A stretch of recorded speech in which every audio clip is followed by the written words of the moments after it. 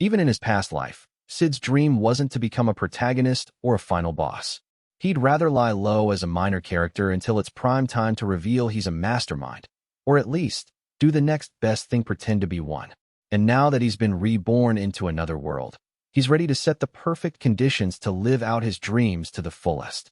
Armed with his overactive imagination, Sid jokingly recruits members to his organization and makes up a whole backstory about an evil cult that they need to take down. Well, as luck would have it, these imaginary adversaries turn out to be the real deal and everyone knows the truth but him. Prologue. Preparing the perfect stage. I honestly can't remember what catalyzed this desire. All I know is I've admired shadow brokers for as long as I can remember. Was it a certain anime? Or was it a manga or a movie? I guess it doesn't matter. I was all in for anything that featured a mastermind, or an eminence in shadow as I like to call them. These characters were never the protagonists or final bosses, but were relegated to a role behind the scenes where they flaunted their powers and meddled in the affairs of others. I've always looked up to the men in the shadows. I wanted to be one of them. Think of children who worshipped their favorite superheroes. That was me, but with master puppeteers. Well, there was one thing that set us apart. My reverence for them wasn't short-lived. In fact, it buried itself deeper in my heart, never dying out and always guiding me through life. To become stronger, I learned everything from karate to boxing, from swordplay to mixed martial arts. I hammed it up during all my practices, concealing my true power from the world and preparing for the fated day. At school, I played the part of being pleasantly mediocre, an unassuming face in the crowd. Like an NPC in a game or a part of the mob. I didn't do any harm. But behind this facade of normalcy, I was training full throttle. That's how I spent my entire youth. But as time passed, an uneasy feeling started to haunt me. I was due for a reality check. Yeah, that's right. This was all for nothing. I realized I'd never become as powerful as shadow commanders in the stories. It didn't matter how hard I trained in martial arts. Sure, I could clobber a few punks, but that was it. It'd be a tough fight if anyone drew a gun, and if I was surrounded by soldiers in full gear, I'd be toast. Denizo, old news.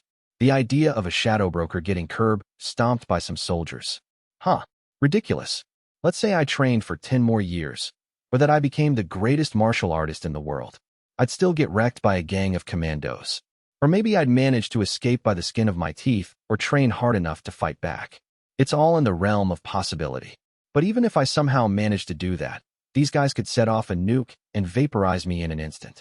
There is a limit to the human body. That much I know. That said, my master puppeteers would never be taken down by a nuke.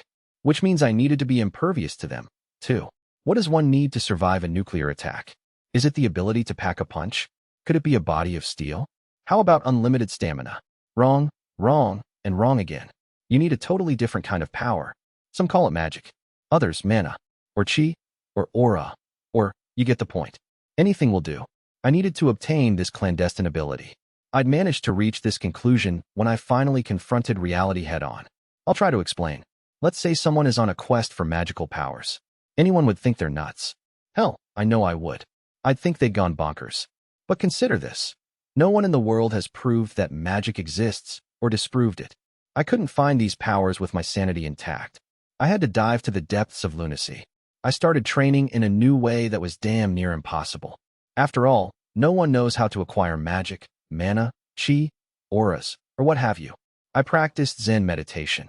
I braved the purification ceremony of standing under waterfalls. I focused my entire being inward. I fasted. I mastered the art of yoga. I converted religions. I searched for holy spirits. I prayed to God. I strapped myself to a cross. There was no right answer, which meant I groped my way through the darkness and sprinted down my chosen path. Which brings us here. I'm just about ready to start my final summer as a high schooler, and I've yet to discover magic or mana or chi or auras. It is already dark by the time I finish my daily training session. I pick up and put on my underwear, which I'd chucked to the side, and wiggle my arms through the sleeves of my school uniform. I have yet to pick up these secret magical skills, but I've been starting to feel the effects of my training, I think, of late. Like right now, I can see flashing lights going off in my mind and sense the world is spinning. It could be magic or auras. In either case, I'm feeling its effects, that's for sure. I'm proud to announce that I've completed another successful session. When I'm in the thick of it, I rip off every single article of clothing and get buck naked in the forest. It makes me one with the universe. I bash my skull into the trunk of a giant tree to physically force out my worldly thoughts. Plus, it stimulates my brain and urges my latent powers to awaken. You know, I'm all about logic when it comes to these things. Yeah, everything's beginning to get all blurry right about now. It's a sensation comparable to giving myself a concussion. I make my way out of the forest with the lightest of footsteps, feeling like I'm treading on clouds. Just then, I see light. Two beams floating in the air and slicing through space. How strange. They're beckoning me, guiding me somewhere. Ma magic? I whisper, tiptoeing toward the illumination. It must be. It's gotta be. I finally found the powers of the unknown. I notice that I've gone from walking to sprinting, tripping over the roots of trees, and continuing to stagger forward, on and on like a beast in the forest. Magic, magic, magic, magic, magic, magic. I chant, bounding toward the lights and ready to snatch them out of midair. As a pair of headlights flood my vision with a blinding whiteness, I hear the shrill whine of a sudden brake ringing and ringing. And then a collision. Its impact pierces through my body. And my magic. In conclusion, I was able to find magical powers. When I open my eyes, I sense that I'm surrounded by its energy, though I gotta admit it looks different from the two lights. No biggie.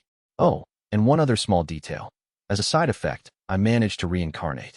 I bet I opened a door to another world when I found magic or something. Whatever. As for right now, I'm a baby boy, a few months old. I only recently started forming thoughts, but it's still hard for me to guess how much time has elapsed at any given moment. Plus, I don't know any words, but I guess it's plenty to recognize that this civilization is more or less the same as Europe in the Middle Ages. But none of that's important. I've acquired magical powers. That's the end-all be-all. I couldn't care less about how it happened or any bonus features. I notice magic as soon as I start displaying glimmers of consciousness. All around me, I can see minuscule grains of light floating and shimmering. It reminds me of those times in my past life when I frolicked through a field of flowers stark naked, to train and find spirits, obviously. As it turns out, my training wasn't a total waste after all. I mean, my ability to detect this energy is proof enough, and I can control it as easily as my limbs. It's comparable to when I strapped my naked body to a cross, a nod to Jesus, or maybe when I flip-flopped religions and danced around in prayer in my birthday suit. I bet every little thing in my training sessions helped me in the long run. It's already taught me that I can get stronger. Plus, time is of no consequence for a baby. I'm ready to use these years to train and become an eminence in shadow, once and for all. Oops, I think I've made a duty. Which reminds me, I heard somewhere that birds let their droppings dribble out involuntarily, and I think human babies are the same. I can fight the good fight with logic and reasoning, but it feels as though my instincts take over, whispering just do it in my ear. That said, this is me we're talking about. I spent my waking hours training in my past life. Pooling together all the strength in my body, I tightened my sphincter, buying me some time. Voila! To summon people. I think it's been 10 years. You know, magic is something else. It means I can surpass the bodily limitations of humans, lift ginormous boulders with a single finger, dash twice as fast as a horse, leap higher than a house. That said, I'm no match for nukes. Well, I know my defenses will increase with my magical capacity, but have you seen the firepower of those weapons on Earth?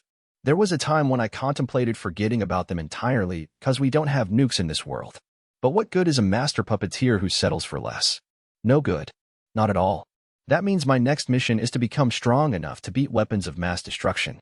After extensive research and training, I found one potential solution, which I've been incorporating into my daily experiments. Oh yeah, and it seems I've been born into a noble family. For generations, members of this family have trained to become Dark Knights, who use magic to power up and slay enemies in battle. And as my family's rising star of a son, I'm living my days as your average apprentice. After all, shadow brokers need to be extremely selective about when, where, and to whom they reveal their powers. Yeah, I'll lie and wait until then. I know I'm not exerting my true potential and that I am cutting corners, but I learned some skills as an apprentice that have come in handy, like how magic is used on the battlefield in this world. It's been a good opportunity for me to reflect on my own techniques.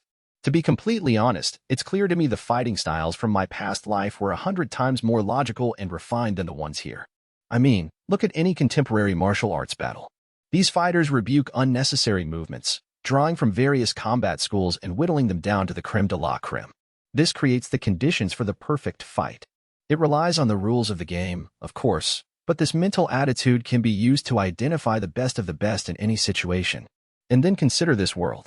First and foremost, their fighting techniques stay in their country of origin, which means different schools of combat don't cross borders. Plus, there are certain secret skills that countries won't allow out of their jurisdiction, not that we be able to spread them to begin with, since no forms of media are readily available to us.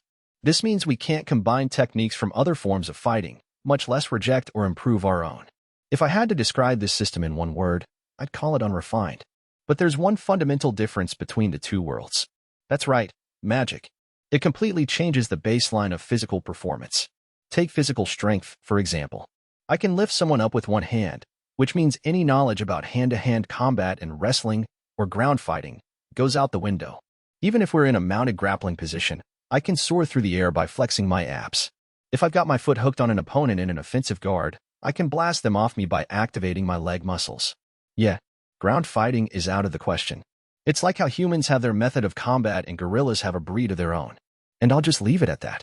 There are also differences in the distance and speed at which combatants step into their attacks, meaning it's harder to predict their movements in battle. This might be the most important thing. I mean, martial arts are all about reading your opponent at an appropriate range. The angle, position, and distance of your attacks are everything. It took me a while to get the hang of the last one, especially because these fighters attack from afar. Like 16 feet apart. I mean, I guess I get it. They're lightning fast and take ginormous steps, and I just assumed this was their way of fighting, until I realized it was to compensate for their poor defense tactics. I'm sure this is relatable to all martial artists. Those who can't guard will stand too far from their opponents. It's really scary to get it. I get it. It's tempting to retreat to where your opponent can't reach you. But this results in a contest where one fighter attacks and the other retreats, and vice versa, which is a real snore. You call this outboxing? Try again. This is just an exercise of running back and forth. It doesn't matter if the fighters are 5 or 100 meters apart. They can't land a decent hit either way. It could be 6 or 7 or 10 meters, it's all the same. This has been a public service announcement to close the gap and duke it out. But once you cross a certain threshold, 1 millimeter can make a huge difference. And it stands at the exact point where I can both land a blow and react to an attack. Throw in other factors like the angle of my hits, and the slightest turn can mean an advantage or a disadvantage. The narrowest of margins is the best range between two fighters. A battle shouldn't be about one combatant dashing in 16 feet and the other leaping back 19. I guess I came into this whole thing with an idea of what to expect from other worlds, which compounded with my unfamiliarity with magic, left me confused about their combat scene.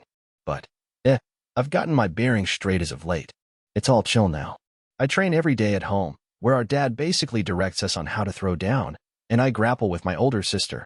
I know she's only 2 years older than me, but she has natural talent, according to everyone else. If she keeps it up, she's the one who will take over as head of the family, which isn't uncommon in this world, since magic can make women powerful enough to become the heir. Geez, you're so strong. I whimper every day as she kicks my ass. But I can't win.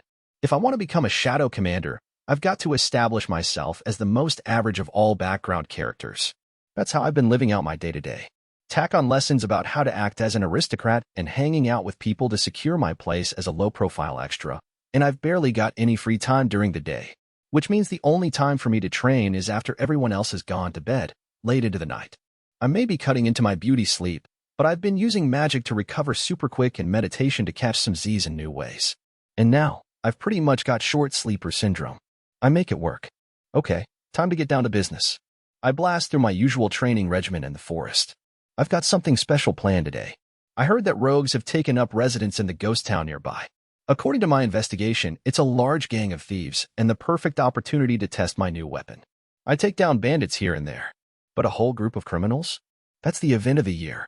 And I'm always short on sparring partners, so I welcome evildoers with open arms. Oh, please, please, please infest this place with more crime. I think it's standard for villages to try to deal with offenders on their own terms, but they mostly get away scot-free. I mean, our judicial system is in the city, which is why I've decided to take the law into my own hands. Today marks the historic day of my first official battle with my newest weapon. I've been experimenting with it for months and call it the slime bodysuit.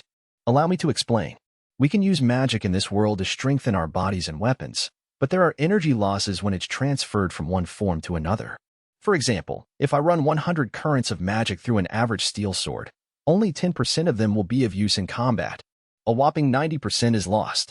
Even a mithril sword, which is known to be compatible with magic, it's considered high-end if it performs at 50% capacity. That's when slimes caught my eye. A slime is a magical being that uses energy to change form and wobble from place to place. According to my research, I've found they have a conductivity of an astonishing 99%. On top of that, they're in a liquid state, which means they can change their shape at will. I started testing slime jellies after capturing and crushing their cores, easily more than 1,000 of them. In fact, I pushed them to the brink of extinction in my area by killing too many and had to go on an expedition to find more. The jellies are easy to handle and strong to boot. I successfully molded the slime into a wearable bodysuit, which is super lightweight and silent, unlike armor. Plus, it almost, supports my movements. And I've given it killer defenses, of course. As for right now, I'm wrapped in a black slime bodysuit. It's a simple, no-frills get-up that fits my body perfectly, except for eyes, nostrils, and mouth. I'm virtually indistinguishable from the criminal in a certain famous detective manga. I might want to think up a more suitable design when I'm intervening in a scheme as a full-fledged shadow broker. I managed to arrive at the ghost town late into the night, but I can see a few lights in the darkness. The thieves seem to be having a feast to celebrate their robbing of merchants. Wow, I'm super lucky. You see, thieves aren't good at planning, and they immediately squander what they steal, which means they only have something decent right after a successful attack. And one man's treasure is another man's treasure. What's theirs is mine. This is how I'll get the funds to become a puppet master. Anyway, I crashed their feast, excited as all hell, not with a surprise attack, because that won't make for a good practice session. Yahoo, hand over the loot, scumbags. I shriek in the middle of their banquet. Who the hell is this puny dude? I mean, I'm only 10 years old. Duh. It's only natural that I'm short. You heard me. Now fork over the goods. I shout, punting the rude man across the room for calling me small. The other thieves finally draw their weapons. Hey, keep it up, and we ain't gonna hold back, you brah. Take that, I exclaim as I slice through his neck, severing his head from his shoulders mid-sentence. That's right. My sword is made of slime, which means I can draw it from my bodysuit when the situation calls for it. And it has a bunch of nifty functions. Number 1, it can elongate. Take that, and that, and that. I extend my sword and slay all the dinky thieves in the vicinity. I stretch the slime out in the shape of a whip with edges as sharp as a sword. It's my first time wielding it, so I'm a tad nervous, but I can totally see how it might come in handy. And that, and that, and I notice the room has gone all silent as I get a little too carried away with slashing and slicing around me. Wait, is there only one guy left? Who are you? I guess you'll be my guinea pig for function number 2. The hell do you mean? To break it down, you look stronger than the rest of them. I'm assuming you're like their boss or something, right? Your chances of winning are squat, but if you let me practice on you, I bet you'll live for, 2 extra minutes. Good luck. Stop playing, you brat. In the capital, I'm the... Hey you, skip the speech and come at me. Die, damn it. Booms the boss, or whatever, as he closes the distance between us, taking his sweet old time to swing at me, and I obviously don't budge. His sword plunges straight into my chest, and I'm thrown to the ground on impact. That's what you get for messing with me. I've mastered the Royal Bushin method and... what? Ta-da! You couldn't even scratch me. I rise to my feet as if nothing happened, and wow, I couldn't be happier with my suit's defenses. I mean, these weak-as shit attacks can't even touch me. I've heard it seems to be all the rage in the capital. Show me. Damn you, swears the boss as he strikes me. Yeah, no sweat. As he swings his sword with all his might, I don't even ready mine, sidestepping and ducking to dodge him. No problem. The Royal Bushin method, was it? I could get into their ways of wielding the sword. I mean, it's not every day you get to see someone fighting over something other than spirituality, old-fashioned standards, or personal beliefs in this world. This was a fight motivated by logic. I can see it from his clumsy set of attacks. In the length of a second, a small step forward. I see him calculate his next strike and take creative approaches. That said, his attacks leave a lot to be desired, and in the next free moment, I step just out of his range. Why can't I hit you? I mean, you're weaker than my old man. Though I guess you're stronger than my sister. Not that it means anything. And I bet she'll whoop your butt in another year.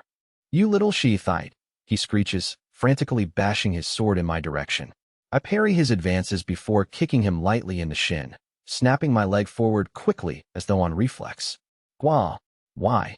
The boss whimpers, curling into a fetal position and clutching his leg. Blood drips from his shin and pools on the ground. It's a cheap trick, you know. I have a blade as sharp as an ice pick sticking out from my toes. The second handy-dandy feature of the slime sword is that I can wield my blade from wherever and whenever I want. I thought this tactic showed the most potential.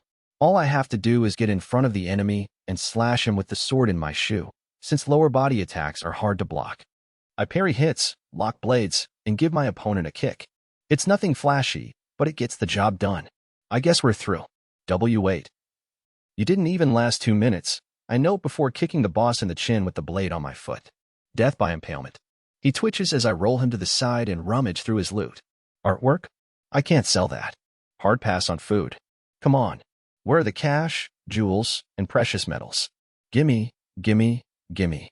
There are several carriages worth of spoils. And many dead merchants. I whisper to the corpses, I've avenged you.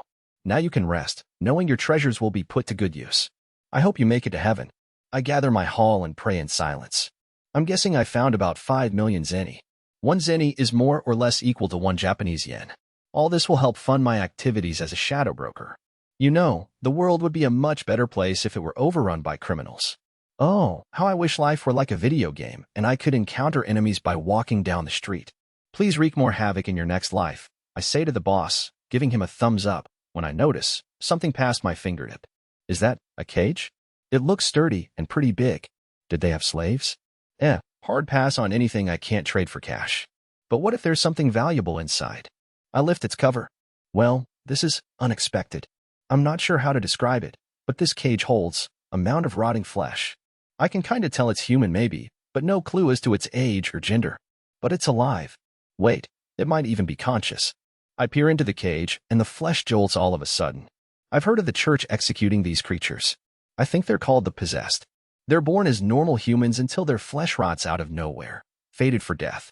But the church goes out of its way to purchase them, executing them in the name of purification. They claim they're exorcising demons, but they're really just murdering the sick. But the ignorant masses applaud and praise them for keeping peace on earth. It's just as you'd expect from the Middle Ages. What a friggin' downer.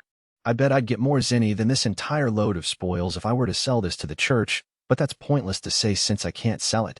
Well, I guess I should put it out of its misery.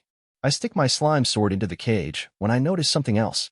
Namely, this mound of flesh contains an abundance of magic. I've been training my magic since childhood, but this surpasses mine. It's honestly beastly. And this? Is this wavelength the effects of a magical overload? I guess a magical overload must be the reason this turned into a pile of flesh. I've suffered its effects firsthand before. If I hadn't gotten it under control back then, I might have ended up suffering the same fate. I know magic has certain effects on the body, which I felt all too well that fated day. I could sense its potential to raise my tolerance for magic and allow me to handle more of it, but it would be too dangerous to induce a magical overload. I'd toss the idea. But if I were to hypothetically conduct experiments on a product of this phenomenon, I can get closer to being a shadow commander without any risks. I can use this, I say as I reach out to the flesh and infuse it with magic. Wow, it's been a whole month, huh? I think as I recall my first encounter with the mound and heave a sigh, back in the same abandoned village. I wonder why things turned out this way. All my experiments on the flesh were going swimmingly, well, until recently. I spent my days pumping the flesh with magical energy. I mean, it wasn't my body, so I could go buck wild on it. I was plugging away at my little experiment, testing this and that. In all honesty, it was fun. After all, one of my greatest joys in life is sensing that I'm getting closer to the essence of magic and watching my power grow before my eyes. I pushed forward, inching toward the boundaries of magic with more precision, power, and detail, until I finally had the magical overload under the tip of my thumb when a blonde elven girl appeared. I guess it would be more accurate to say I was too fixated on improving my command of magic to notice the flesh was a blonde elf until that moment. To think that stinking pile of flesh would return to its original form.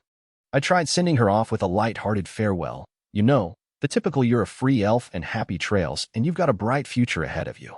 But she said she didn't have a home, insisting on repaying me for saving her life, which, I didn't actually do. It was all a coincidence. I considered ditching her before things got annoying, but I ended up making her shadow broker subordinate A. I mean, she doesn't strike me as the type to betray me, and she seems smart. There's something about her that makes me suspect she has too much talent. And even though she's also 10 years old, she's more than enough proof that elves develop faster mentally than humans. And from this day forward, you will be Alpha. A or Alpha. Either works. Understood, she replies with a nod. She's your stereotypical elf, a beauty with blonde hair, blue eyes, and fair skin. And your job is, I stop to think for a moment. This is a big one. Her job is to be the assistant to a shadow commander. No mistakes there. Which means I gotta set the scene by answering some basic questions. Like, what exactly is an eminence in shadow? And what purpose do they serve? Fleshing out the appropriate narrative is key. I mean, if I said I was fighting to get revenge for losing at pachinko slots, I wouldn't seem too cool, right? I have to choose wisely. I mean, all my daydreams are filled with puppeteers from even before I came into this world and certainly after. I've mixed and matched thousands, no, tens of thousands, of possible scenarios in my mind. And I have the perfect one for the occasion. To hide in the shadows and prevent the resurrection of Diablo's the demon. Diablo's the demon. Alpha cocks her head in confusion. I'm sure you've heard of him. You know, the stories of long, long ago. Diablo's brought our world to the brink of destruction when 3 brave warriors, a human, an elf, and a therianthrope, or a hybrid beast, teamed up to destroy him and protected the world. Oh yeah, but isn't that a fairy tale? Nope, it really happened. But the truth is way more complicated than that. I continue, as a small, wry smile appears on my face. I mean, getting to my level and twisting out a scenario from a legend is a piece of cake. Just before the heroes slayed the demon, with his very last breath, he put a curse on them, which is known as the Curse of Diablos. The Curse of Diablos? I've never heard of that before. Oh, but it exists. It's the curse of the possessed, and the very disease that ravished your body. What? No way. Alpha goes bug-eyed in horror. The descendants of the heroes have suffered from this illness. Back in the day, the Curse of Diablos used to be curable. Just like yours. No one would believe that Alpha was possessed until recently. Her smooth and unblemished skin is evidence to back up my story. I mean, even though this is a big fat lie, it's proof that one is a descendant of the heroes who saved the world. You know, the possessed used to be lauded, appreciated, and protected in the past. But no one appreciates us anymore, let alone, Alpha trails off, screwing up her face. There's someone out there who twisted history, erasing the truth about the lineage of the possessed and hiding the cure to the curse. What's worse, these people became targets of shame. NGH? Who would do such a thing? Those who scheme to resurrect Diablos. That's because those with the curse carry the bloodline of the heroes and high levels of magical energy. In other words, they serve as a major military force for us. On the flip side, they're a nuisance to his supporters, which is why we're called the possessed and disposed of. Exactly. You lost your hometown and family, all because you've been accused of committing a false sin. Aren't they despicable? Yeah. There's no way I wouldn't find them absolutely detestable. The cult of Diablos. That's our enemy. They only work behind the scenes, which is why we must conceal ourselves, too. Lurk in the darkness and hunt down shadows. I'm guessing they've got to be formidable if they have enough say to pull the strings behind the scenes. Which means that our enemies hold positions of power, and that hordes of people under their control don't know the truth. I nod seriously. Our journey may be perilous, but we must go forward. Are you with me? If that's what you want, then I'll devote my life to it. We'll punish these sinners with death. Alpha stares at me with her intense blue eyes and smiles defiantly. Her face is lovely even in its youth and teems with determination and resolve. I fist pump in my mind. Hoo-hoo. This elf girl is super gullible. Obviously, the cult of Diablos doesn't exist, which means we'll never find them. It also provides grounds for me to accuse and slaughter any thief syndicate in the area for being in the cult.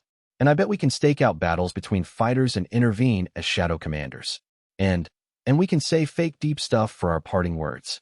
Like the end is near, or the resurrection of the demon is nigh. And it would be so cool if we could arrive with the wind on a battlefield, saying you fools, you're being controlled, before completely wiping everyone out. Wow, I could honestly go on and on. Right, I almost forgot. The most important part. This name of this organization. We are the Shadow Garden. We lurk in the darkness and hunt down shadows. The Shadow Garden. That's a nice name. I know, right? It's sick. This is the very moment the Shadow Garden and the world's greatest enemy, the cult of Diablos, is born. I move one step closer to becoming a mastermind. I guess we can start by wielding our magic and practicing sparring with each other. I'll act as the main fighter in battle, but you've got to get stronger to wrangle in the small fry. I know. We've got a tough enemy on our hands. I have to raise the bar for myself. Right? That's the spirit. And we have to find other descendants of heroes and protect them. Yeah? All in moderation. It would be fun to play Shadow Broker with more people, since that'd make it feel more like a legit organization. But I don't need that many people. I honestly wouldn't have a problem if it just stayed the two of us. Well, for now, let's just focus on getting stronger, I suggest, readying my wooden sword. I block Alpha's attack, which has an unexpected bite to it. To think she was only a novice until recently. Alpha has a good feel for things and plenty of magical energy, which means I can make good use of her. Under the moonlight, I swing my wooden sword as these thoughts run through my mind. Chapter 1. Starting the Shadow Broker tutorial. It's been 3 years since the establishment of the Shadow Garden, give or take. Alpha and I turned 13 years old, and my older sister Claire, 15. There isn't anything special about turning 13, but 15 is another story. That's when aristocrats begin their 3-year education at a school in the royal capital.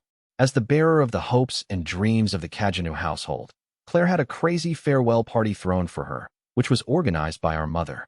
Like, wow, you can't get more cliched than that. And that's fine. Well, it was fine until she vanished the day of her departure. Read. All hell broke loose in the Caginu household. The room was like this when I came in, explains my dad in a low, suave voice. His face isn't bad, either. No signs of a struggle, but it looks like the window has been pried open. The culprit must have been skilled to do this without me and Claire noticing. He touches the windowsill and stares wistfully at the sky. A glass of whiskey would complete the scene. Now, if only he had hair. And, replies a chilly voice.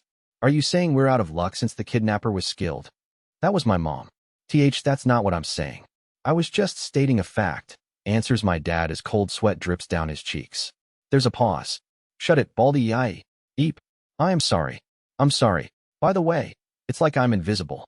They don't expect much from me, and I don't cause any trouble. I'm trying to keep this up to lie low in the background. It's really too bad that my sister disappeared, since she was cool and all. But they nabbed her in the middle of the night when I was out training in the abandoned town, which meant I couldn't do anything to stop it. After watching with a concerned expression while my parents bicker, I sneak into my room and roll into bed. You can come out now. Okay, replies a voice accompanied by the sound of the curtains swishing gently. A girl in a black slime bodysuit steps out from behind them. Oh, it's you. Beta. Yes, says a girl, an elf like Alpha. But while Alpha's hair is blonde, Beta's is silver, framing her blue feline eyes and the mole right under one of them. She's the third member of the Shadow Garden, after me and Alpha. I know I told Alpha to do things in moderation, but I swear, she keeps taking people in like they're stray cats or something. Where's Alpha? She's searching for signs of Miss Claire. Dang, she's fast. Is my sister alive? Most likely. Can we rescue her? It's possible, but it requires your assistance, Master Shadow. Oh, I have them call me Shadow. It's fitting for the leader of the Shadow Garden, right? Did Alpha say that? Yes. She said we must take every precaution in a hostage situation. If I'm being honest, Alpha is plenty powerful on her own. If she's asking for backup, we must be dealing with a big shot. It makes my blood boil, I say, compressing the magic in my hand down further. In a flash, I release it, causing the air to quiver around us. There's no particular reason for that. I just love to put on a good show. Plus, it startles Beta, who even murmurs, incredible. Nice. As of late, I haven't run out of training partners with Alpha, Beta, and Delta around, but I do like switching things up every once in a while. And I'm obsessed with playing the part of a mastermind, which makes this a perfect opportunity. It's been a while since I've showed my true strength, I mumble. At this point, I'm used to giving off a mysterious vibe. And with Alpha and Beta creating an optimal environment for pretend play, I've been very hyped up lately. As we'd expected, the perpetrator is a member of the cult of Diablos, presumably one of their highest-ranking officers. A high rank, huh? But what do they want with my sister? They must suspect that she's one of the hero's descendants. Well, those bastards guessed right. And that's how she thickens the plot. On top of that, she takes out a pile of documents and starts saying all kinds of cryptic things. Like, your story was true after all. And the children of Diablos from 1,000 years ago have. And this monument may be a sign of the cult, but I don't know for sure, 'cause I can't read ancient texts. I have a feeling that Alpha can't even understand them. You know, I bet the two of them scrounged up some paperwork that looked appropriately suspicious to feel as if we're getting closer to the truth. Yeah, that sounds about right. Take a look at this report. According to our most recent investigation, Miss Claire seems to have been brought to this hideout. Beta begins laying out a huge heap of files. It's complete gibberish to me. The majority is written in an ancient alphabet, and the others are a series of nonsensical numbers and symbols. Dang, they really have a knack for creating fake reports. In this regard, they're way better than me. I ignore her explanation and chuck a small knife at the map on my wall.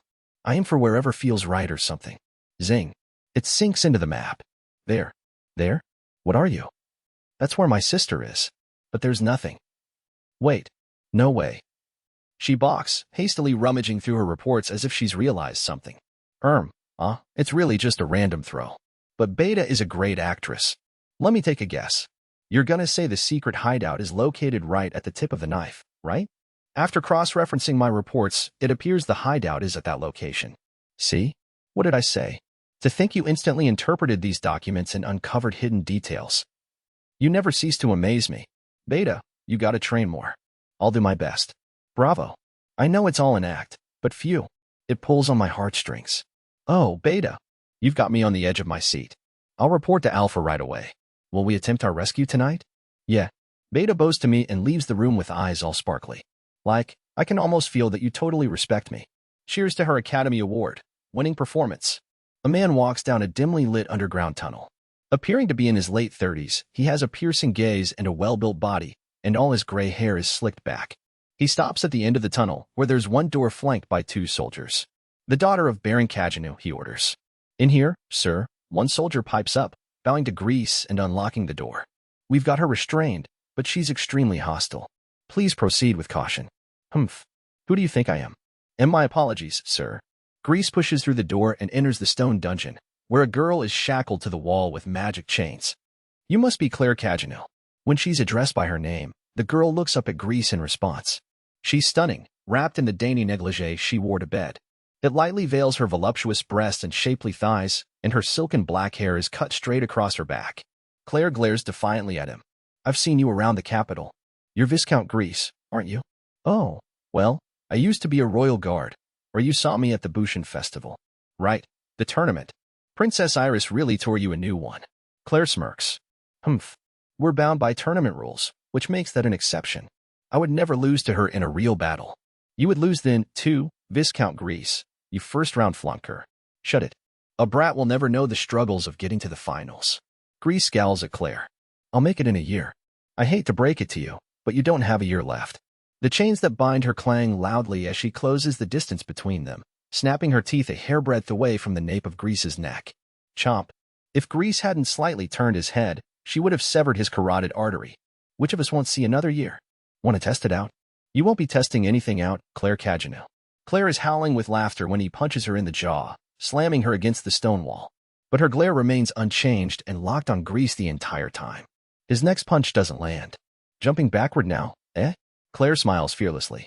Oh, I assumed you were trying to hit a fly. I guess you're not letting your strong magical powers overwhelm you. I learned that it's all about how you use magic, not how much. Your father taught you well. Baldy didn't teach me a thing. I'm talking about my brother. Your brother. He's a cheeky one. I win every time we battle, but I'm the one learning from his techniques, not the other way around. Which is why I make life hard for him. A playful grin splays across her face. My condolences to your brother. I guess this makes me the hero who saves him from his wicked sister. Enough chit-chat. Grease pauses, observing her intently. Claire Kajanu, has your physical condition felt off recently? As in, has it gotten harder to use and handle magic? Have you experienced any pain when you use it? Is your body starting to turn dark with rot? Do you have any of these symptoms? Did you abduct me to play doctor? The corners of Claire's glossy lips lift to a smile. You know, I used to have a daughter. I don't want to knock you around more than I already have. Answering honestly would benefit us both. Is that a threat? When I feel threatened, I tend to get hostile, even when I shouldn't. Are you saying you won't tell me the truth? We'll see. Grease and Claire glare at each other for a while. She's the one to break the silence. Fine. I'll answer your dumb question, since it's no big deal. What was it? About my condition and magic, right? Well, everything's fine now. If I wasn't chained up, I'd be doing pretty darn good. What do you mean by now? Well, I first noticed the symptoms a year ago. What? Are you saying it got cured on its own? Grease has never heard of a case where it healed on its own. Yeah, I didn't do anything to. Oh, right. What was it? A stretch? I don't know what that means, but my little bro asked me to stretch with him, and I felt better after that. Stretch? I've never heard of that before, but if you had symptoms, that means I wasn't mistaken in thinking you're compatible. Compatible? What does that mean? Nothing that should concern you. Either way, you're going to break soon enough. Oh, and I'll make sure to look into your brother. Before he can finish his sentence, he suffers a blow to the nose. Wah! He barks, stumbling back to the door and glowering at Claire. He holds his bloody nose. Claire Cagino, you wretch. All 4 limbs should have been bound, but she somehow managed to free her right arm, where blood trickles down her wrist. You scraped off your own flesh and dislocated your finger. These are no ordinary chains. They're sealed with magic. In other words, she unleashed the full extent of her physical strength to slice the flesh off her hand, break her own bones, and slide out of the chains to punch Grease. This rattles him to his core. If you do anything to my brother, I'll never forgive you. I'll kill you, your loved ones, your family, your friends. NGH? Grease clobbers Claire in the gut with all his might. There's no way she can defend herself from his spells, especially when she's strapped down by chains. You bitch, spits Grease as she crumples to the ground. On the floor, there's a pool of dark red blood fed by a trickle from her right hand. Well, then, I'll know when I've used this, he murmurs, reaching out to touch her blood when a winded soldier flings the door open. Viscount Grease, we're in trouble. Intruders. Intruders. Who the hell are they? We don't know. There are only a few of them, but we don't stand a chance without you. Ugh, I'll take care of it. The rest of you, stay on guard. Grease clicks his tongue in irritation before turning on his heel and making his way from the cell. By the time Grease arrives on the scene, the area is already smeared with blood. The soldiers who protect the major facility aren't weak by any means, and some even rival the Royal Guard. Why?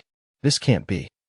Illuminated by a single light streaming in from the outside, countless dead bodies litter the ground of the underground hall in the facility. Each bears a single slash, sliced by an unimaginably destructive force. Son of a bitch. Grease glares at a group of figures dressed in black bodysuits. From their curves, he can guess they're petite girls, 7 in total. Under the dim light of the moon, they're stealthy enough that it's easy to lose sight of them without a concerted effort. These women are using a rare technique to control their magical presence, and Grease recognizes this group might just rival him in strength. There's one who's drenched in blood, eyeing him under the moonlight. NNR. In this moment, instinct overtakes Grease, not for any explicit reason, but he can sense danger. Blood drips down her bodysuit and onto the floor, and she lets her katana drag behind her apathetically, creating a trail of gore. Who the hell are you? What's your purpose? He asks, attempting to suppress his unease. But he's faced with 7 rivals as powerful as him. To fight would be asinine. Grease curses his bad luck as he searches for a way out. The blood-splattered girl isn't listening to him. She laughs, snickering from behind her bloodied mask. She's going to hunt me down. Grease thinks, just as he hears another voice. Back off, Delta. The girl halts in place before retreating without resistance. Grease lets out a huge sigh of relief. Another girl walks forward to take her place. We are the Shadow Garden. If they were anywhere else, her angelic voice would have entranced him. I'm Alpha. He realizes she's revealed her face at some point, and her pale skin gleams under the moonlight. She steps forward. In it. He sees she's an elf with golden hair and beauty that leaves him gasping for breath. She takes another step. Our purpose is to eliminate the cult of Diablos. He doesn't take notice of her black sword until it slices through the air and parts the night sky.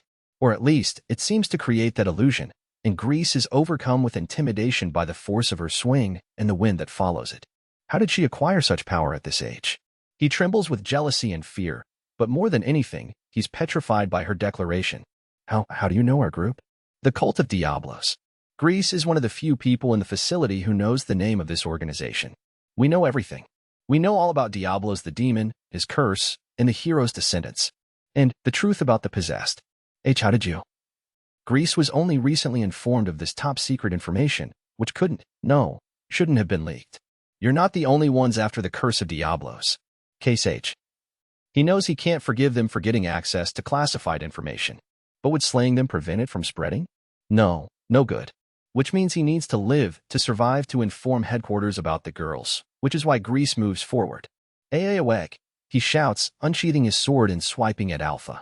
How reckless, she notes, dodging and countering it with ease. Her blade grazes his cheek, where blood pours from the fresh wound. And yet, that doesn't stop him. He continues to pursue victory, even as none of his attacks land. Grease misses by a hairbreadth each time.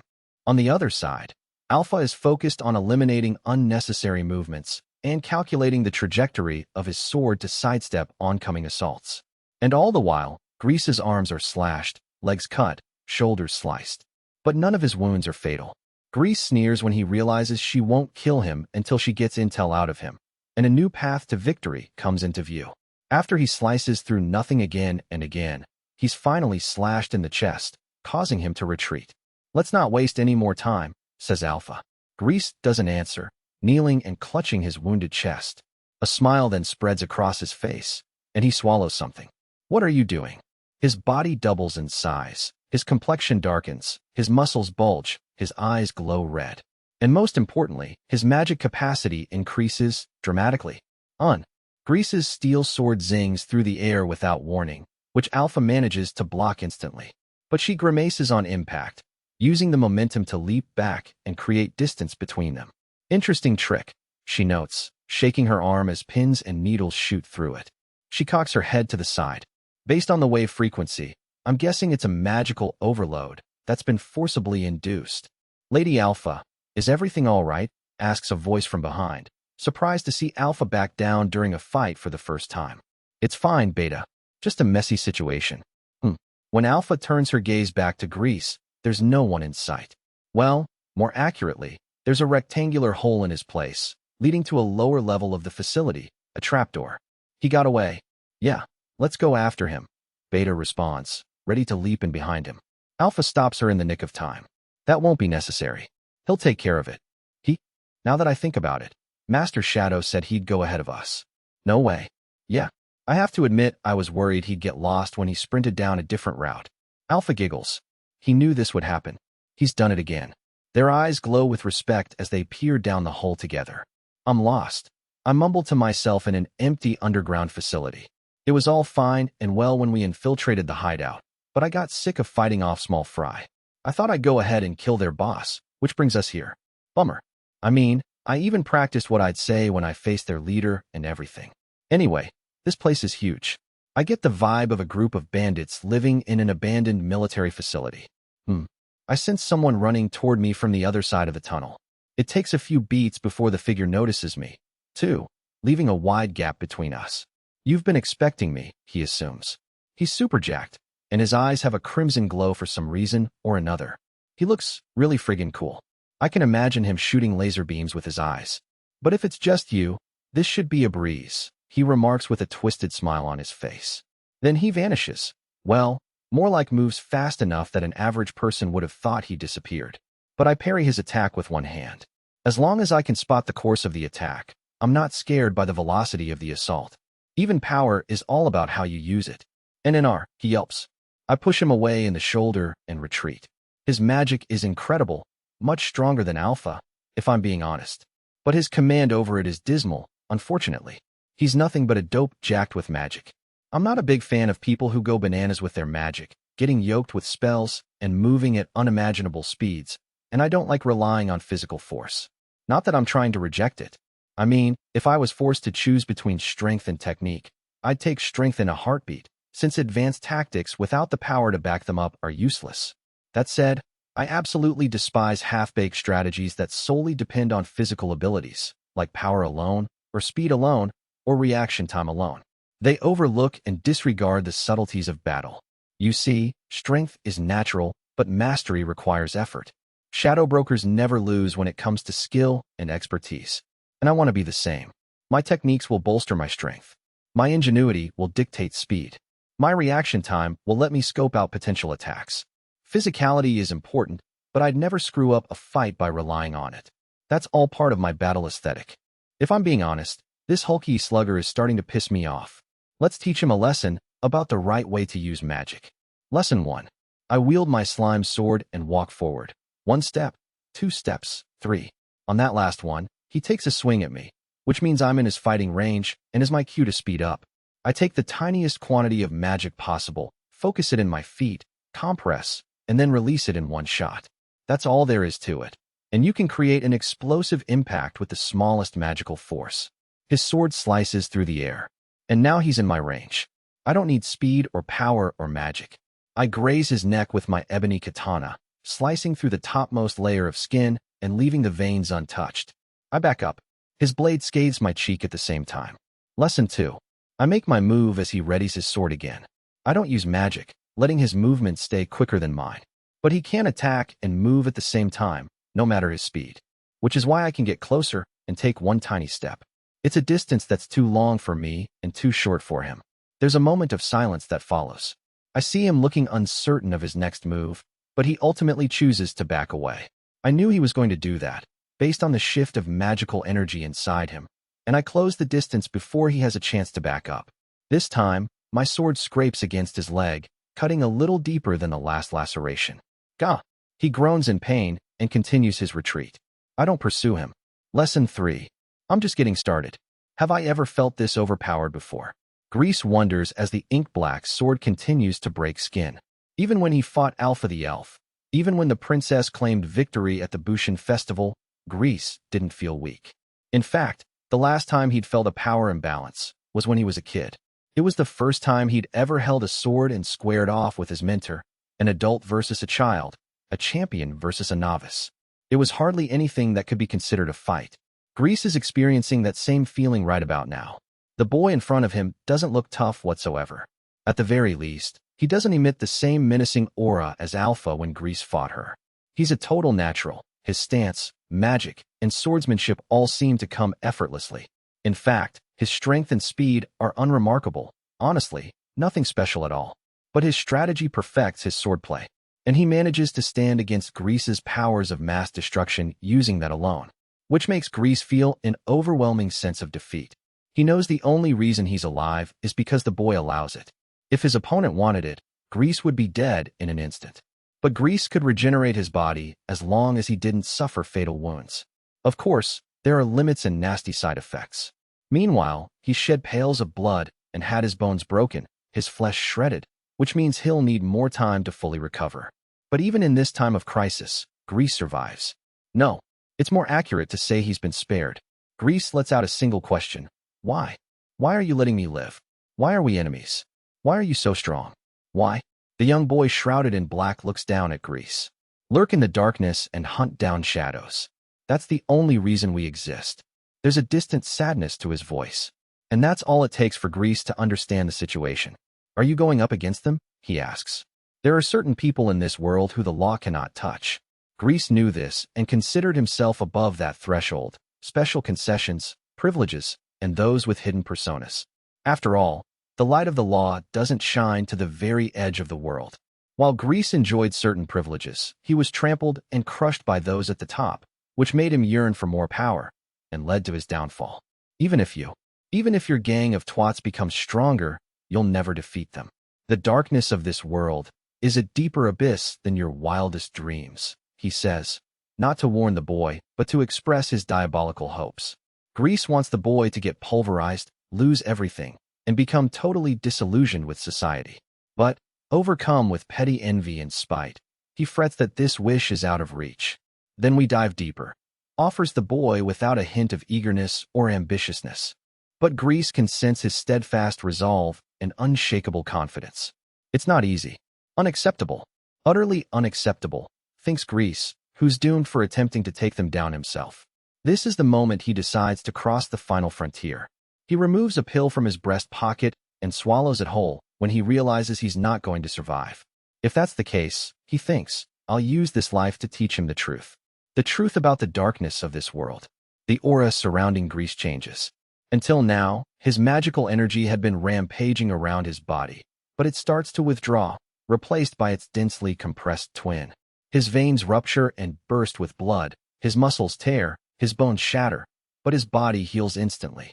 He defies the physical limitations of a human form and hosts an immeasurable amount of magical power.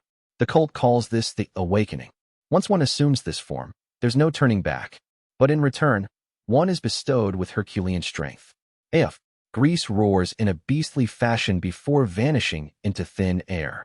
The dull sound of impact hangs in the air. In the same moment, the boy in black is flung off his feet toward a wall, which he kicks to shift his body and land on the ground. But Grease continues swinging at him, propelling the boy back again. Too slow, too flimsy, too frail. This is reality. Grease aggressively hounds him. With another thump, the boy is catapulted backward by more of Grease's attacks, quick, heavy, and merciless. It's all because he possesses an overwhelming force. Grease thinks he has it all figured out. The tiger doesn't have to be cunning to kill a hare. He just needs strength.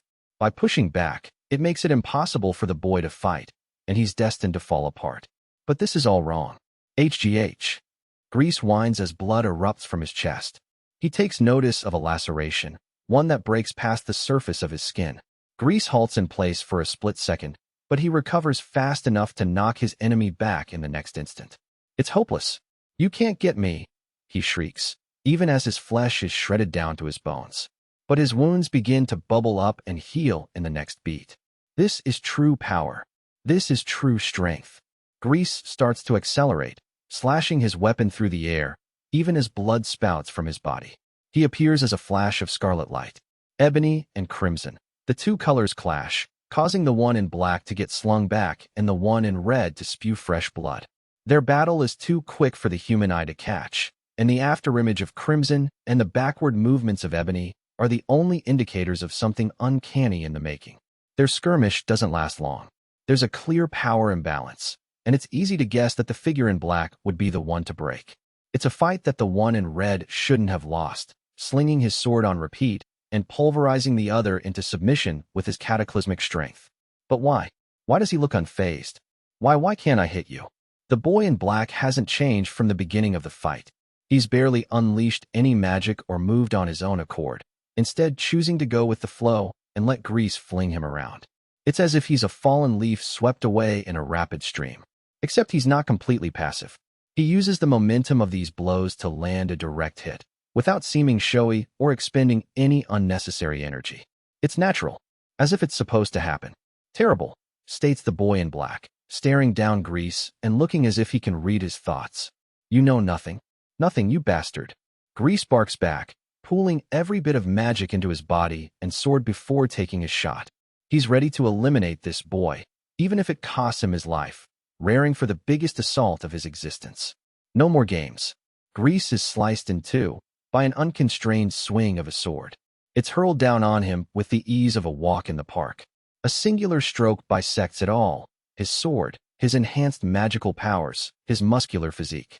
The Viscount thought the reason behind the boy's advanced swordplay was pure skill, not magic, strength, or speed. But he's wrong. What is this? It's a single stroke that destroys everything. Grease watches the blade cut through his sword, his magic, his flesh, and his bones as he stands on the verge of death. It's a strike fortified with impenetrable magic, titanic strength, sonic speed, and most importantly, natural talent. It's perfect. The boy in black has everything at his disposal. But he chose not to use all of it until now. Nothing could withstand that single stroke containing every ounce of his power. I guess this is it, mutters Grease as blood rushes out of him, and his upper body topples and hits the ground. There's a beat before his other half crashes to the floor. Grease tries to regenerate the bisection, but nothing is salvageable. His flesh is putrid and rotten, excreting black fluid that soaks the area around him. Ebony looks down. Grease glances up. Having crossed swords with the boy in black, the Viscount understands that one's temperament can be seen through one's swordplay. His opponent appears as a serious, naive nobody who trained with blood, sweat, and tears to reign victorious in battle. I thought he was just a brat who knew nothing, but I was wrong. His enemy had known everything and had still chosen to fight. Powerless, he thinks of himself. He's been powerless for his entire life. He's tried to succeed but returned empty-handed, while this whelp in black. Me, Laya, Grease groans, reaching for a dagger encrusted with a blue jewel and closing his eyes. As consciousness slips away from him, he sees the smiling face of his beloved daughter who passed long ago. Anyway, that's how we ended our slaughter of some bandits. I mean, our little rescue mission. I found my sister totally unconscious, so I undid her chains and left her there, which contributed to her crankiness when she returned home the next day. But she's a real tough cookie, tough enough that the wound on her hand almost healed overnight. After a hectic week or so of hospital treatments and follow-up investigations, my sister finally made her way to the capital, though she pestered me more than usual during that time for some annoying reason. The girls in the Shadow Garden were busy, conducting their own research, taking care of the remaining bandits, and other stuff. Oh, right, we're not calling them bandits. Whatever. The cult. I mean, they're all thieves in the end. But that geezer with red eyes was outstanding. I mean, he inspired me to come up with "Then we dive deeper," which sounds like something a shadow broker would say. I owe him my thanks. I would have loved to have him play a supporting role to my part as an Eminence in Shadow. This was a must-see performance. My ability to improvise and portray a master puppeteer was off the rockers. It's a real shame there wasn't a live audience. But I only have to wait 2 more years, which is when I go to the capital. You know the one. It's a world-famous metropolis and the only city in this country that houses 1 million people. I bet protagonists are a dime a dozen, and there might be final bosses, too. There's bound to be conspiracies, rebellions, and incidents, none of which would ever happen in the Bunis. And that's when the mastermind bursts onto the scene. Now that I think about it, I guess I'm just a toad who feels cocky about beating some bandits. At this moment in time, my prologue hasn't even been written. And then one day, Alpha and the other girls gather before me, just as I'm yearning to get stronger for school, which is 2 years down the line. They want to share their reports on the cult and lab findings on the curse and all that jazz. It's unusual to have all 7 of them in a room at once, especially since it seems they've got their hands full as of late. Geez, go easy on the research and investigations. I mean, it's all pointless anyway, I think, as I listen to their reports. Here's a simple summary of their findings. Their first claim is that the heroes who slayed Diablos the demon were all women, which is why they're the ones who suffer exclusively from the curse. How creative. But I hate to break it to you that all the heroes were men in the most common theory. Oh, wait. I bet they came up with that since the Shadow Garden is comprised of 7 women apart from me. Their next report was on how the curse was most common among elves, followed by hybrid beasts, and then humans. According to their research, it has to do with the lifespans of the respective species. With humans living short lives with weak traces of the heroic bloodline, they're least susceptible to the curse. On the other hand, elves have long life expectancies with potent concentrations of blood, which makes them the most prone to fall victim to the curse. The therianthropes, or hybrid beasts, are in the middle. Now that I think about it, I'm the only human in the Shadow Garden, and I've never been possessed. Besides me, we have 2 therianthropes and a posse of 5 elves, and all 7 have been possessed. You know, they did a stellar job coming up with this backstory. And then they proceed to report on a bunch of other things, which I pretend to absorb. They move on to their reports about the cult, which is supposedly a massive organization that operates on a global scale. Fascinating. In terms of being the possessed or cursed or whatever, they tell me the cult calls them compatibles, and their members are supposedly going the extra mile to locate, acquire, and wipe them from existence or some crap. Anyway, they suggest that the Shadow Garden scatter across the world to prevent this from spreading. Their plan would leave me with 1 rotating subordinate, the rest of them scattering to every corner of the world to protect the possessed, investigate the cult, and sabotage their activities. When they suggest this new plan, it hits me all of a sudden. They must have realized that the cult doesn't exist. They're through with this stupid charade and demanding their freedom. What else could scattering across the world mean? I'm guessing they feel indebted to me for curing them, which is why they're going to stick with me on a rotating basis. I just have to deal with it.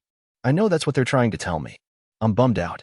In my past life, the kids idolized the heroes as much as I adored masterminds, until we grew up, and they didn't even notice that they'd forgotten all about their precious heroes. I was left alone. I guess the girls have grown up, too. I'm feeling all soppy but agree to send them on their way. I never planned on having 7 members to begin with. If they leave me with 1 subordinate, that's enough for me. I see them off, and we reluctantly exchange goodbyes. I make a vow to myself. I'll never stop trying to become a mastermind, even if that means I have to face this world alone. She no longer fears killing others. Beta whips her inky katana, splattering congealed blood off her blade and onto the ashen ground in a clean line. She stands cloaked in the darkness of night and surrounded by a group of soldiers lying face down. Indim orders Beta. The girls in black bodysuits pierce their blades into the guard. One of their hands in particular shakes violently, but it doesn't stop the girl from thrusting her sword into his pressure point. Gh. Gah, shrieks the soldier with his final breath, causing her blade to freeze in place. It's the type of cry that'll haunt her in her sleep until she becomes accustomed to killing. Beta envelopes the girl's hands on the helm with her own before giving the blade a sharp twist. Together, they feel the soldier's life leaving his body. Ah, gasps a voice. This time, the cries are the girl's. Beta wraps her arm around her subordinate's trembling shoulders and issues her next instructions. Secure the target. The group makes its way to the carriage, boarding the loading deck. Following the shrill sounds of a chain snapping, the girls emerge from the wagon with a dark mound of rotting flesh. It's still breathing. Return to Lady Alpha fast. They haul the mound, carrying it tenderly, and start to pick up speed, followed by the member of their order previously nestled in Beta's bosom. Beta squints slightly, watching them go. She's raising them well. These girls used to know nothing about combat. They'd never held a sword, and it goes without saying that they'd never murdered anyone before meeting her. Beta is reminded of her own past, and old memories begin to resurface. She still remembers how it felt when she killed for the first time, her sword piercing their heart, their hand grabbing hers. Beta couldn't believe the strength of their grip even as they suffered a fatal wound. There's a short period of time when people can move after they've been stabbed through the heart. Don't let your guard down.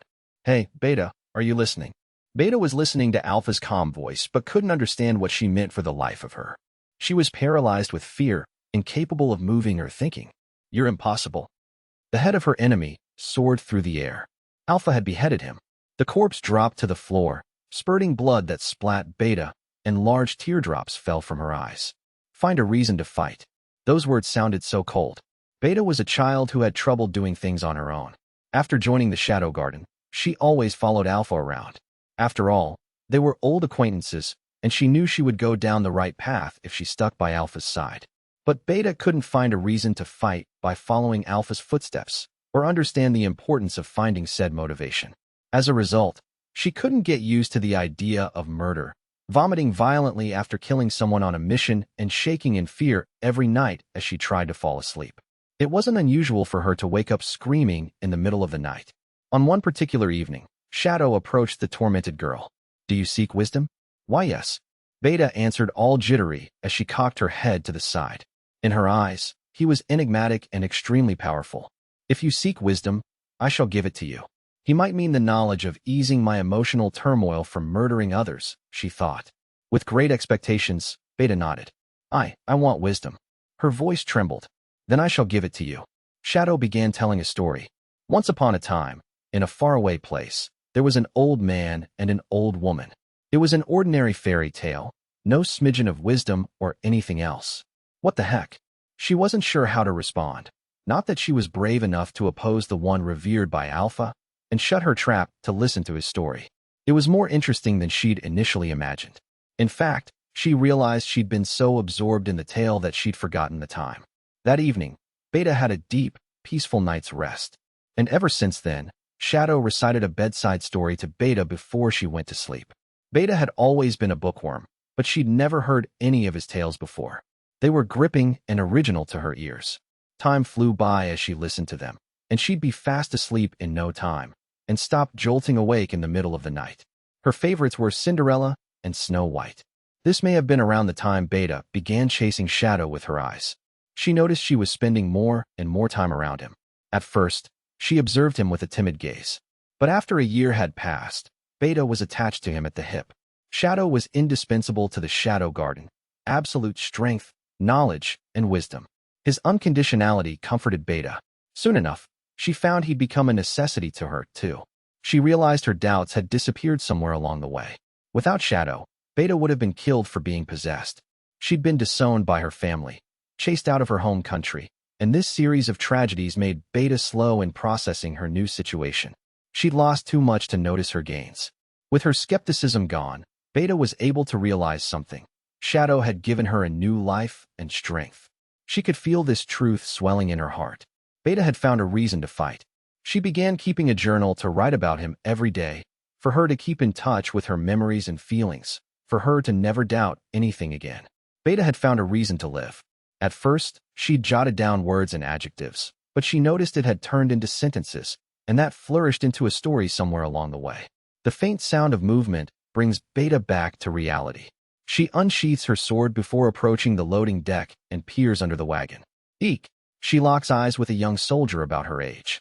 He panics and drags himself out of the confines, trying desperately to escape. He didn't know a thing when he chose to guard the carriage hauling the possessed, and he will know nothing in death. Stop! Beta swings her sword down without hesitation, and blood squirts out of his neck as he sprints for his life. He staggers a few more steps before collapsing to the ground. Swiping the blood spatter off her cheek, Beta gazes at the night sky, where a full moon peeks out from between the clouds. Under the moonlight, she smiles innocently, as if she's a lovely flower fraught with danger in the night. Beta has no doubts. If it would make him happy, she would even walk down the path of evil. Chapter 2. Assuming the role of a side character at school. I turned 15 and started attending the Midgar Academy for Dark Knights at the Royal Capital. This academy is known as the creme de la creme of schools on our continent, and where promising knights gather not only from this nation, but all over the world. I kept my grades on the métier to blend in with the crowd, and my eye on the protagonists of my dreams. One of them is Princess Alexia Midgar, the biggest fish of them all. Honestly, even a chimpanzee would know she's on the top tier. I've heard there's an ultra-famous super big shot named Princess Iris Midgar, but she already graduated, to my chagrin. Anyway, I'll have you know that I unlocked a special event with Princess Alexia. My punishment for losing a game. Yeah, you've heard that right. I'm about to take part in your ye old punishment of confessing to a girl. Which brings us to the rooftop of the school. I face Princess Alexia from a distance. Her platinum hair is cut straight across at her shoulders, and her red eyes are almond-shaped and, pretty. And she looks all aloof with her perfect face. It's like, yeah, we get it already. She's gorgeous.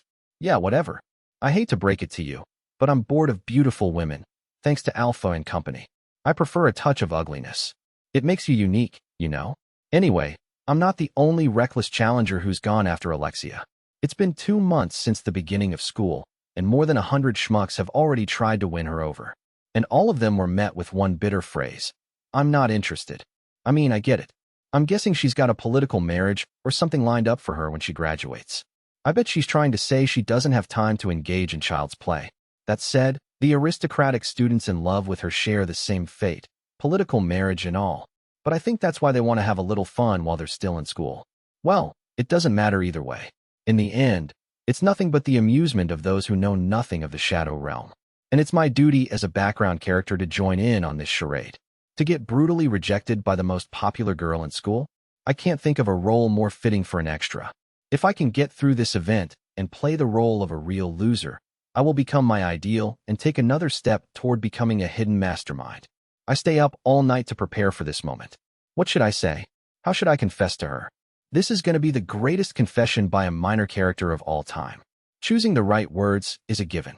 But I take it a step further by experimenting with articulation, pitch, and vibrato. I finally master the ultimate confession. On this day, at this very moment, I'm standing on the battlefield of a lifetime. Ready, fight. It's a momentous battle for a background character. Sure, shadow brokers have their own way of combat, but fighting as a side character creates a breed of its own. Which means I'm going to pull out all the stops as one. I'm secure in my decision when I turn toward her. Princess Alexia. She's standing there looking all high and mighty, but I could unsheath my sword and detach her neck from her torso in a heartbeat. You're a human like the rest of us. Watch closely. I present to you the greatest confession in the world. Princess Alexia. Did you hear how I stuttered on the AA? And that staccato? I threw in a bit of vibrato, changed pitch midway through, and added a lisp to Princess to give a convincing performance. I love you. I lower my eyes to evade her gaze, making sure my knees are knocking against each other. Will you be my girlfriend? I choose to go with your average confession. Cliché, if not boring. But I let my pitch and tone go hog wild. And that upward lilt at the end? It shows my complete lack of confidence. It's perfect. This is the performance of my dreams. I'm satisfied. I'm completely satisfied. Sure. I'm pleased with myself and just about to leave when I experience an auditory hallucination. What did you just say? I said sure. Okay. Something's not right. Now let's head back to campus together. From there, I walk Princess Alexia to her dorm room. After a see you tomorrow, with a smile on my face, I head to my own room, bury my face in my pillow, and scream at the top of my lungs. When did I become the protagonist of a romance? It's weird, right? Bizarre. Absolutely bonkers. It's the next day. I'm having at lunch in the cafeteria and just told my 2 friends about yesterday. We're all in agreement. There's definitely something strange going on. No offense, but Princess Alexia is way out of your league. If she said yes to me, I'd still think it was fishy. Right.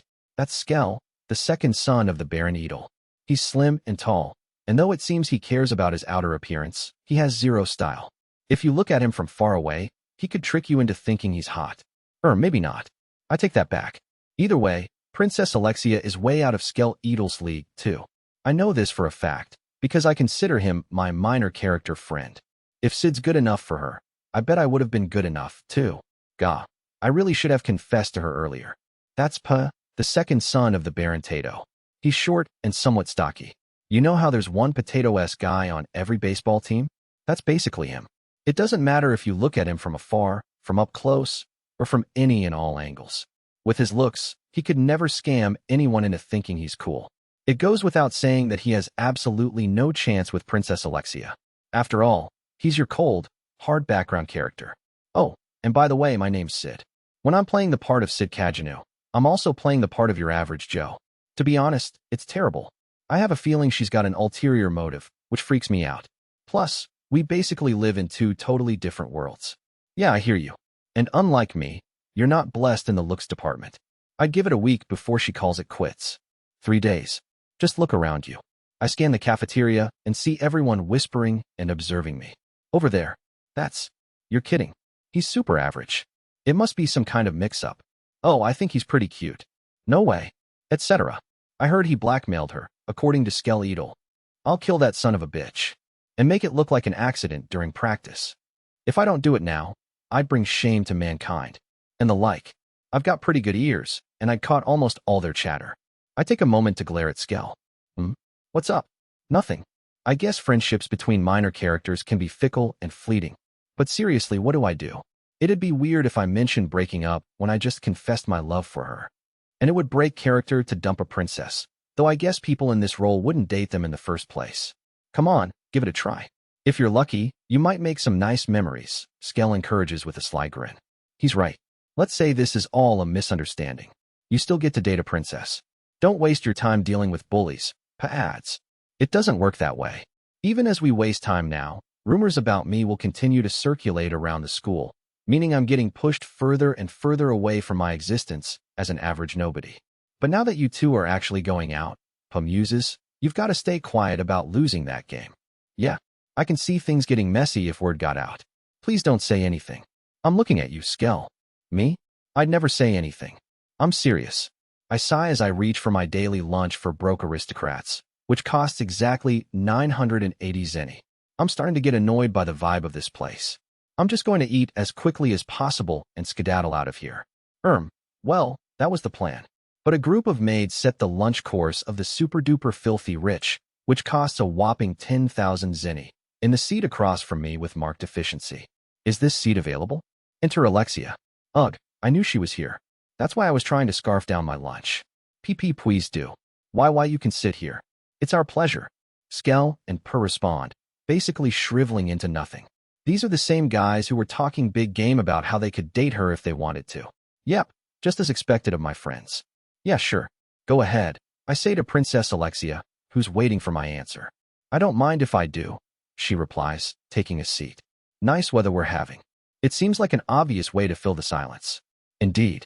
Our innocuous conversation continues, and with the elegant movement of her hand, she starts eating her extravagant lunch.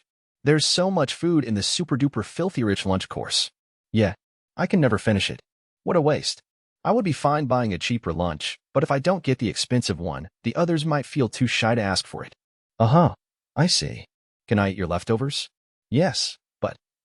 Oh, don't worry about being polite around me. I mean, this is the section for low-ranking aristocrats. Alexia looks baffled as I swipe the meat from her main dish and cram it into my mouth before she can get a word in edgewise. Oh, it's good. Pass the fish. Wait. Hoo-hoo, it's my lucky day. Thanks to the princess, I get to fill my stomach, which is bliss the hell out. You might notice that my attitude toward her has changed from yesterday and that I'm acting super casual around her. And if you want to know why, it's 'cause I'm in the middle of operation. Get dumped ASAP. Sigh. Sure. Whatever. Thanks for the meal. See you later. Halt. Damn it. My plan to dine and dash fails, and I reluctantly slink back to my seat. I assume you're taking Royal Bushin for your practical elective in the afternoon. Yerp. The academy requires its students to take general courses in the morning and practical electives in the afternoon. The former takes place in set classrooms, but the latter is a mishmash of students from all classes and grades. We're basically allowed to choose one of many weapon arts electives that we feel suits us best.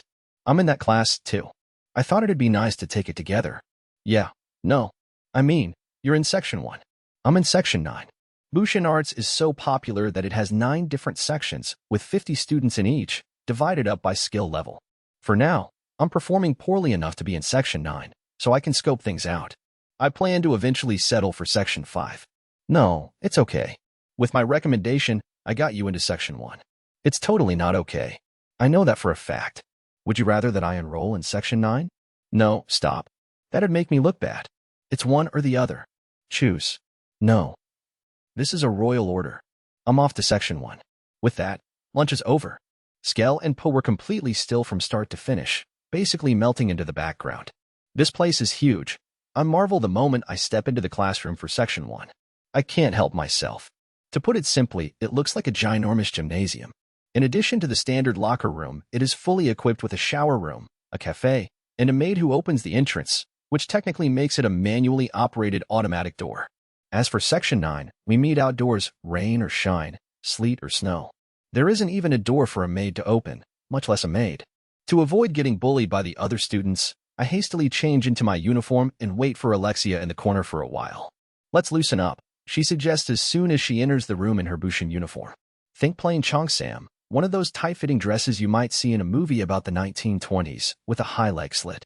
That's the uniform for girls. Hers is black, which indicates she's one of the strongest fighters. In Bushin, each color represents a different level of strength. Black is at the top, and white is at the bottom. I'm in white, obviously. And since I'm the only one in white in this entire room, I stick out like a sore thumb. I ignore the stares of other students, 70% hostile, 30% curious, and warm up with some light stretches. Interesting, remarks Alexia, mirroring my movements. In this world, it's common knowledge that it's beneficial to loosen your muscles before working out. But with no how-to guides on stretching, everyone does it in their own way. I mean, if you're a diehard for sports, you'll hurt yourself if you don't stretch properly. I've heard of others using magic to force their muscles to loosen up, but this still affects their performance. Alexia is well versed in that sense, which is nice. I mean, I'm a high-maintenance purist when it comes to battle. Like, I won't lose to the average pretentious snob. We're getting ready when class begins. Starting today, we have a new friend joining us. Our instructor starts, introducing me. I'm Sid Kajanu. It's nice to meet you. There isn't a hint of friendliness in my classmates' eyes. Ah, Section 1. A quick glance around, and I can already spot some VIPs. That hot guy over there is the second son of a duke, and that beauty is the daughter of the current leader of the Dark Knights.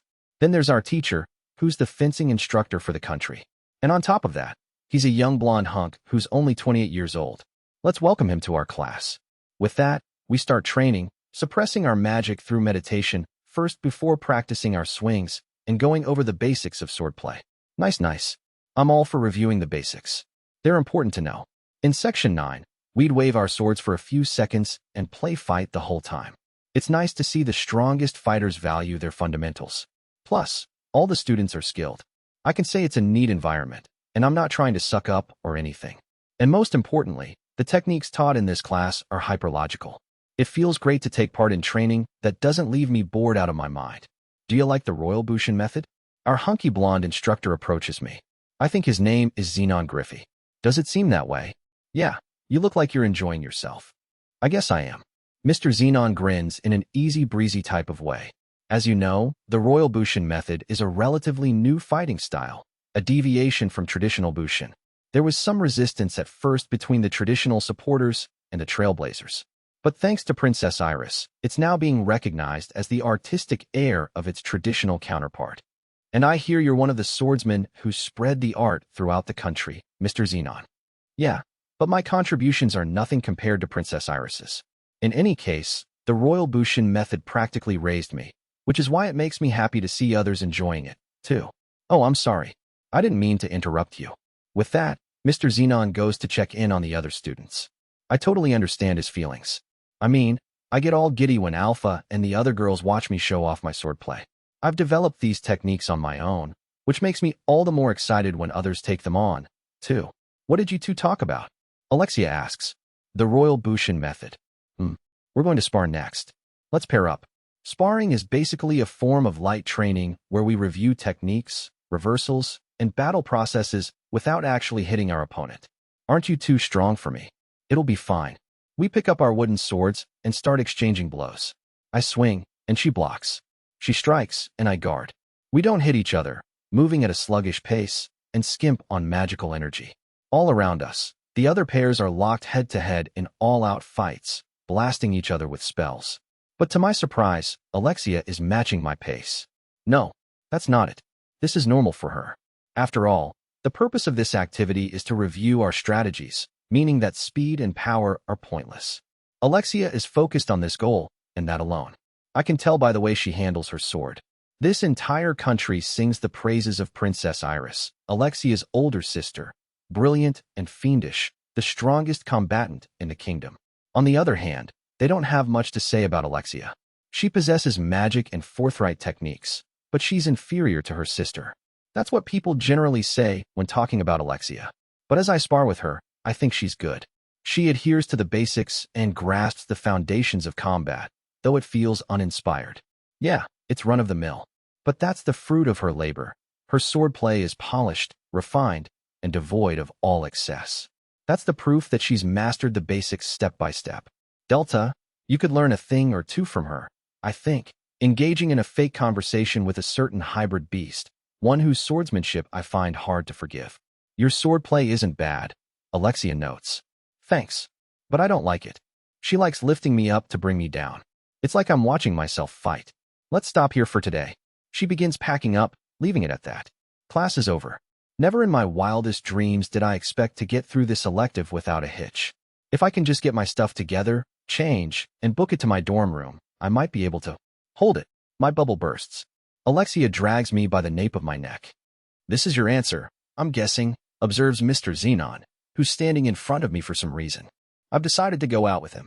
You can't keep running forever, he warns, narrowing his eyes. I'm just a kid. This situation is too grown up for me, Alexia replies, following it with a pompous burst of laughter. This is enough for me to figure out how I could get into this section and why she's chosen to go out with me.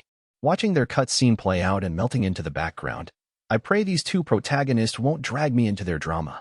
I know that Mr. Xenon is your fiancé and that you're pushing the onus on me. I confront Alexia after school behind the academic building. He's not my fiancé, just one of the suitors, Alexia corrects, looking all calm and composed. It's the same thing. It's not. He keeps pressing the issue as if it's a done deal, and it's stressing me out. That has nothing to do with me. I hate to break it to you, but I have no plans to get sucked into this mess. You're awfully cold for a lover. A lover? Come on. You just needed a red herring to take the fall for you. Isn't that right? Fine. But that goes for both of us, she quips, a devious smile spreading across her face. Both of us? What the hell are you talking about? Playing dumb, huh? Mister, I confess to a girl as a punishment, said Kajanu. Her grin broadens. Okay, hold up. Let's chill out for a sec. Oh, to play with the heart and purity of a maiden, she laments. How cruel, says the girl without a trace of purity in her entire body. Alexia lets a few fake tears fall from her eyes. It's okay. I'm totally calm. I have no idea what you're talking about. Do you have any proof? Right. Evidence first. As long as the guys didn't stab me in the back, it won't matter how suspicious she is of my intentions. I think his name's P. When I approached him, he turned bright red and blabbed everything, including things I didn't ask about. Nice friend you've got there. I imagine myself beating him into a pile of mashed potatoes to regain my mental composure. Are you all right? Your cheeks look all puffy. I'm fine. I break into a smile cause I'm broken inside. Oh. But I'm not as bad as you. Did you say something? Nothing. What do you want from me? I have no choice but to accept defeat. My fatal flaw is choosing the wrong friends. Well, Alexia crosses her arms and leans against the wall of the academic building. Let's keep pretending we're together for now until that man gives up. I'm only the son of a baron, you know. I'm not enough to stop him. I know. I just need to buy time. I'll figure something out. And I don't want you to put me in harm's way. I mean, the dude is a master swordsman. If things don't work out, I'm gonna get my ass handed to me. Stop whining. Alexia snaps before fishing some coins out of her pocket and scattering them onto the ground. Pick them up, she orders. Each coin is worth 10,000 zenny, and I count at least 10 on the floor. What? Do I look like I'd be swayed by cash? I ask from all fours, carefully retrieving the coins one by one. You do. You're damn right. 11, 12, 13 coins. Oh, snap. I found another one. Just as I extend my hand to collect the last coin, she stomps on the change with her loafer. I look up at Alexia, and her red eyes bear down on me. I can see up her pleated skirt. Are you going to do as I say? She asks with a grin that oozes wickedness. Of course. I smile from ear to ear. Good dog. Alexia pats my head before briskly walking away with her short skirt billowing behind her. I wipe her footprint from the coin and gently place it in my pocket.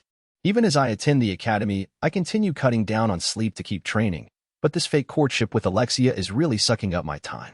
Come with me. With this order, I'm dragged into the classroom for Section 1 students in the Royal Bushin elective at the wee hours of the morning. We're the only ones here. The sun is streaming into the room, and it's peaceful. It's time for morning practice. Alexia swings her sword, and I follow suit next to her. She's very serious when it comes to practice. It's the one thing I don't mind about her. We never speak, just practice in absolute silence, and I'm not annoyed about spending time with her for once in my life. Your swordplay is strange, Alexia comments. You've got the basics down. That's it, but she pauses. I'm obviously subduing my strength, magic, and abilities as I slice through the air, which leaves me with the fundamentals. But I can't take my eyes off it. Thanks. I can hear the birds chirping outside, but I know they aren't whistling a tune to themselves. It's a war cry to claim their territory, which means they're really duking it out. But I still don't like it, Alexia adds. We don't speak after that. We just keep practicing. 2 more weeks pass, and I'm somehow managing to survive as Alexia's boyfriend. Every once in a while, the other students will bully me, but it's nothing I can't handle. I'm just relieved Mr. Xenon hasn't beaten the living shit out of me or availed himself of any quick and savage tricks to erase me from existence. In fact, Mr. Xenon is polite to the two of us during class, instructing us as if he and I don't have beef with each other. He doesn't approach me to shoot the breeze anymore, but I would say he's a proper adult who can keep his work and private life separate. And then there's the royal pain in my ass. That jerkwad pisses me off. Thinks he's all that just because he's all right with a sword. Alexia acts nice to his face, but behind closed doors, she's a foul-mouthed tornado. Yup. Whatever you say. I've turned into a yes machine. By this point, I know disagreeing only wastes time. Pooch, I'm guessing you saw his fake-ass grin too. Yep. I saw it all right. We're on our way home after school. Of late, we've gotten into the habit of taking a small detour down a quiet path through the forest on the way back to her dorm. I spend the whole time yesing her and seldom retain more than 10% of our conversations. It's sunset as we walk at an excruciatingly slow pace down the road. It should take 10 minutes to walk its entirety, but it always takes us half an hour. There are days it takes so long that the stars come out, but I keep my cool. There are days when I feel like telling her to talk to a brick wall, but I show some self-restraint then, too. Patience. But there's one thing I feel I have to say. Hey, can I ask you something? What is it, Fido? Alexia sits on her favorite stump and crosses her legs. Don't just sit there. Let's get a move on, I don't say as I sit down beside her. What don't you like about Mr. Xenon? Objectively speaking, he seems like a home run of a husband. Have you been listening to me at all? Alexia asks, slightly vexed. I hate everything about him. His very existence. I mean, he's a hot expert swordsman with titles, prestige, money, not to mention a good work-life balance and personality. And he's popular with the ladies. Alexia snorts. Yeah, on the surface. Anyone could pretend. Take me, for an example. Wow, I'm suddenly completely convinced. Now that she mentions it, she's super popular because she's the master at wearing a mask in front of others. That's why I don't judge people by their looks. Then what do you look at? Their flaws. Alexia smiles smugly. What a negative approach. It suits you perfectly. Why, thank you. And just so you know, I don't mind you, even though you've got nothing going for you. Thanks. I've never received a compliment that's made me feel worse. Alexia chuckles dryly. You're scum through and through, and I like it that way. It's also why I can't stand our instructor. What are his flaws? He doesn't seem to have any. Sounds like a keeper. I told you before, perfect people don't exist. I bet he's either a big fat liar or totally messed up in the head. I see. Thanks for that totally arbitrary and biased answer. You're welcome, my flawed pooch. Now fetch. Alexia tosses a coin into the air, and I scramble to retrieve it. Hoo-hoo. Another 10,000 zenny. I'm gonna catch 'em all. I shove the coin in my pocket and return to Alexia, who's clapping her hands in delight. Good doggy. She rubs my head. Patience, I tell myself. Ooh, you hate this so much, she observes as she vigorously tousles my hair. I take this opportunity to remember she's the worst. I can see the disgust in your face, Alexia notes. I'm letting you see it. She giggles and gets up. All right, let's head home. Yep. And, Fido, note that I'm going to lodge my wooden sword into that damned instructor's face tomorrow. Make sure you're watching. This compels me to ask another question. Would you seriously do that? What do you mean? She replies, turning back to glare at me. I think I'm butting into something when I should stay in my lane. But I can't let this slide. Mr. Xenon is definitely stronger than you, but not to the point where you wouldn't be able to fight back. I like the way she handles her sword. Her skills evolve every day with her efforts, one step at a time. But in an actual fight, there would be too many extra movements. I would hate to see it sully her swordsmanship, especially since I think it's good. You make it sound so easy, even though you're the one wearing white. Don't mind me. It's just the ramblings of a white coat.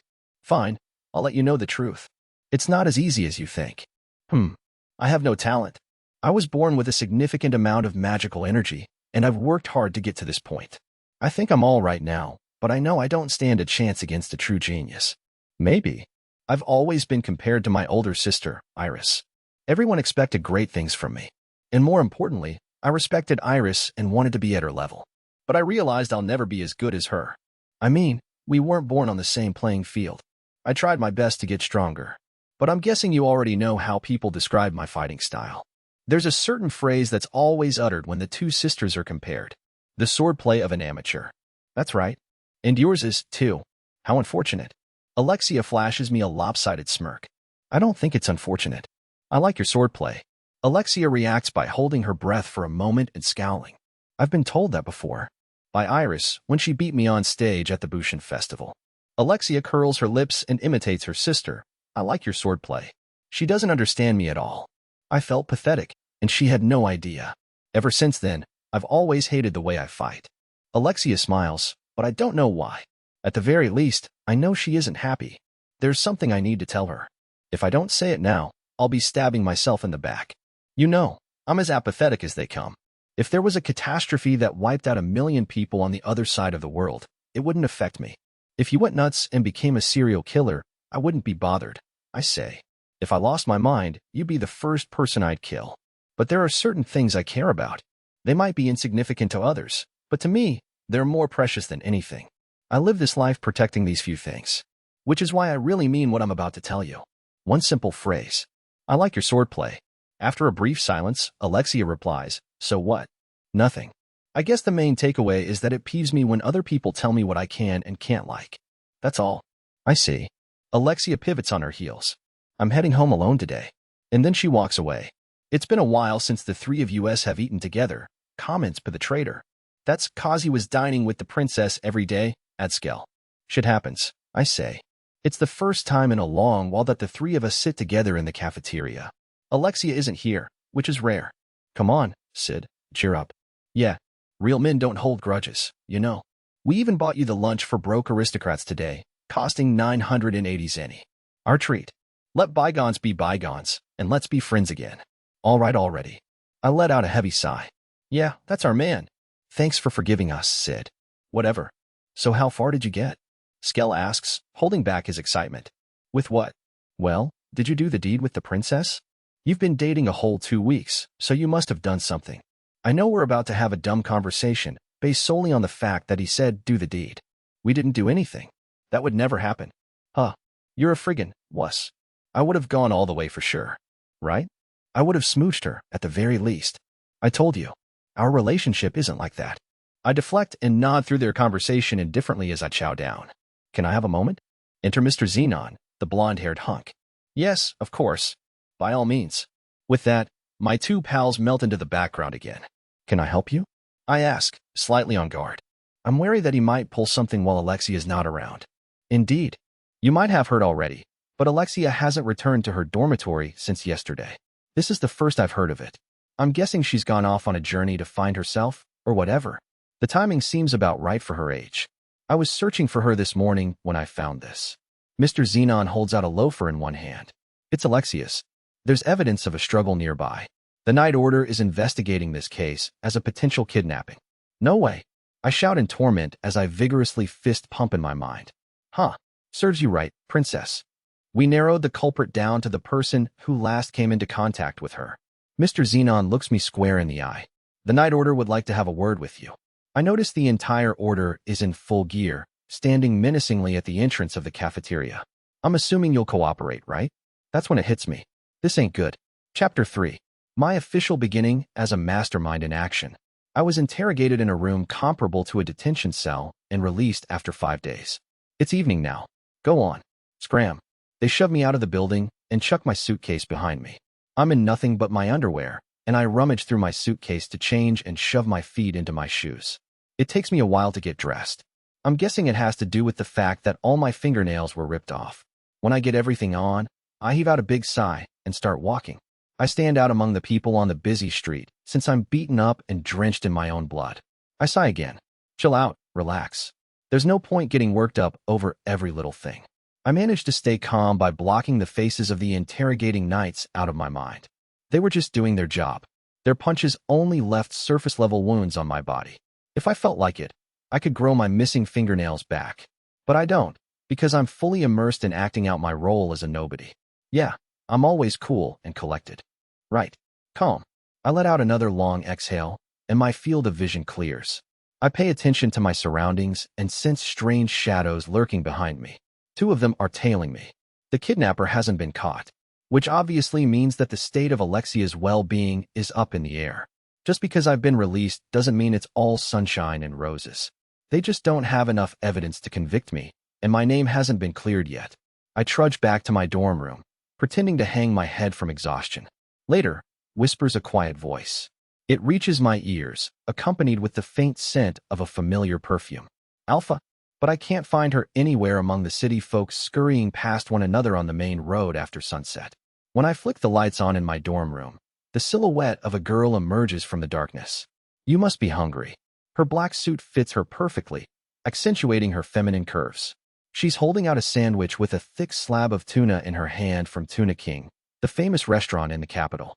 Thanks. It's been a while, Alpha. Where's Beta?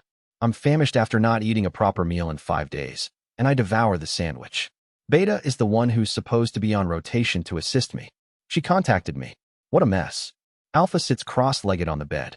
There's a nostalgic quality to her shiny golden locks that trail down her back, and those blue eyes the shape of almonds. She's grown up since last time. Yep. I stuff the last piece of sandwich into my mouth. There's water in there. Thanks. I chug it from a large glass. I'm alive again. I strip off my jacket and shoes and dive into bed.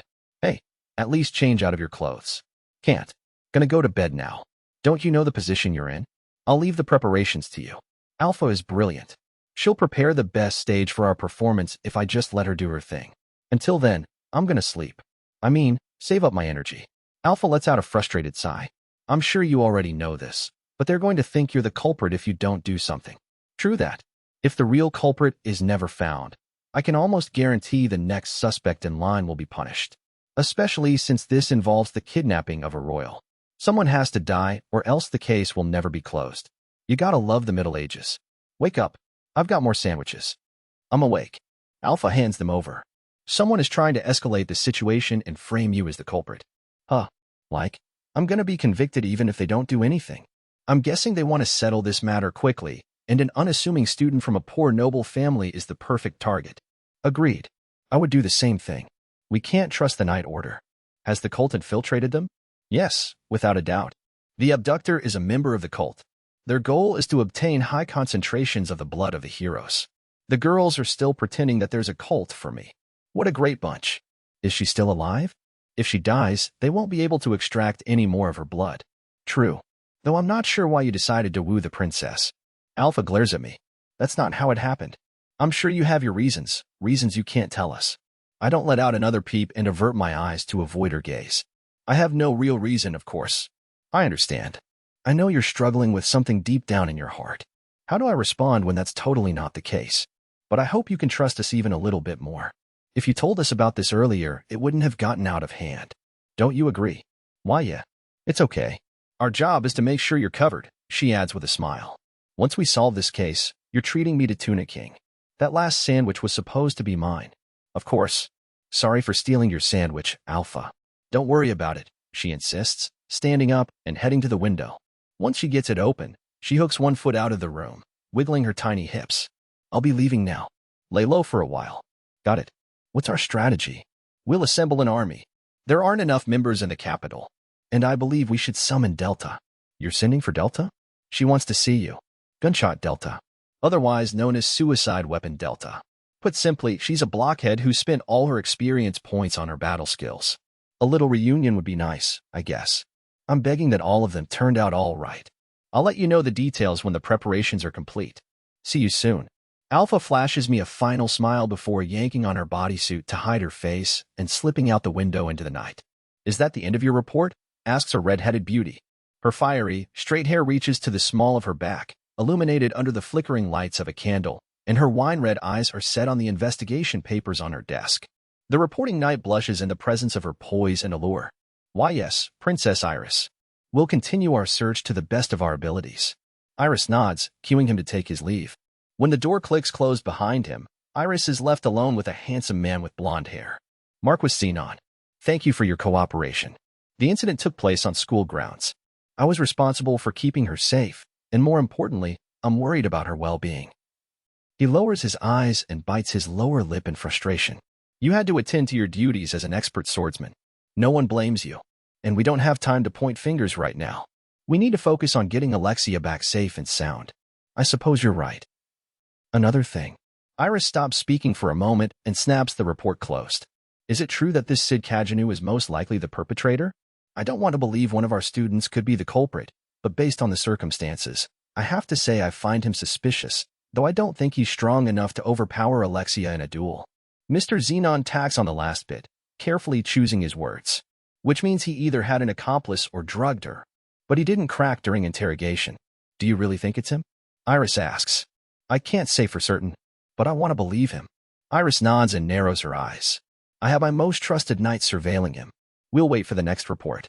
I pray for Alexia's safety. Mr. Xenon offers a bow before taking his leave. Just as he opens the door, a young girl skids through it into the room. Your Highness, please listen. Claire, what are you doing here? Excuse us. We'll be leaving. Mr. Xenon grabs the girl with black hair, Claire Kajanu, attempting to push her out of the room. Marquis Xenon, who is she? He halts. She's Claire Kajanu. I'm Sid's older sister. Claire. She's currently one of our top students, and she's shadowing the members of the Night Order. I see. All right. I'll listen. Thank you so much. Claire exclaims, approaching Iris and pleading her case. My brother would never kidnap Princess Alexia. This must be a mistake. The Night Order is taking every precaution in its search to avoid any mistakes. It hasn't been confirmed that your brother is the criminal. Yes, but if no one finds the real culprit, he'll take the fall. Our knights are carefully investigating the matter. I can assure you that no one will be wrongfully convicted. But, Claire, Mr. Xenon warns, stopping Claire from desperately pressing Iris any further. Settle down. I know how you feel, but any more would be an insult to the Night Order. KSH. Claire lets out before glaring at Xenon and then Iris. If anyone lays a hand on my brother, I'll. That's enough. Mr. Xenon cuts her off and yanks her out of the room. Slam. Iris lets out a sigh, staring at the closed door behind them. Huh. We feel the same way about our respective families. Iris murmurs. Alexia, I hope you're all right. The two sisters used to be close, but somewhere along the way, they started drifting apart. In fact, they haven't spoken in years, and Iris knows they may never again. Alexia. Iris shuts her wine-red eyes and lets a single tear trail down her face. When Alexia opens her eyes, she finds herself in a dimly lit room with no windows and a candle as the only source of light. A heavy door is embedded in the stone wall before her. Where am? She doesn't remember anything after saying goodbye to Fido on her way home from school. Upon shifting her body, Alexia hears the clang of metal striking metal and looks down to see her limbs bound to a low table. A magical restraint. That means her magic is being subdued, and it might be tough for her to escape on her own. Who brought her here, and for what purpose? She goes down the list of possibilities. Abduction, blackmail, human trafficking. There's no definitive answer. Though Alexia may not be the heir to the throne, she knows she has enough leverage as a princess to attract criminals. That said, she has too little information to figure out the current situation. She takes a step back. A new thought pops into her mind. Is Fido okay? Yeah, Fido. An asshole of a friend. But she likes him for speaking his mind without fear. If he's dragged into this mess, his life would be. Alexia stops herself from finishing that thought, shaking her head to clear it before scanning the room. A stone wall, a steel door, a candlestick, and something that looks like a black pile of trash. That heap is chained up for some reason, seated beside her. Alexia is staring at it curiously when she thinks she sees it move slightly. It's breathing, something in tattered clothes. Can you hear me? Can you understand? The being turns to look at her. It's a creature.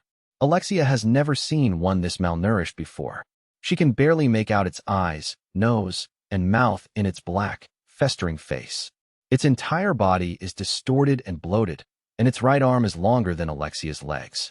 In contrast, its left arm is thinner and stumpier than hers, and there is a protrusion in its body as if it is carrying something in its stomach. The creature is right next to Alexia. Her hands and feet are chained to the table, but it's only bound by its neck. If it were to just extend its long arm, the monstrosity could potentially touch her. Alexia hushes her breath, averting her eyes to avoid provoking it. She's being observed. There is a long pause that seems to freeze time, and then its chains begin to rattle. Alexia shifts her gaze to the side, and the creature is lying face down as if it has fallen asleep. She heaves a huge sigh of relief. It isn't long before the door opens. Finally, I've finally got you. A lanky man in a white coat enters the room. His cheeks are sunken, his eyes caved in, and his lips cracked. The little wisps of hair left on his thinning head are slicked down with the oil from his scalp, from which wafts a dreadful smell. Alexia calmly watches the man. Royal blood, royal blood, royal blood, royal blood. As the man in the white coat repeats this phrase, he retrieves a device equipped with a thin syringe. Maybe he's planning on drawing her blood. The castle doctor took it many times before. But she doesn't know why this man would kidnap a princess for her blood. May I ask you a question? Alexia asks coolly. A strange gurgle emerges from the man. What will you use it for? Why you have the blood of a demon? I'll use it to resurrect them in the modern day. I see. Pretty neat idea you've got there.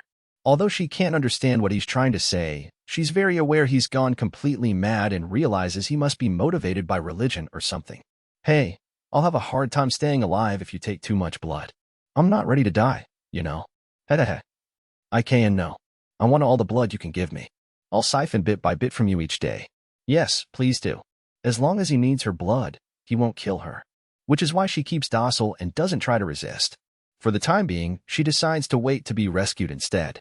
This wasn't supposed to happen. I blame those morons for all this. I hate idiots, too. She stares at the man in the white coat as she mumbles under her breath, because dealing with them wears me out. They destroyed my laboratory. It all started with that dumbass Grease. Dumbass Grease is the one who started it. And then they kept coming in.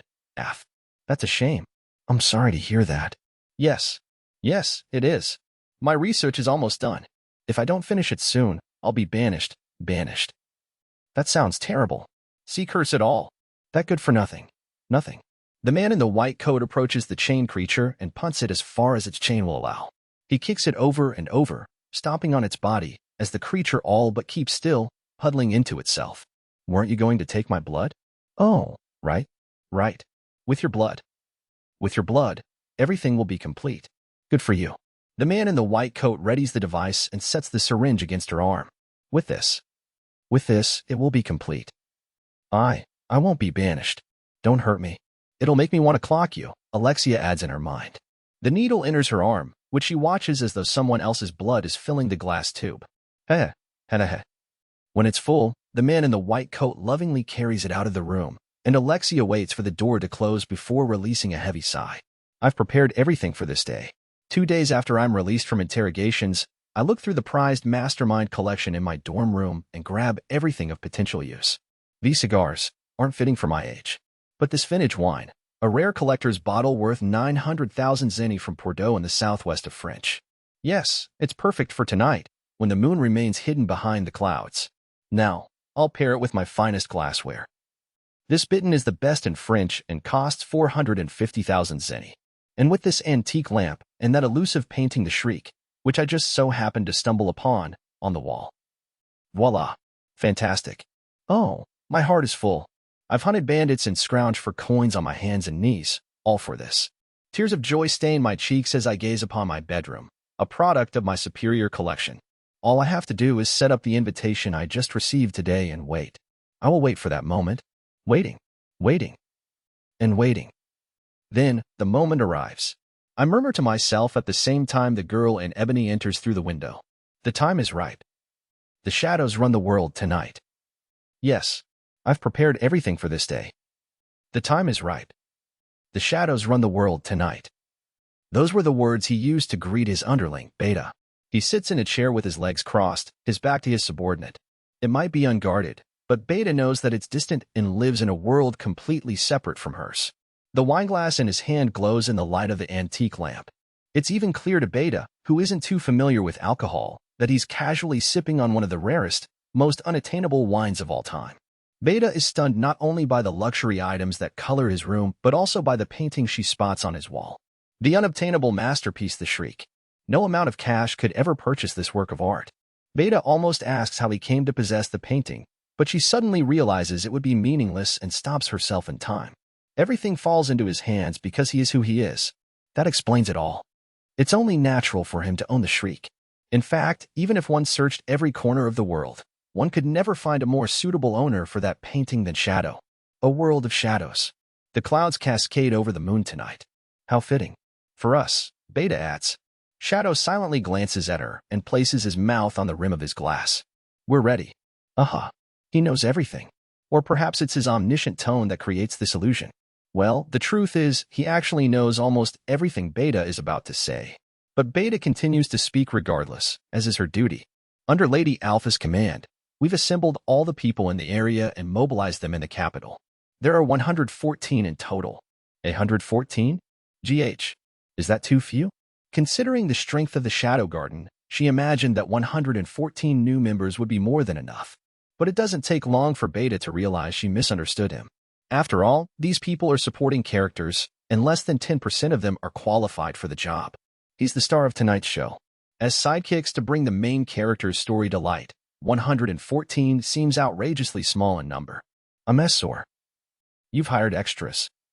Shadow asks, interrupting her, but that last word isn't in Beta's vocabulary. Never mind. Just talking to myself. Understood.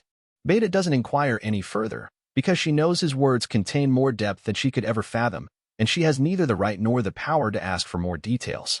That said, she can't stop hoping for a day when she'll stand beside him and support his every secret.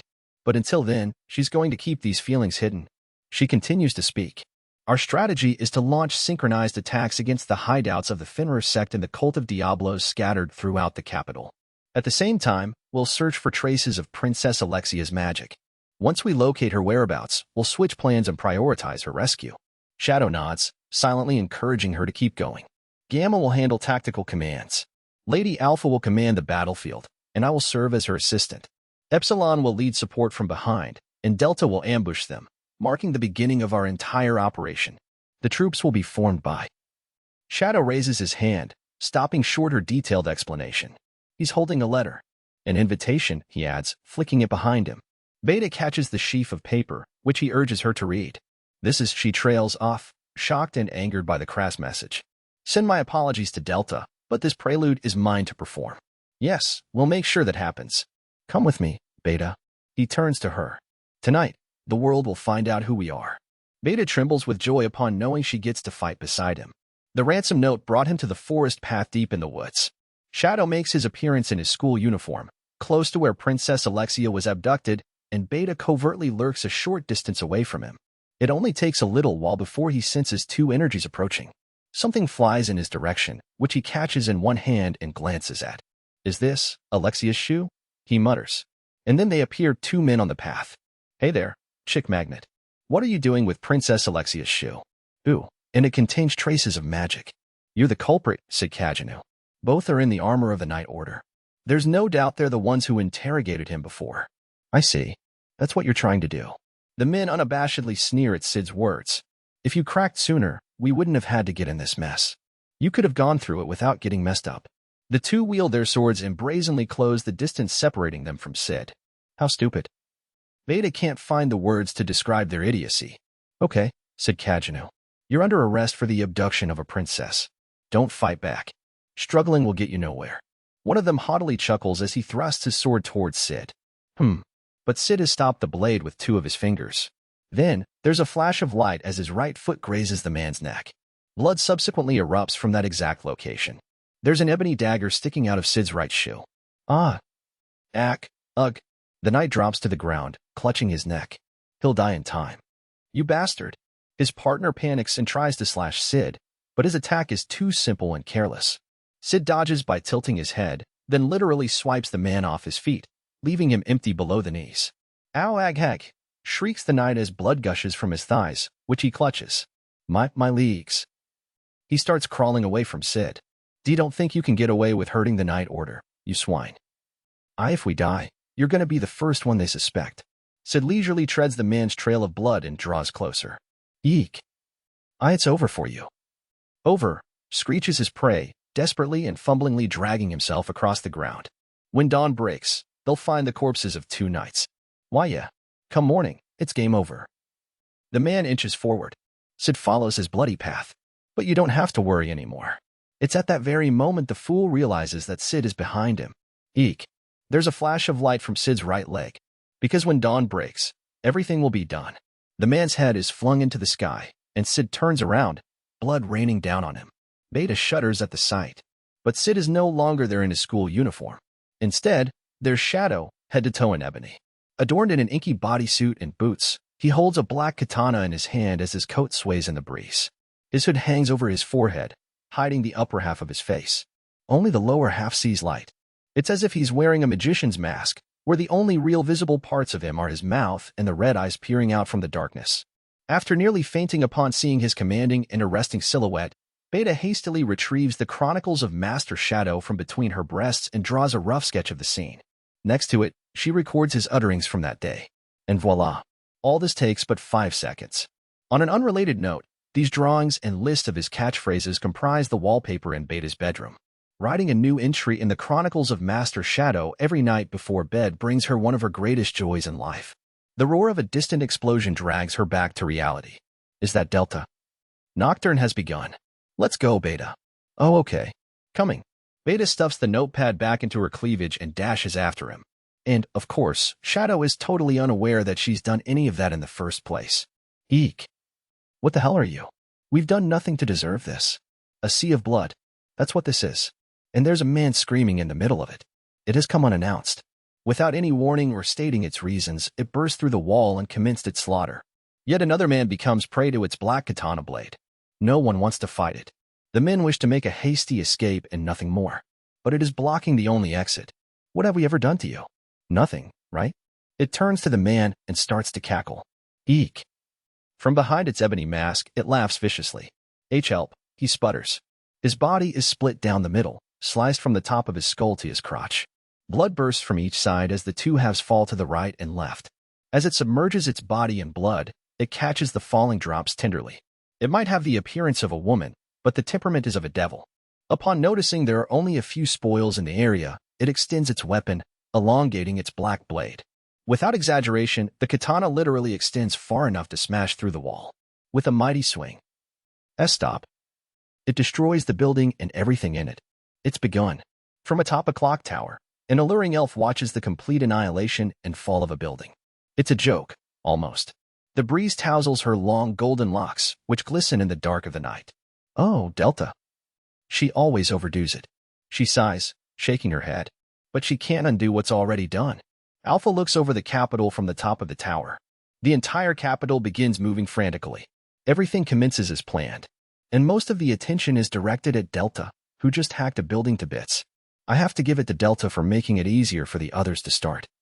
If she could just ignore the victims, she could admit Delta's moves are exceptional. Guess I should get going too, she murmurs. Alpha hides her face behind a pitch-black mask. There is something going on outside. Alexia opens her eyes for the first time in hours. The only ones who ever enter the room are a female caretaker and the man in the white coat, which gives Alexia nothing to do except sleep on the same table that binds her hands and feet. Neither Alexia nor the creature bother the other, which means they are getting along all right. The clamor intensifies, indicating there's some kind of conflict beyond this room. Alexia smiles, expecting to be rescued. I wonder if they'll crash through the wall all dramatically, she mumbles for no particular reason. The stress must be getting to her. And even though she knows it's meaningless, she shakes the chains that bind her. I'm sorry for waking you. The creature next to her lifts its head, but I think it's best to stay awake. You don't want to miss out on the fun. Alexia knows it won't answer her, but she talks to it anyway. Boredom can have strange effects on the mind. It takes a while before the sound of the key unlocking the door echoes throughout the room in a flustered and apprehensive way. Shit, shit, shit. The man in the white coat barrels into the room. Good day to you too. I was so close. So close. He ignores Alexia, who is clearly having fun with all this. Those bastards. They're here. This is the end. The end. Give it up. Resistance is futile. If you unchain me now, I'll ask them to spare you, Alexia tells him.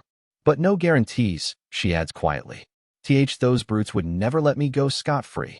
They'll kill everyone. The Night Order doesn't kill without reason. If you don't resist and go quietly, they won't take your life. A voice in her mind chimes in not. The Night Order? I don't give a shit about them. The fiends will kill everyone.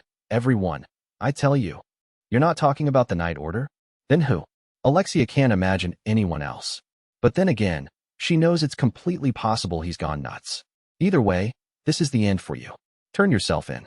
No. And not until it's complete. The man in the white coat claws at his head and shifts his bloodshot eyes toward the creature. I've made a prototype. If I use this, even a worthless shit like you might be useful. He pushes the device with a syringe against the creature's arm. You shouldn't do that. I don't have a good feeling about this, Alexia warns, sounding quite serious. But he obviously just ignores her, shoving the needle in its arm and injecting it with an unknown fluid. Behold, I give you a glimpse of Diablos. Ooh, how exciting. The creature begins swelling, its muscles bulging before their eyes, and even its skeletal structure starts to expand. Its right arm, which was long and thick, morphs into a malicious and ominous form. Its fingertips sprout nails as long as human legs. Its left arm appears to be holding something and stays stuck to its body. It lets out a high-pitched shriek. Incredible. Astounding. This is surprising. But the chains cannot endure the rapid growth of the creature and snap off on their own. I told you it was a bad idea. Splat. The man in the white coat isn't even spared a final scream of agony before he's crushed by its right arm. Well then, Alexia and the creature lock eyes. She studies its movements. Her hands and feet are bound, which means there isn't much she can do, but she can move around a little bit. Plus, she can't stand the thought of dying as a consequence of some idiot's mistake. The creature swings its right arm. Alexia twists out of the way as much as she can. As long as her injuries aren't fatal, she can survive. It avoids Alexia and pulverizes the table that binds her. The impact sends her flying against the wall, where she writhes in pain. Ugh, but she doesn't have any broken bones or visible wounds and can still move. After checking herself for injuries, she quickly rises to her feet.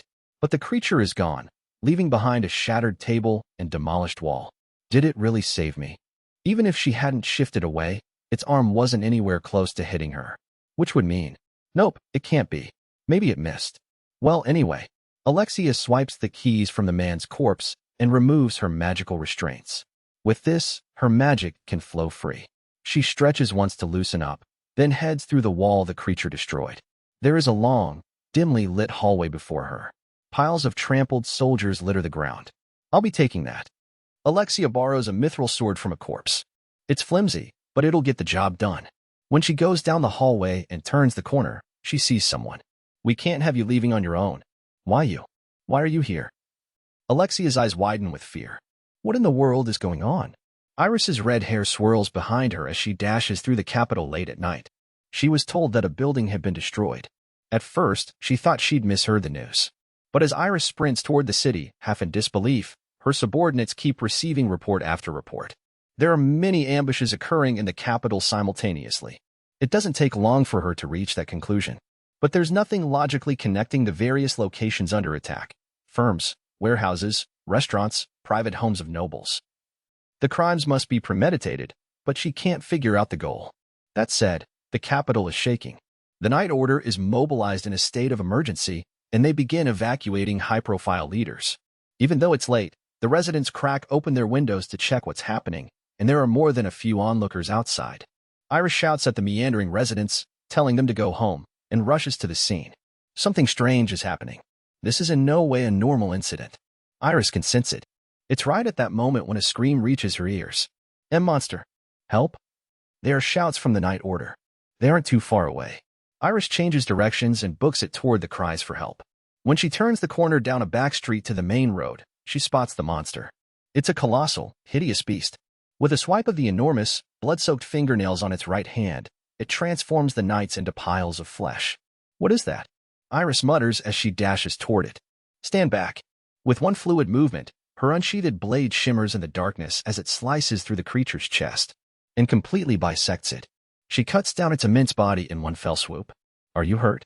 Iris calls out to the Night Order and forgets all about the creature as it slowly falls to the ground.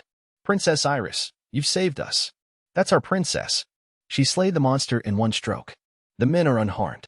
Almost all the soldiers are completely unscathed. Well, the ones who survived, at least. The monster killed 8 of her men. A single hit took them down. Her red wine eyes tremble with sorrow when they fall upon the ghastly corpses. Gather the bodies and head back. Please inform the lieutenant that. Princess Iris, shouts one of the knights all of a sudden. He's standing there, pointing at something behind her, and the other knights try to raise their muted voices. What? Iris turns and strikes without missing a beat. Her sword collides with the right arm of the creature. KSCH. For a moment, it seems as though Iris has been beaten until she quickly releases a huge quantity of magic that effectively blasts its mighty arm. From there, she dives into its bosom, severing its leg, and leaps back to prepare for a counterattack. In the following second, the monster swings its right arm where Iris had stood and retrieves a few strands of her long red hair. Is it regenerating? The injuries from the bisection vanish, and the new wound on its leg is starting to heal. Ridiculous. How can it regenerate when Princess Iris sliced it in two? This can't be. Stay back. Iris calls to the shaken knights as she blocks its next attack. Its moves are quick, powerful, and heavy, but bland. It's only a creature, after all. Iris counters ruthlessly. She slices its arm to pieces, chops off its legs, and beheads it. Successive strikes rain down on the creature, as if to mock. Try healing from all that. She won't let it retaliate. She's the only one attacking. Is it still healing? But the creature survives. In the brief moment Iris stops her assault, it regains its form and swats her away with its right arm. And then it shrieks into the night sky. As if in response, rain begins falling from the moonless sky. It drizzles at first, but quickly becomes a torrent. White steam rises where the droplets hit the creature's blood. This might take a while. Iris straightens her posture, preparing for a long fight. She doesn't think she'll lose. Even now, she never considers that she might see defeat. But it seems this battle is going to require more time. Iris readies her sword. When the monster finishes healing, she rushes toward it.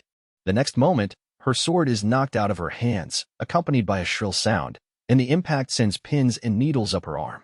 She glares at a sudden intruder, ignoring the fact that her beloved sword whirls into the distance. The newcomer glances at her. They stare each other down. The first to break the silence is the interloper. Why won't you see it's hurt? The uninvited guest is a girl in an ebony bodysuit. Iris can't see her face but notices that her voice sounds young. Who are you? Iris cautiously keeps both the intruder and the creature in view. Alpha. After uttering a single word, the girl turns her back to Iris as if she has lost interest in the conversation. Wait, what are you planning to do? If you plan to oppose the Night Order, we won't go easy on. Oppose. Alpha cuts in, giggling condescendingly at Iris while continuing to face away from her. What's so funny? Oppose. I think that might be the most ridiculous word in the world. Opposing an ignoramus would be senseless. Excuse me. Iris's magic begins to swell, transforming into a massive wave that sweeps the rain away and forms violent gusts of wind. But Alpha doesn't even glance in her direction. She stands there unfazed, her back still turned to Iris. Play your assigned role as the spectator and keep your eyes on the stage. Don't disturb our performance, she utters before approaching the creature. From behind, she seems solemn. She's already completely forgotten about Iris. Did you just call me a spectator? Iris clutches her tingling hands as she glares at Alpha. Poor thing. That must have hurt, says Alpha, walking toward the monster. There is no more pain. No more sadness. Alpha extends her ebony sword longer than her entire body. You don't have to cry anymore. Then, with a step forward, she slices the creature in two. No one has time to react. Iris and the creature can only watch as Alpha bisects it. Everything about it feels natural. There is no bloodlust. It's as if this is the only reasonable solution. The monster's massive body crashes onto the ground, and white smoke rises from the husk as it gradually shrivels to the size of a little girl. A dagger has fallen from its left hand. There is a red jewel embedded in it, along with an engraving on its hilt. To my beloved daughter, Milia. I pray you achieve peace in your next life. With that, Alpha vanishes within the white smoke. A clap of thunder sounds in the distance. Iris is stunned in place. Raindrops run down her hair and fall onto her face. She's trembling, but she doesn't know why. Alexia, Iris murmurs. She senses that her little sister is at the epicenter of this chaos, and this premonition pushes her forward. Alexia, please be safe. Iris picks up her sword and starts running. The storm rages on. Why are you here? When Alexia turns the corner, she sees an all-too-familiar visage. Because this is my facility, that's why. I invested thousands of zenny into that man. That's all there is to it. Confidence overflows from the smile stretched across the face of a dashing blonde. It's Instructor Xenon. That's nice to know. I always thought you were messed up in the head. I guess I was right. Alexia takes one step back and then two. There's a staircase behind him, and she guesses it's her best bet to escape. Think whatever you want. But I don't mind as long as I have your blood. All anyone talks about around here is blood. Is this a research facility for vampires? If that's what you want to think. More or less. Skip the explanation. I'm not into the occult. Figures. I'm sure you're aware, but the Night Order will be here any minute now. This is the end for you. The end? What do I have that can possibly end? Xenon is still all smiles. Your title and reputation will be ruined, and you'll obviously be put to death. I'll be happy to drop the guillotine on your neck. You're off the mark. You and I will be escaping through a secret route. What a romantic offer. Too bad I can't stand you. You're coming with me. With my research and your blood, I'm destined to receive the 12th seat in the rounds. I shall bid farewell to my meaningless position as an instructor. The rounds? Is that a group for lunatics? The Knights of Rounds is a gathering of 12 superior knights from my religion. Becoming a member brings me rank, honor, and fortune like you'd never believe. They've already acknowledged my power. All I'm lacking is experience, but my research on your blood should fix that right up. Xenon melodramatically spreads his arms out and lets out a guffaw. Whatever. I'm just sick of all this blood talk, mutters Alexia. I would have preferred Princess Iris, but it looks like I'll have to settle for you. I'm gonna kill you. Oh, excuse me. I forgot you hate being compared to your sister. GH. A forceful swing from Alexia's sword signals the start of their battle. She goes straight for the jugular. Ooh, how scary. Xenon repels her attack at the last second and blocks the following strike. Sparks fly from the colliding blades. Judging this skirmish merely by the manner in which their swords dance in the air, one might be inclined to say their skills are equally matched. But the sword-bearers wear very different expressions. Alexia angrily glowers, whereas Xenon has a relaxed smile. And Alexia is the one burning with wrath, sure enough. She clicks her tongue with frustration and backs away. You start using shoddy swords the moment I stop seeing you. Xenon zeroes in on her weapon.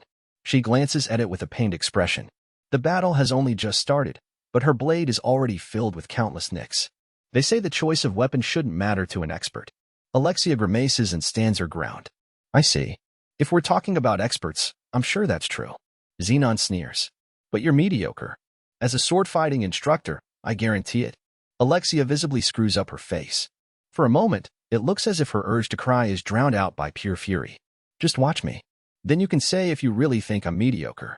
With that, she lunges at him with all the energy she can muster. Alexia knows. She knows full well she isn't strong enough to beat Xenon, and her flimsy weapon won't last long. But Alexia hasn't spent all those days training with her head in the clouds. In her mission to become as strong as her sister, she's realized her own shortcomings and worked hard to make up for them. She's observed her sister's swordplay more than anyone else and can picture every move with impeccable accuracy, which is why it's easy for her to replicate. It's a stroke reminiscent of her sister's assaults. Gee. For the first time, Xenon's smile vanishes. The sword he's blocked is filled with magic. The two swords violently clash and repel each other. They're equally matched. No. Alexia might be a bit stronger. A red line is carved into Xenon's cheek. Visibly taken aback, he looks at the blood he wipes off his cheek. I'm stunned. There is no hidden meaning behind his words. I had no idea you were hiding your strength. Xenon tilts the palm of his hand. He studies it as if checking the color of his own blood. I'm going to make you regret looking down on me. Pfft. Xenon laughs. I was certainly taken aback, but you're just a poor imitation, after all. You've a long way to go before you're the real deal. He shakes his head. You're asking for it. Since we're both here, let me give you a taste of my true power. Xenon readies his sword. Gee. The air changes as Xenon's magic takes on a sharper and deeper quality. Let me tell you one thing. I've never shown my true powers to an outsider. I'm about to show you the skills of a true swordsman, of the next generation of the rounds. The air pulses around them. That's This isn't in the same ballpark as before. Alexia has never seen an attack with so much power lurking behind it. Their skills are as hopelessly different as a genius and a clod. He may even rival her older sister. Alexia doesn't have the means to defend herself against the devastating force of the approaching blade. Her reaction is involuntary, something that's become a part of her after many years of training. There is no impact. The two swords clash, and Alexia's weapon is pulverized into fluttering bits of dust. She feels as though she's watching these sparkling fragments of mithril pass by her from far away, somewhere far from here.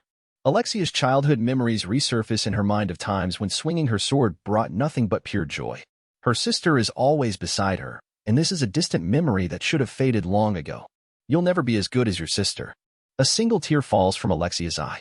You're coming with me. Falling from her hand, the measly hilt that was once a sword hits the floor with a dry, metallic clang. Click, click. There's a sound coming from the stairwell behind Xenon. Click, click, click. Someone is coming down the stairs. Click, click, click, click. When the noise ceases, there's a man in an ebony coat in front of them, dressed entirely in black. He has his hood pulled up and wears the mask of a magician. The man calmly saunters forth, stopping one step outside the range of their weapons. The man clad in ebony. So you're the feral dog who dares to nip at the colt. There's a sharp glint in Xenon's eyes as he glares at the intruder. My name's Shadow. I lurk in the darkness and hunt down shadows. His voice is as deep and as dark as the abyss. I see. You seem to have an inflated ego from destroying our smaller facilities, but you haven't even taken down one of our main fighters. You're just a coward who picks on the little guys. It seems the man who calls himself Shadow is at odds with Xenon. This is good news for Alexia, but she doesn't think this man is her ally. It doesn't matter who or what we choose to destroy. It's all the same. You're sadly mistaken. The main army of the cult is here. Today, I'll hunt you down with my bare hands. This is your fate. Xenon turns his sword to Shadow. I'm Xenon Griffey, the next one to fill the 12th chair of the rounds.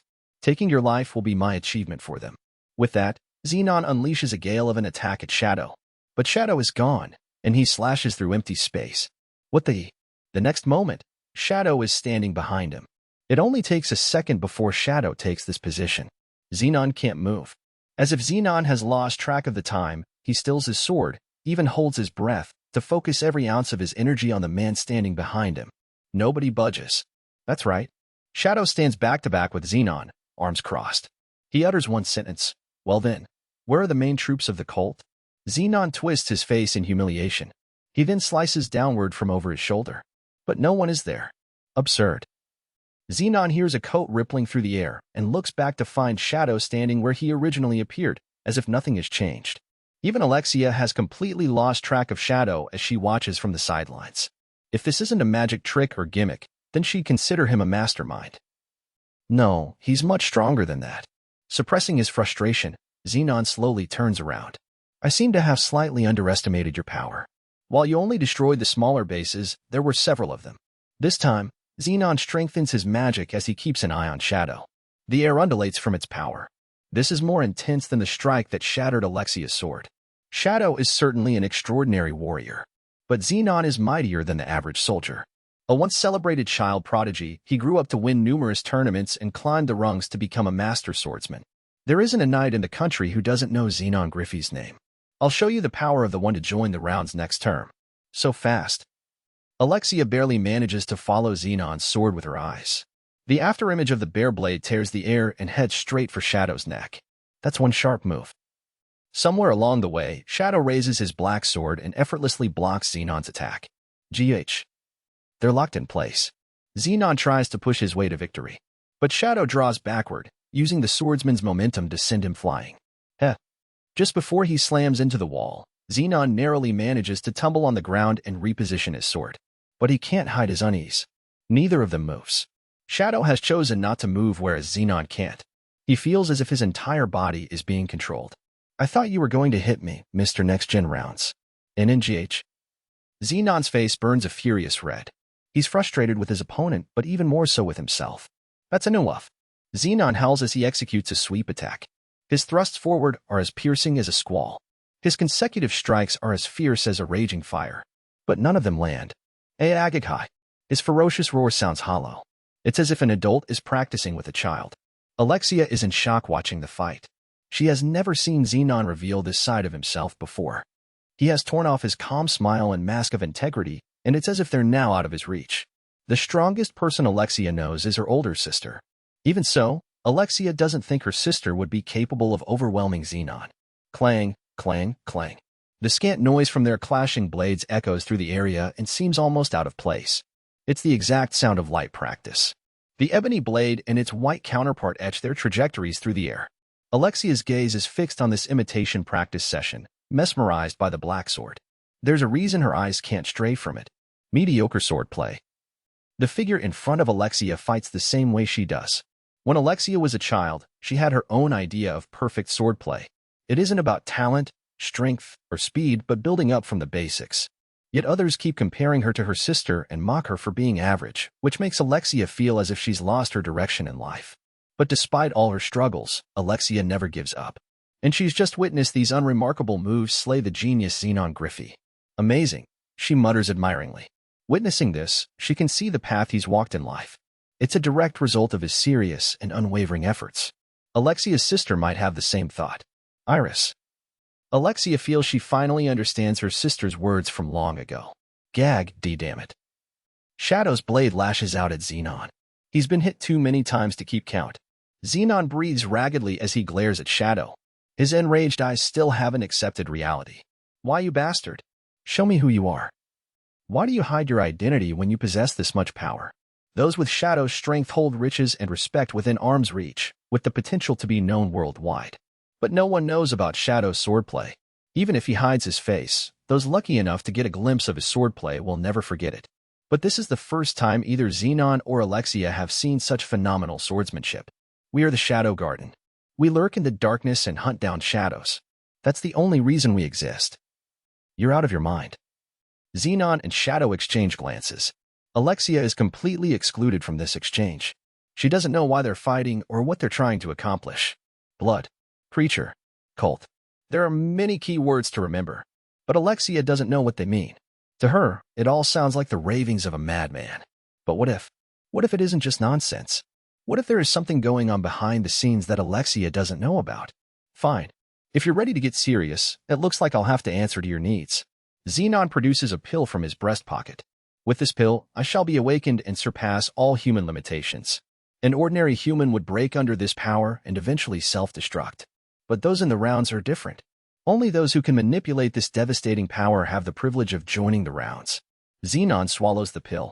I am the third awake. Xenon's wounds instantly begin healing. His muscles tighten up, his eyes become bloodshot, and his capillary vessels protrude. It looks as if he's being crushed by a tremendous force.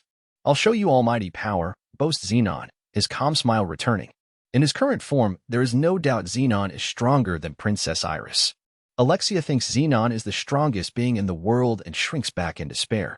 No, she would if she'd never seen Shadow's swordplay. She doesn't think Xenon's current form is the strongest at all. In fact, she thinks it's something else entirely. How ugly. That's ugly. Alexia's and Shadow's voices overlap. After all, they're striving to achieve the same type of sword technique, which is why they share the same sentiment. Did you just call me ugly? Xenon's smile slips away. Don't call that pathetic form almighty. It's a disgrace to those who are. You son of a bitch. With borrowed power, you'll never walk the path of the almighty. This is the first time in this battle that Shadow intensifies his magic. Until now, he's barely used it. It is so exceptionally precise that it's impossible to perceive. But what is this? This surge of magic shows itself in the form of blue-violet rays of light. There are hundreds of ultra-thin strands. These create a dazzling pattern as they wrap themselves around Shadow like veins. It's beautiful. Alexia is mesmerized by this sight. She isn't admiring the beauty of the lights, though, but the precision of his magic. What is this? Xenon is once again shocked. No one has ever created such beauty through magic. I'll show you true almighty power and carve it into your mind forever. Magic gathers in the ebony blade and etches out a pattern, starting to form a large spiral. Shadow continues focusing his power. It seems as if that spiral will swallow everything whole. A frightening power is absorbed into the black weapon. This is me at my peak. Shadow readies his blade in the lunging position. This stance is only to strike down an enemy. SSTO. Is the ground trembling? Or the air? Or Xenon himself? No, it's everything. Everything is rippling. Alexia notices that she's shaking too. It isn't out of fear, though, but joy. That's the final destination. That swordplay is the strongest. Watch closely. Draped in light, the ebony blade pulls back. Hidden technique. I am atomic. And releases. All sound is lost. A torrent of light shoots past Alexia and engulfs Xenon's body. It penetrates everything, consuming the walls and the earth, blasting upward into the night sky.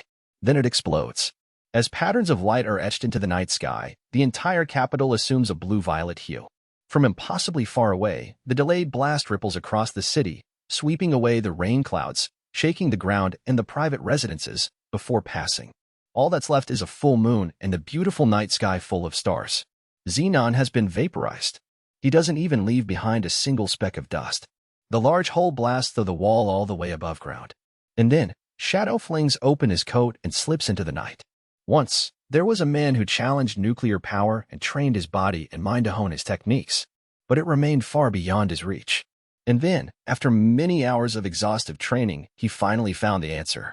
Question: how can I withstand nuclear power? A. Become nuclear power. From this, the esoteric technique I am atomic was born, and its power is most certainly comparable to a weapon of mass destruction. How long did time stand still? Alexia suddenly notices someone calling her. Alexia. Alexia. The person gasps for air and shouts from far away. It's a voice she instantly recognizes. Iris. Iris, screams Alexia, dashing out through the large hole in the wall to the outdoors. Alexia. Alexia. Iris hurries toward her. Iris. IGH. Alexia is embraced before she can tell her sister she's unharmed. Iris is soaking from head to toe, and her body feels chilly and warm at the same time. I'm so glad you're safe. I really am. Iris hugs her sister tightly. With some hesitation, Alexia wraps her arms around Iris's back. I'm sorry. I must be cold. Alexia shakes her head against her sister's chest. Tears flow from her eyes and won't stop coming. Two students stand on the roof. It's early in the summer. One is an attractive girl with silvery white hair. The other is an ordinary boy whose hair is black. This incident has been resolved on the surface, but I can sense something brewing behind the scenes. Iris is preparing to dispatch a special brigade, and I plan to help her. So we're only just getting started, says the girl. All in moderation, adds the boy. Which means you've been cleared of the charges. I really dragged you into that mess. Don't worry about it. A gust of wind passes between them, and her skirt billows to reveal her white legs. It's hot as balls out here. Can we go inside? The midday sun is beating down on them, and two shadows extend from their feet. They can hear the distant voices of the cicadas chirping. Wait, there's two things I have to say. Here, she confirms, squinting and looking up at the blue sky. First, I want to give you my thanks. You said you liked my swordsmanship, right? Well, I know I'm late, but I really appreciate it. No problem. I finally like it. Not that I attribute that development to you. Did you really have to throw in that last bit? It's the truth. They lock eyes, and he's the first to look away. Anyway, if you've learned to like your swordplay, that sounds good to me. Yeah, it is. The girl smiles. So what's the second thing? We've pretended to date until now, but Instructor Xenon died in that incident, which means I'm freed from my duties. But I do have one proposition. The girl looks sort of uncomfortable as she searches for the right words. If you're all right with it, her red eyes dart around, and her voice softens ever so slightly. Maybe we can do this a little while longer? The boy beams at her. No thanks, he answers, flipping her off. The girl unsheathes her sword in one fluid motion. That night, a student discovers a large pool of blood on the rooftop. Despite the heinous amount, there's no corpse in the vicinity. Even when the students and school authorities investigate the matter, there are no wounded or missing persons, and the case is never solved. Subsequently, this is dubbed the incident of the corpseless murder and considered one of the 7 wonders of the school. One day, out of the blue, Alexia asks her older sister something odd. Can you please tell me what kind of apology guarantees forgiveness? Iris frowns when she hears the question. What does she expect from me? She tells Alexia the obvious. There is no such thing. Which is common sense, but all of it goes in one of her disgruntled sister's ears and out the other. I hate apologizing to begin with, complains Alexia, turning away, at which point Iris throws in the towel and calls it a day. But Iris is fired up by a sense of duty to do something to help her sister. From what she gathers, her silly sister annoyed someone close to her. The problem is she hasn't made up for it yet. Iris realizes this is the first time her sister has ever asked her how to apologize. Alexia always says sorry when she does something wrong. Of course, this is a superficial apology with no real emotion, but others sharing shallow relationships with her are none the wiser. Until now, Alexia has gotten along just fine. But if she's asking how to apologize, that means she isn't referring to a fake acquaintance but to a friend. That little sister of hers has made a friend. Iris's heart bursts with happiness, a hint of loneliness, and an overwhelming sense of duty. But telling Alexia will only cause her to rebel. Iris contemplates this situation all night, but ultimately can't come up with a good solution. To start things off, Iris is very direct in conversation but has almost no social grace, as opposed to Alexia, who doesn't like to confront others. Even if Iris suggests something, she knows Alexia won't lend an ear, saying something like, "I'm getting goosebumps from being so uncomfortable," and that will be the end of it. In every way, the sisters are natural-born opposites. That's why Iris decides to rely on a certain rumor. On a rare day when both sisters have spare time, Iris invites Alexia to a department store that's been the talk of the town. "Iris, what is this place?" "It's called Mitsigoshi. I think it's all the rage in the capital. I heard they sell some tasty treats." "Treats? I don't hate that." But Alexia looks unamused. Seeing her sister's expression, Iris panics. Hey, I hear girls are really into this new snack called chocolate. Maybe you'd want to give it to someone as a gift." Alexia stares coldly at Iris. For example, a new friend. "I bet it'd make them happy." Iris is very bad at hinting at things. It's painfully pathetic to see her try to force a smile. "All right, I get the idea. Let's go inside," Alexia suggests, looking terribly bored. "Wait, we can't go in yet. Just look at the line." A crowd has formed in front of Mitsigoshi, snaking around in a long line in a frenzy. "We'll cause more trouble for them if we stand in it," she adds. As if on cue, a member of the staff immediately approaches them. "Princess Iris and Princess Alexia. Thank you for coming." "Welcome." The woman in a blue uniform politely bows and leads the pair inside.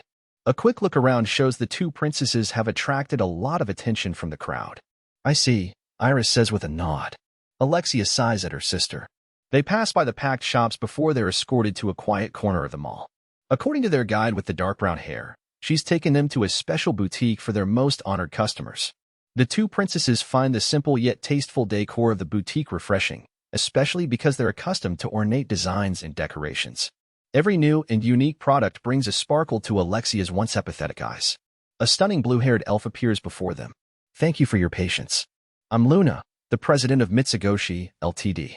Here's our newest product, chocolate." A brown, bite-sized morsel is placed in front of Iris and then Alexia. "This is called a chocolate truffle. We've only just put it on the market." "A truffle? It doesn't look very appetizing," Alexia comments, sounding indifferent. But it has a lovely aroma," interjects Iris, immediately trying to make amends for her sister.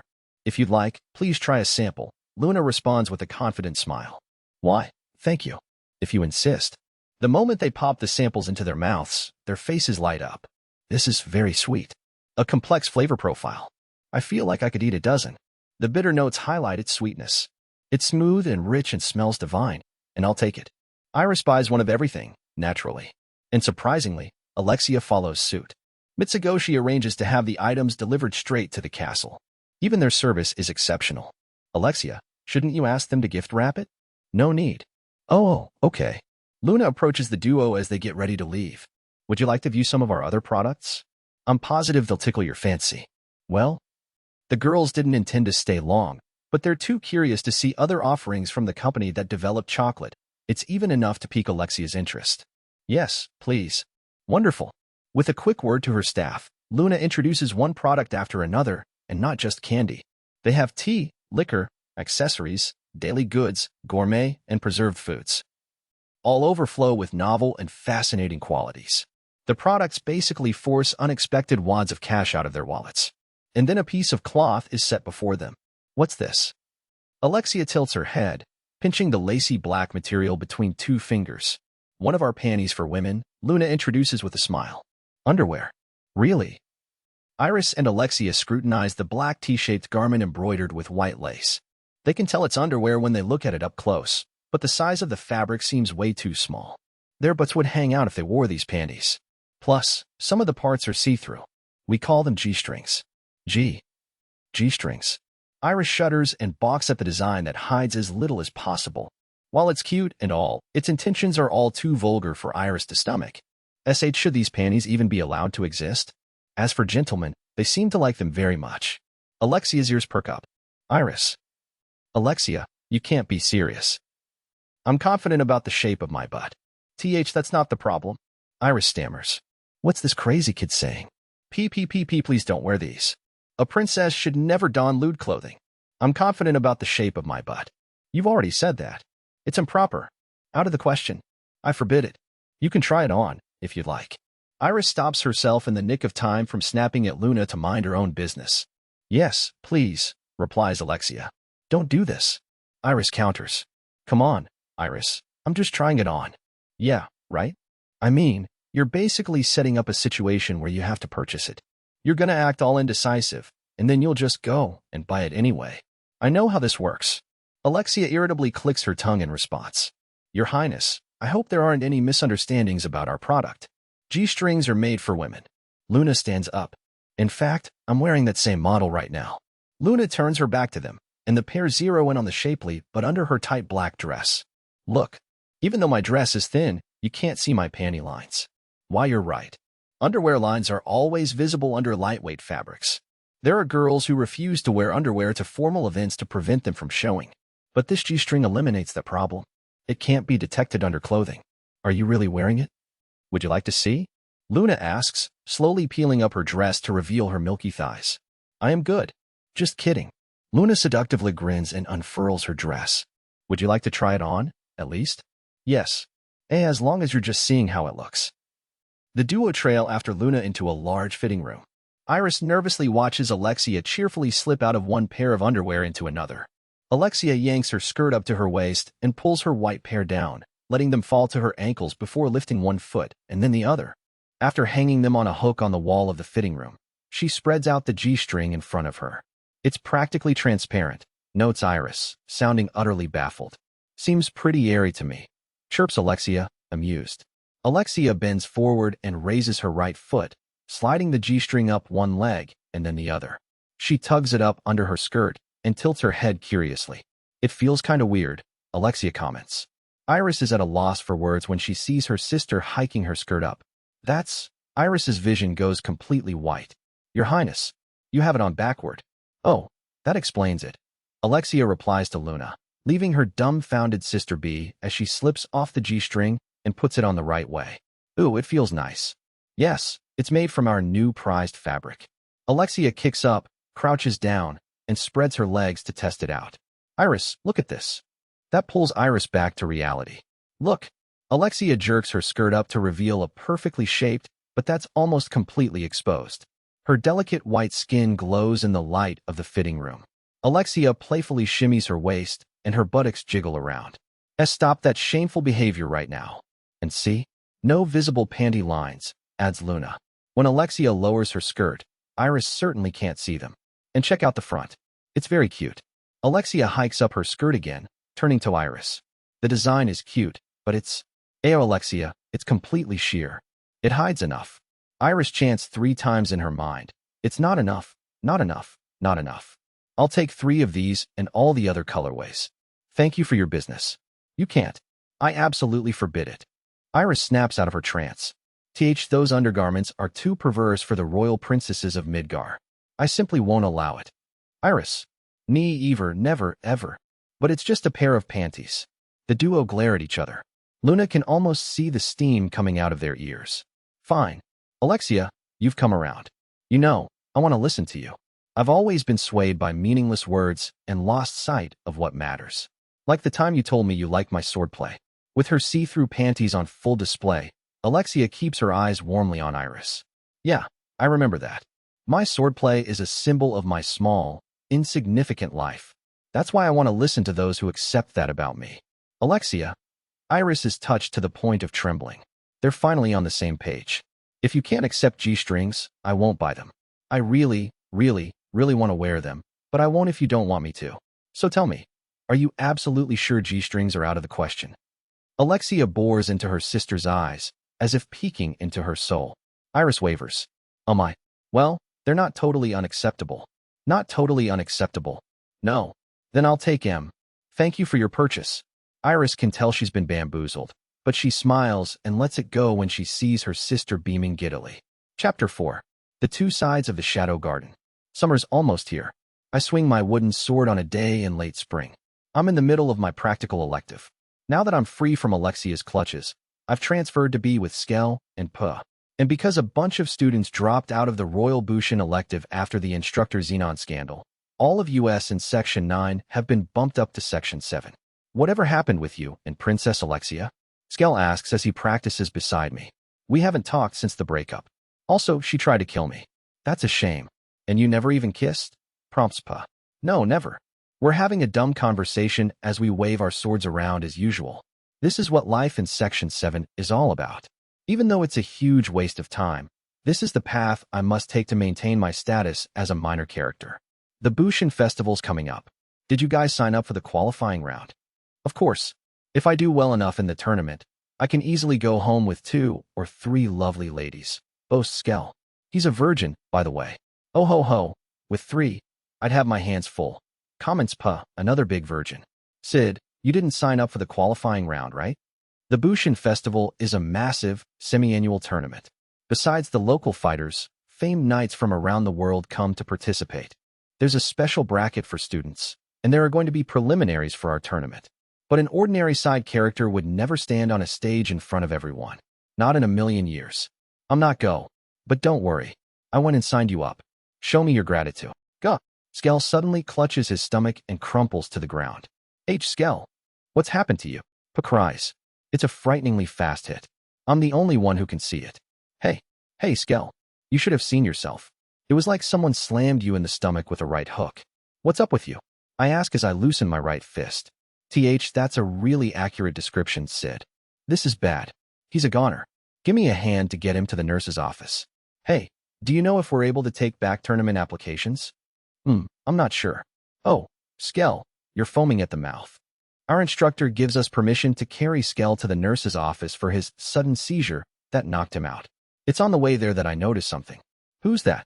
I ask about a solemn-looking group entering the school. It looks like Princess Iris is with them. Alexia is there too. Our eyes meet for a moment before she scornfully turns away. I still haven't told anyone she went all cuckoo on me and attempted to go on a wild killing spree. And I don't plan on telling anyone about the incident on the roof if she keeps her distance. With our peace treaty, she can kill whomever she pleases. Her swordplay seems to have really improved, and I think it's great that she's trying to get stronger. Well, as long as she doesn't try to kill me, that is. By the way, I heard Princess Iris is coming to campus to request some kind of investigation. Pa doesn't look it, but he's always in the know. The Midgar Academy for Dark Knights is a massive building that contains the Midgar Academy of Science. I hear they conduct research and do science-wise stuff. I dunno. I see. Wait, didn't Alexia mention Iris is building a new army? After Pa and I watch the Night Order enter the building, we drop Skell off in the nurse's office and just skip class. There are a few people engaging in a discussion in a large reception room. We'd like to ask you, the most distinguished scholar in the kingdom, to interpret this artifact for us. Continues a beauty with scarlet locks, Iris, holding a large pendant-shaped object. But I'm just a student. Object's a lovely young girl with hair as pink as a peach upon taking one look at the artifact in question. Everyone in the world knows about your incredible work. You're Sherry Barnett, the best researcher in your field. No one could do it better than you. But it's a good opportunity for you. You should give it a try. Interrupts a man in his early 40s, encouraging Sherry. Assistant Principal Lutheran Barnett. You can call me father. You know, Lutheran nudges gently, chuckling. In return, Sherry smiles awkwardly. Sherry, it's your time to go out into the world of professional research. Princess Iris's request will bring you closer to the bright future that's waiting for you. But I'm not. Don't I say it all the time? Have confidence. I know you can do this. You're the only one who can. Lutheran places a hand on Sherry's slender shoulder. Fine, I'll do it. Iris hands Sherry the artifact. An ancient alphabet? It's written in a secret code, Sherry observes. There is a religious group that calls themselves the Cult of Diablos. This artifact was in their facility. They seem to be doing research on ancient civilizations, but we don't know the details. There must be a connection between the code and the ancient civilizations, explains Iris. Well, you certainly came to the right person. Sherry scrutinizes the object. I want a member of the Night Order to guard it, Iris adds. What do you mean by guard? Asks Lutheran. In all truth, the Cult of Diablos, that religious group, is after that artifact. That's unsettling. Lutheran sharpens his gaze. We originally obtained this from their facility. Of course, this isn't the only item we've confiscated. We've been storing other classified documents and objects in our warehouse. but I'm embarrassed to admit that an unidentified person burned down our warehouse the other day. This artifact is all that remains. Oh, I've heard about the recent fire. Which reminds me, Princess Iris, you established the new Knight Order after that. Yes, but it's still quite small. I believe it's called the Crimson Order, correct? I see you've brought your Crimson Knights here today. I have. Are you that distrustful of the previous order? Iris doesn't reply to Lutheran's razor-sharp question, looking back at him without changing her expression. I'm fine by me. I'll approve up to 2 guards, concedes Lutheran. 2? Well, I guess that won't be a problem if I'm guarding the artifact. Iris looks troubled. The work of the Knight Order will experience delays if Princess Iris is off-site. The speaker is a broad-shouldered knight sitting to Iris's left. He's muscular with a beard as bushy as a lion's mane. A large scar runs across his cheek. Indeed. Glenn, I leave the guarding to you. Understood, Your Highness, he says with a bow. Iris, I'll help, too, says Alexia from Iris's right. If you split up the guards, fewer knights will be available to respond to the Ebony incident. Iris goes silent. The Crimson Order has its hands full, and I know who he is. I'm perfect for this role. But, Alexia, you're still a student. I'm a student, but age is irrelevant if you've got skill. You said it yourself. No, I didn't. That's what you've just told Miss Sherry. Alexia grins confidently at her peeved older sister. And you used to be so cute, mumbles Iris. I heard that. Anyway, Iris, I want to know. I want to know why they're doing this, and if they plan to oppose us. But it's going to be dangerous. I know. The sisters silently exchange glances. Fine. I formally request that you accept low-risk missions only and to the degree that it doesn't interfere with your schoolwork. Thank you. Alexia smiles and bows. I hope all goes well with the artifact. Iris addresses Sherry after letting out a deep sigh. That evening, I try to cancel my application for the preliminaries after class. Thank you. I bow and leave the student services office. Well, how'd it go? Skell and Po approach me outside the office. They were waiting for me.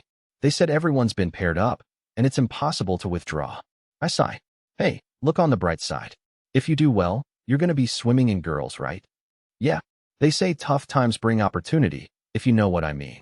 I shake my head. I don't care if I win or lose. I just don't want to do it. Geez, you're hopeless. Come on, I'm going to introduce you to this special shop.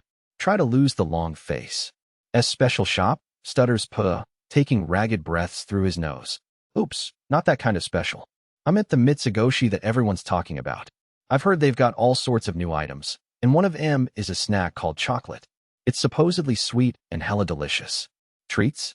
I'd love some. You doofus. It's not for you. Skell slaps Per atop his head. We're gonna give the chocolate to girls. You know, women go gaga for you if you give him something sweet. Oh, I get it. Spoken like a true professional, Skell. You always teach me so much. I know, right? Crows Skell, feeling full of himself. Come on, Sid. Let's get going. Let's go, Sid. There's a sparkle in their eyes. Fine. I'll go. I agree with a sigh. I have to admit, I'm a bit curious to see what the chocolate of this world is like. Skell takes us to the main street in the capital. The bustling evening streets are overflowing with people, and every store in this super high-scale area seems packed to the brim. Mitsigoshi is more crowded than the rest of the shops by a long shot. Wow, it's so friggin' cool. A brand new, swanky building stands tall in the sky, trendy to the point that it seems almost contemporary. I haven't felt this out of my element since I walked into a high-end store in my past life. There's an enormous line snaking out from the entrance. All the people waiting for their turn seem to be members of noble families or their guests. One glance is all I need to know these are wealthy, special customers.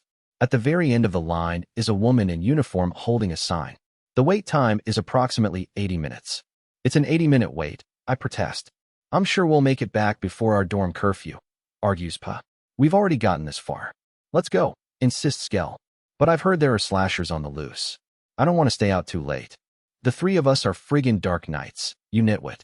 We'll slash him right back. Skell pats the sword on his lower back. Why, you're right. Did you say slashers? I ask, interrupting their conversation. I've heard there were recent killings in the capital, happening at night. And they've been carried out by expert fighters who've already taken down members of the Knight Order, whispers Pa. Ooh, creepy. I wouldn't be caught dead walking around at night. A slashing cutscene? Sounds fun. Sign me up. Chop chop. If we don't get in line, we won't make it in time for curfew, presses Skell. Pa and I trudge to the end of the line. Hi, MMIM. Why, you're pretty. Gigi got any hobbies? Skell attempts to pick up the employee with the sign as soon as we get there. But she flashes him a battle-hardened smile and proceeds to ignore him before staring at me with a cheerful grin for reasons unknown. Excuse me, sir. Could I have a moment of your time? She's an exquisite woman whose face is calm and refined with dark brown hair that matches the color of her eyes. Her work uniform is a short and simple navy blue dress marked with the Mitsigoshi logo. It reminds me of the flight attendants I saw in my past life. Who? Me? I ask, pointing to myself. Yes. Please participate in our short survey. A survey? That's a rarity in this world. Sure, I guess. Thank you. I'll take the survey too. As so will I.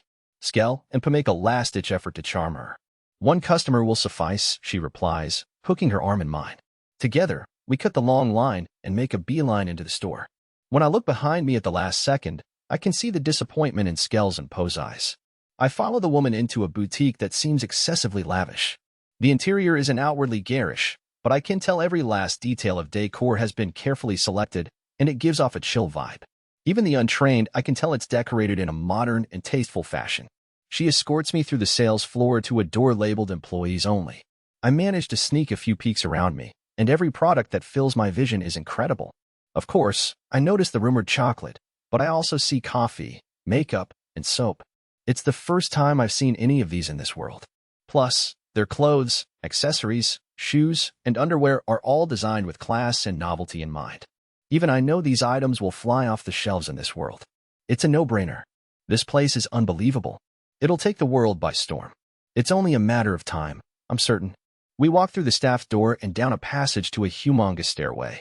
I swear I've seen it in a certain movie about a luxury cruise ship. We ascend the stairs and continue walking through a bright and spacious hallway. At the very end of the hall is a large, sparkling door carved with exquisite engravings. Two lovely ladies stand in front of the door. They bow to me and open it slowly. What lies beyond is a space that looks like an enormous hall. There are tall pillars that resemble those in ancient Greek temples and marble floors that glisten under the light. A red carpet has been unfurled, extending to the back of the room and flanked by 2 rows of attractive women. The moment I set foot in the room, they all kneel simultaneously. So how about that survey? An enormous chair has been positioned in the backmost part of the room. A crimson sunset pours down from the skylight and onto that delicate masterpiece. The seat remains empty. A lovely blue-haired elf stands next to it. She's a refined woman with a model-esque figure covered by an entrancing black dress. I know that face. We've waited a long time for you, my lord. Another woman stoops down to one knee with the elegance of an actress. Gamma. She's the 3rd original member after Alpha and Beta. Anyone can tell she's a genius by taking one look at her clever face and sharp blue eyes. That's Gamma, the brains of the Shadow Garden. Gamma is clever, I give her that. But she has one major flaw. Her nickname is Gamma the Weak. Even though she's one of the longest-serving members in the 7 Shadows, Gamma is the weakest by far. To backtrack, the 7 Shadows refers to the first 7 members of the Shadow Garden. I chose that name because it's badass. Obviously. When it comes to fighting and physical activities, Gamma's instincts are fatally poor. If Delta is the most talented fighter in the 7 Shadows, Gamma is the worst. I personally think the 2 of them are similar. If I said that out loud, I bet Gamma would blow her fuse and Delta would tremble with mirth, but I know for a fact they're the same type of person. I learned 2 things when I was teaching Gamma and Delta how to fight. 1. Intuition is wasted on an idiot. 2. Intelligence means nothing without intuition. At that point, I decided to try giving them the same instructions, infuse your /attack with a bunch of magic. And that's all. I was suggesting they physically pummel the shit out of their enemy, which is the brutish method I find absolutely abhorrent. That's right, my core beliefs crumbled before this duo without pomp or circumstance. If I even think about that day, I get a headache. Yeah, let's not go there. Forget about it. Nice to see you again, my lord. Gamma gracefully walks toward me like a model on a runway. Her hips sway salaciously as I listen to the heart-stopping tap, tap, tap of her heels against the floor. Zikes. She trips and falls over nothing. These heels are too darn tall. And she blames it on her shoes. Gamma clutches her nose as she rises to her feet. Meanwhile, the women around her break into a lightning-fast whirlwind to produce shorter pumps. Well, then. Come this way, master. Gamma continues as if nothing happened, sauntering forward in totally different shoes. But I don't really mind. There are only 2 ways to react when a girl embarrasses herself. Either pretend not to notice or go all out and tease her. Even though I'm in the former camp myself, there's something I have to say. Your nose is bleeding. The girls around her hastily wipe the blood away. All right, this way, my lord. I glance at Gamma's burning red cheeks. She hasn't changed a bit. She escorts me to the giant chair, where I take a seat. The view is fantastic. Mighty fine, indeed. There's a big and open space where a scarlet glow tumbles in through the skylight, and 2 rows of hotties are kneeling beside the red carpet. It's as if I become king, the king of the Shadow Realm. Gamma must have spent a fortune preparing this set for me. My heart is pumping. I'm moved to the core. I cross my legs, rest my cheek in my left hand, and raise the other, focusing my blue-violet magic into my palm and shooting it into the heavens. It almost blasts into the ceiling before it dissolves into a myriad of lights that flood the entire room. Receive your reward. There is a downpour of light, falling upon the kneeling girls and temporarily dyeing their skin a bluish-violet. It only replenishes energy, promotes magic circulation, and heals minor wounds. In other words, nothing much. I'll treasure this day forever. Gamma's voice wavers as she kneels at my side. Her performance is very convincing. But she isn't the only one trembling. All the lovely ladies on both sides of the long red carpet are quivering, and some are even weeping. The employee who brought me here sniffles through her tears. Gamma is the perfect director for her troupe of actresses. You've done well, Gamma. By the way, I have a question about this company. Yes, back to business. From the chocolate to the products on the sales floor to the architectural design of the building, I can't imagine them coming from this world. Ask me anything. Is this Mitsigoshi merchandise based off my stories? Gamma has always been interested in picking my brain for some reason. Every time Delta beat the living shit out of her, she would pester me in tears, begging me to tell her a story. That was when I told Gamma about my shadow wisdom, which included randomly embellished stories about chocolate and the other goodies in Japan from my past life. Yes, my lord. I've only recreated a fraction of the divine knowledge that you've imparted unto me. ISC. I only told her she could make chocolate by throwing together bitter beans and sugar and waiting till it hardens, calling that knowledge is overkill. And how did she recreate all this? This must be what it means to have a brain. I mean, she's even smarter than me. But that doesn't bother me. The world has its fair share of geniuses and idiots. That's all there is to it. But I do have one question. Do Alpha and the others know about this company? Of course. Oh, I get it. They've fallen into their usual shindig of leaving me out. I understand if it's hard for them to include the only guy here in their clique of girls, but come on. And have you been making money? Right now, we have shops in every major city both domestically and abroad. Our business is expanding at a rapid pace. But how long will we be able to hide in the shadows under the guise of a company? This is the most important consideration. What's with the cheesy, slipshod setup? It's unnecessary. Just get to the point. Basically, she's telling me that everyone is raking in dough from my knowledge. Everyone but me. If they just gave me a teeny tiny portion of it, I wouldn't have scrounged for cash or chased down coins like a dang dog. Whatever, it's fine. The girls have prepared this huge prop for me, so I can't complain. But if I could just have a little slice of the pie. I hope you don't mind me asking this, but could I borrow a few zenny? I'll pay her back someday maybe. Yes, I'll prepare it right away, Gamma responds quickly. She gives orders to the woman who brought me here. A few moments later, a wheelbarrow full of coins rolls into the room, as tall as a mountain. I've never seen this many sparkling coins in one place. This is easily over 1 billion zenny. This is a bit. I can't borrow all this. I could never pay them back. Is this not enough? I'll send for more right. No, it's fine. I stop Gamma mid-sentence and reach toward the coins, making a big show of thrusting my hand into the mountain. The coins loudly clink together. Now I've got their attention locked on my right hand. I concentrate with all my might.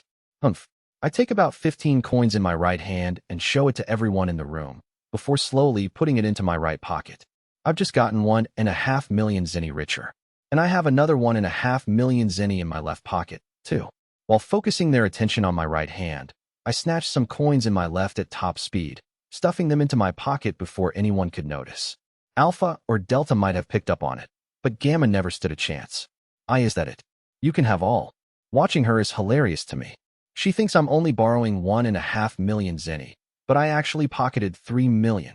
That's enough for now, I say, holding back laughter. All right, take this back. Gamma claps, and the gaggle of women roll the wheelbarrow away. Gamma kneels before me. My lord, I think I know why you've come today. It must be about the incident. Yes, I nod. What incident?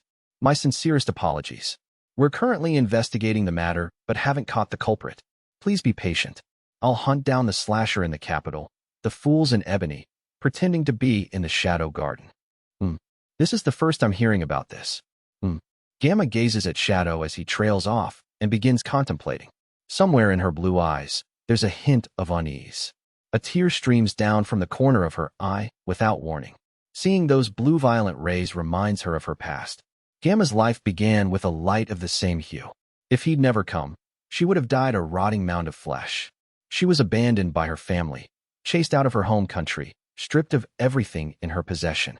She fell into an abyss of pain and fear and disappointment, and the one who rescued her was the boy who produced the blue-violet light. She would likely never forget that glow for her entire life. To Gamma, it represents the light of survival.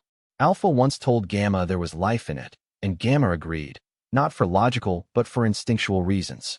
It didn't just heal external wounds, but a much deeper part of the soul. When she touched the bluish light, it was as if she was released from her shackles, liberated from something holding her back. She finally felt like she had reclaimed her identity. On that day, she was reborn. The moment she received the name Gamma, she vowed to devote her new life only to him. While her intentions were sincere, she was the least powerful member of the Seven Shadows. She was defeated and surpassed by newer members, left crawling on the ground and deeply humiliated. Somewhere along the way, Gamma realized she couldn't beat her peers. It didn't matter how hard she trained. She was in anguish. What was she worth? She would rather die than display her stupidity and bring everyone down. But he randomly called out to her the day she planned to end it all, and he imparted his shadow wisdom to her. That insight showed her how to fight with her intelligence over strength, and she dived headlong into his ways. And since she thought this was her only chance at survival, she literally put her life on the line to recreate his shadow wisdom. When Gamma looks back on it, she's certain he recognized her pain, that he shared his knowledge because he knew she was hurting and had foretold the path she would walk in life. It made her feel forlorn. It saddened her to know he was out of her reach. Does Shadow need me? Tears well up in her eyes whenever she thinks about it. But that's why she needs to wipe the tears away and keep fighting. She'll make the Shadow Garden bigger and stronger, a more suitable organization for Shadow, and on that day, she believes her wish is certain to come true. I see. Very interesting. His voice pulls Gamma back to reality. I think I know who did this. I'll take a look around. Gamma's chest tightens when she hears his omniscient tone. She'd failed to help him once again. He could surmise the correct answer with a snippet of information. Even if she mobilizes all her subordinates, he could easily find hints she never could. But Gamma refuses to give up.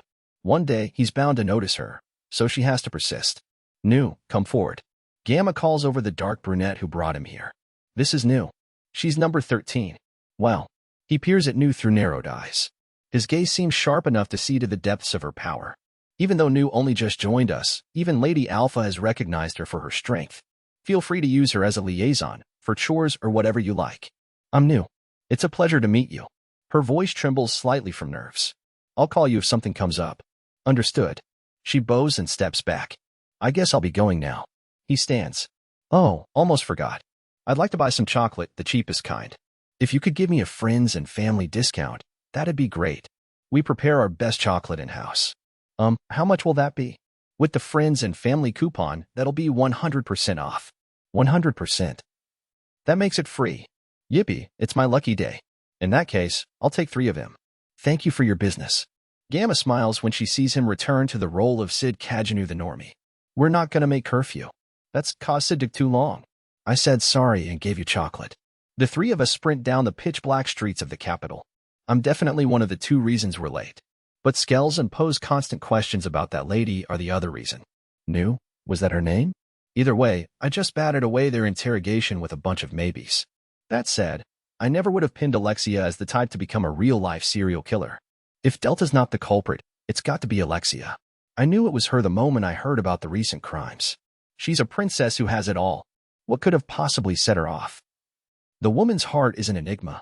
You know, I don't look down on mass murderers. That's a way of life. But sullying the name of the Shadow Garden is a whole different story. Those unfortunate souls won't be getting away with this. Hey, did you hear that? Nope, nothing. Skell and Poor running ahead of me as they talk between themselves. It doesn't seem they heard it well, but to me, it was crystal clear. It was the sound of 2 blades colliding, which means people are fighting nearby. I stop in my tracks. Yo, what's wrong? We're gonna miss curfew. The duo pause shortly after I do. I point to a back alley. I'm gonna go take a shit. They look like they can't believe I'm for real. If I don't go now, it's gonna stream down my legs when I run. That's an emergency. A question of curfew or pride. Their faces turned serious. You guys go ahead. I don't want anyone to see me. EW. Gotcha. I won't tell anyone you took a dump outdoors. No matter what anyone says, I think you made the right decision. Oof, I can't hold it in. Hurry. Just leave me behind. Sid. We'll never forget you. Sid. Even if you poop outside, we'll always be friends. Go. Go. The pair turn on their heels and book it out of there. After I watch them skitter away, I head down the back alley, following the sounds of a duel. When I trace it to its source, I'm in the heart of the dark alley. Two dark knights are in the midst of a fierce battle. There's no doubt in my mind that the one in the school uniform and short skirt is Alexia, but the other is a masked man dressed entirely in black. Something obviously isn't right. I could understand if Alexia wore jet black, pretending to be in the Shadow Garden, but not the other way around. I climb to a rooftop and covertly watch them from above. Give it up already. There's no way you can win, says Alexia. She seems to have the upper hand. The man in black isn't necessarily weak. He just can't touch Alexia, who greatly improved with her recent training. His black coat is torn and tattered, and his blood is dyeing the cobblestones a dark crimson. One final push will determine the winner. Why do you kill the innocent? Is that why you fight? We are the Shadow Garden. Just now, the man in jet black definitely said, Shadow Garden. Is that the only thing you can say? Is that what the man Shadow seeks? We are the Shadow Garden, the man in jet black repeats himself. Without a doubt, this man is the Shadow Garden imposter. Sorry for doubting you, Alexia. It looks like you're innocent. My sincerest apologies. But why is this guy impersonating the Shadow Garden? That is the obvious next question, and I know the answer all too well. I can fully understand him, because I am who I am. The answer is adoration. This man is enamored by the Shadow Garden and secret masterminds. I can't say I blame him. I mean, my whole journey began because I loved shadow brokers. I fell in love with the hidden commanders in movies, anime, and manga and started imitating them. This imposter walked that same path and found the Shadow Garden. Yes, he's the Shadow Garden's first follower in the world. A warm feeling rises in my chest. I'm just happy to know a total stranger accepts us in our ways. I'm glad to know I've chosen the right path. But this is unforgivable. Why? Because I'm a mastermind. If I forgive those who tarnish my organization's name, then I no longer am one. Right now, we can both call ourselves shadow brokers, and I won't stand or settle for that. It's over for you. When Alexia thwarts his counterattack by knocking the sword out of his hands, I feel another energy drawing near. It's over for you. Alexia sends his sword flying, which clangs onto the cobblestone road. HNGH. Alexia tumbles, evading a sudden attack from behind. She blocks another rapid strike, drives her foot into the assailant's stomach, and swiftly backs away. Glaring at her new opponents, she steadies her breath. There are two more Dark Knights dressed in jet black. Alexia clicks her tongue as she watches the first man lift his sword. This makes 3, and she guesses they're all strong, too. Against one of them, she could win easy. She has a good chance of taking 2 down. But to fight against 3 opponents is... It isn't very nice to pit 3 of you against a dainty girl. I pray they humor her with an answer. How about 3 one-on-one battles? Or is that no good? She suggests. They're slowly surrounding her from all sides. She's making sure her back is covered as she inches away. Hey, look behind you. The moon is beautiful tonight. One man nears her back, and she keeps him in check with her eyes. Their swords dart around with small movements as they attempt to gauge the other's intentions. Oh my, you're not going to look? I think you should. Alexia smiles. Her red eyes glisten in the moonlight. Because there's a lovely lady behind you. GR. She gets him. Alexia moves instantly, swinging her bare blade down to slice her blockhead opponent who turned back to check it out. Die. She doesn't say it out loud but sneers at him instead. She rips through the black cloak, spraying fresh blood. But the cut isn't deep enough. She just needs one more hit to finish him. And in that moment, Alexia suffers a blow to the abdomen. Ugh. A black boot sinks into the side of her body, and she can hear her ribs snapping under impact. As she spits blood and slashes her weapon, she jams her sword into the black boot. But the enemy evades her attack at the last second, and her blade bounces off the cobblestones. The men are too far to attack. Alexia hacks up blood and wipes her mouth. Her hand is stained red. At this point, she successfully distracted 2 of them, but there is one left, the one who kicked her to stop her from killing the other man. Alexia glares at him spitefully. 3 against 1. The numbers haven't changed. But the situation has gotten worse. 2 of them are unharmed, and the other is severely injured but capable of using his sword. She can't ignore the last man. On the other hand, Alexia's lungs are punctured by her broken ribs. They'll kill me, she thinks. I guess this is it. Alexia extracts a red pill from a pocket on her school uniform. She secretly nabbed the drug before the warehouse burned down. She's against brutish swordplay, but she prefers it to death. Alexia brings it to her lips. While praying that her impromptu strategy will work, she raises the pill to her lips. At that moment, something inky comes down from the sky, landing as silently as an owl gliding through the night. The black blade bisects one opponent, from which blood erupts. The suffocating stench of gore penetrates the alleyway. With a sharp swing, the man in ebony, Shadow, splatters the blood off his sword in a red line along the wall. To the fools who mock the name of the Shadow Garden. This is Shadow, the strongest being in existence. He's the one who demonstrates perfect swordplay and the one she could never forget. Is Shadow fighting them? That's what it looks like. Pay for your sins with your lives, Shadow continues. In the next moment, the men in jet black are set in motion, making an instant decision to spring from the cobblestones, bound off the wall, jump onto the rooftop, and flee. How pathetic. Shadow moves to pursue them. Please wait. Her voice stops him in his tracks. He turns back slowly, fixing his eyes on her. Her sword trembles violently. She realizes she is doing something stupid. I am Alexia Migar, one of 2 princesses in this kingdom. Shadow just stares at her. She knows he can take her life if he feels like it. State your purpose. What are you fighting for? Who are you fighting against? And do you pose a threat to my country? Shadow turns his back to her. Stay out of it. Ignorance is bliss. Wah. Wait, if you're saying you oppose the kingdom. And what would you do if I did? She's taken aback by his bloodlust. Faced with an insurmountable force, she instinctively cowers. But defying our instincts is what makes us human. I'll fight you. I know you're going to try to kill my big sister, and I can't let that happen. Shadow lets his coat billow behind him. I understand your swordplay. I may not be able to now, but someday, I'll... Kill me, he guesses. With those parting words, Shadow vanishes into the darkness. Alexia murmurs in the dark to herself. Yeah, that's right. Silence returns to the night. Deserted and alone, Alexia clutches her stomach and huddles into herself. Her sword falls from her quivering hands. She knows she's done something stupid, but she's recently discovered a reason to fight, to protect the few things she holds dear, her only sister and her one friend. This isn't good. Alexia is about to pass out. She knows something bad will happen to her if she blacks out in the alleyway. She tries using the wall to lift herself up. Alexia. Alexia. A voice calls to her in the distance. Hey, Iris. Iris. Over here. Alexia. The footsteps draw closer.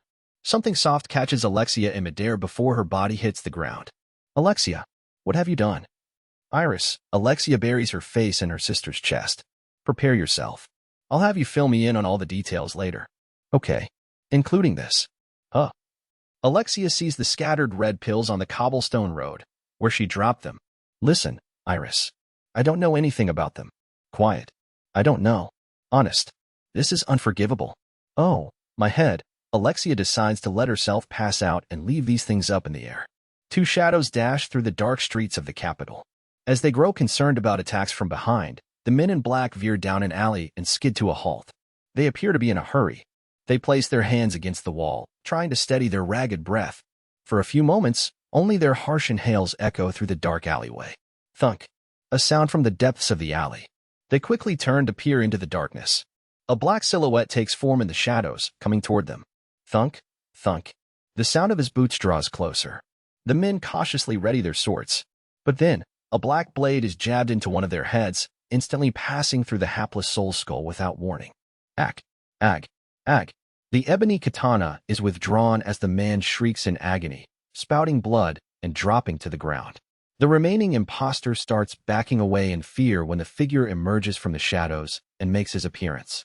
In a black coat, he possesses a sword and keeps half his face hidden behind a magician's mask. Did I keep you waiting? His voice is deep, as if resounding from the depths of the earth. Eek! Yelps the man in black as he steps backward. Why are you afraid? He asks. Did you really think you could escape? The man in black turns to flee. Wah! Great work, Master Shadow. He turns to find a woman standing there. She's alluring and elegant, wearing a short dress. You secured the culprit in no time at all. I'm in awe, she comments. Is that you, New? Yes, she replies, continuing the conversation with the assassin sandwiched between them. He backs up against a wall. Please leave the rest to me. I'll extract information from him. The man in ebony lowers his sword. Don't mess this up, he warns. Understood. He turns on his heels and vanishes into the darkness. The lovely woman bows her head as she watches him depart. The beauty and the man in jet black are left in the narrow alley. The latter is fully armed, but the former is weaponless in a dress and heels. The man acts quickly. With a series of rapid slashes, he stabs the unarmed girl to death. At least, that's what he hoped to do. With her dress upturned, she rends the night asunder with her white, sensual legs. Ka-chink. The man's sword falls to the cobblestone road. There's a beat before 8 of his fingers drop next to it. Ag. It's hard to tell if he's trying to retrieve his 8 fingers or his sword. With only the thumbs remaining, he extends one of his hands. But it's crushed by a high heel. Jaya. With that, an ebony blade emerges from the toe of her stiletto. The blood from his fingers flows over the cobblestones. I'm not as kind as Master Shadow. He can hear the bitterness in her voice. The man looks up to find a gaze cold enough to freeze him to death. Don't think I'll let you die in peace. With the hem of her dress rippling through the air, she slams his chin with her milky knee. The next morning, a ghastly corpse is found hanging over the main street in the capital. There is a message written in blood on its stomach. The path of fools. The face of the dead man is warped with agony and fear.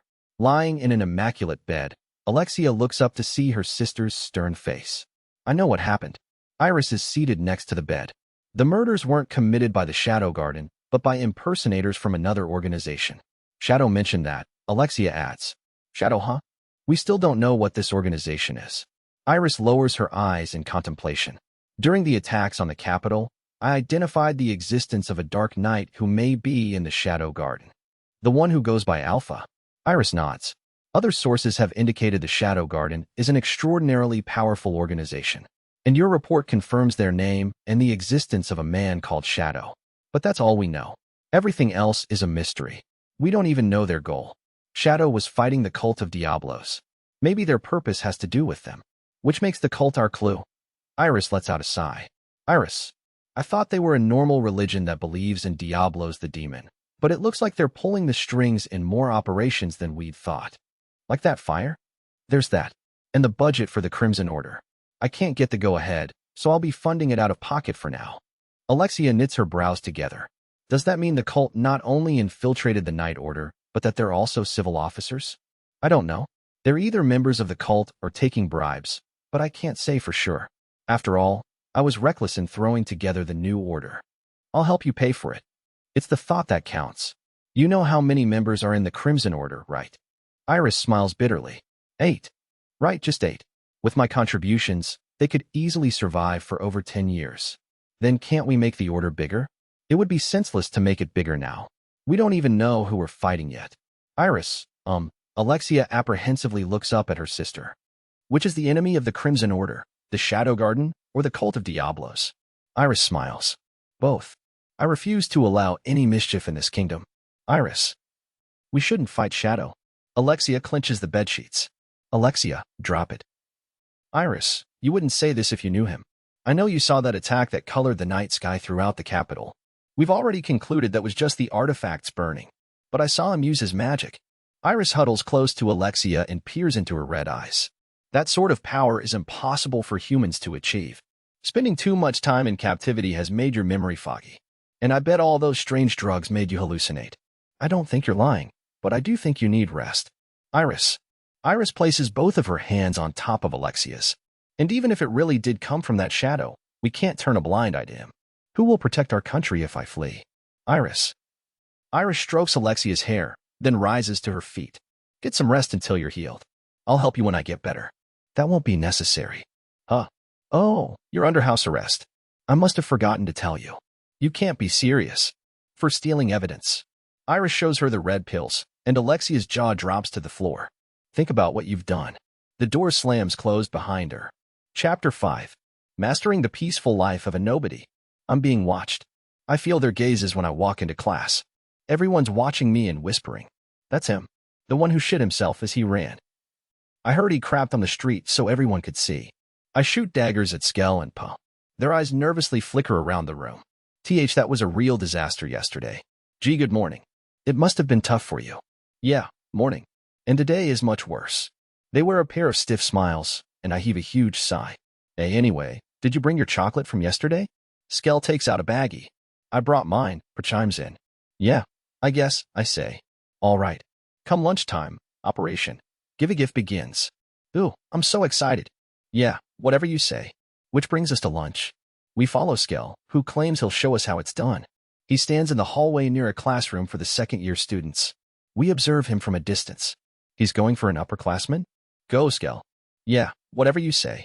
After a few seconds pass, a cute girl exits the classroom. I'm here. Skell holds out the chocolate. Hey, you got some business with my fiancé? A pair of large hands clutch his shoulders. There's a crazy buff senior behind him. Oh, I just... Let's take this outside. To talk it out. The two of us ignore his distressed stare and turn away. Let's go.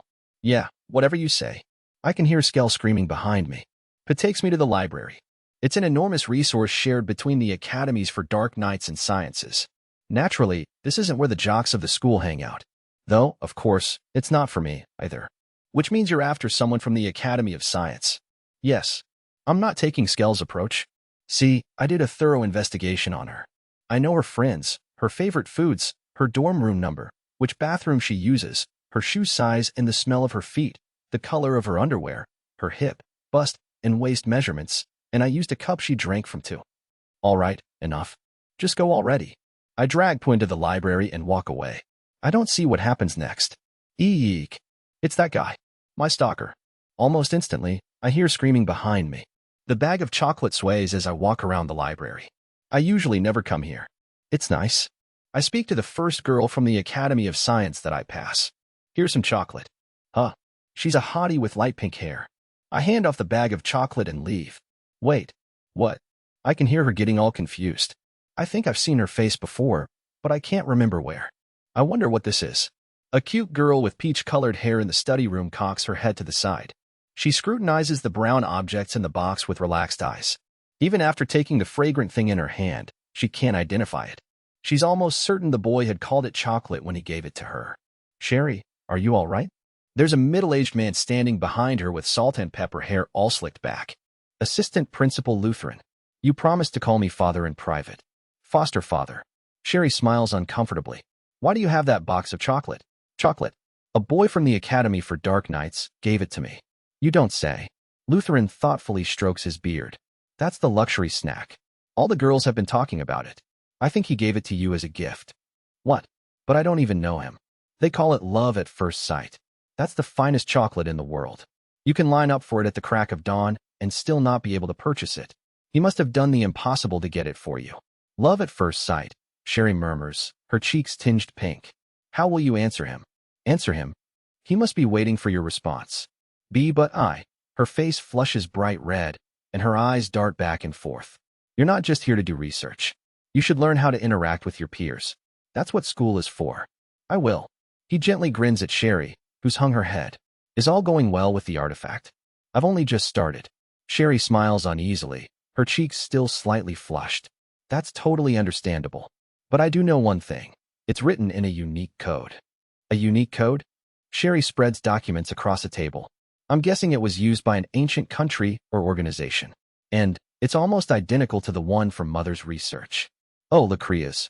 She was a great researcher, too. Lutheran closes his eyes, as if remembering the past.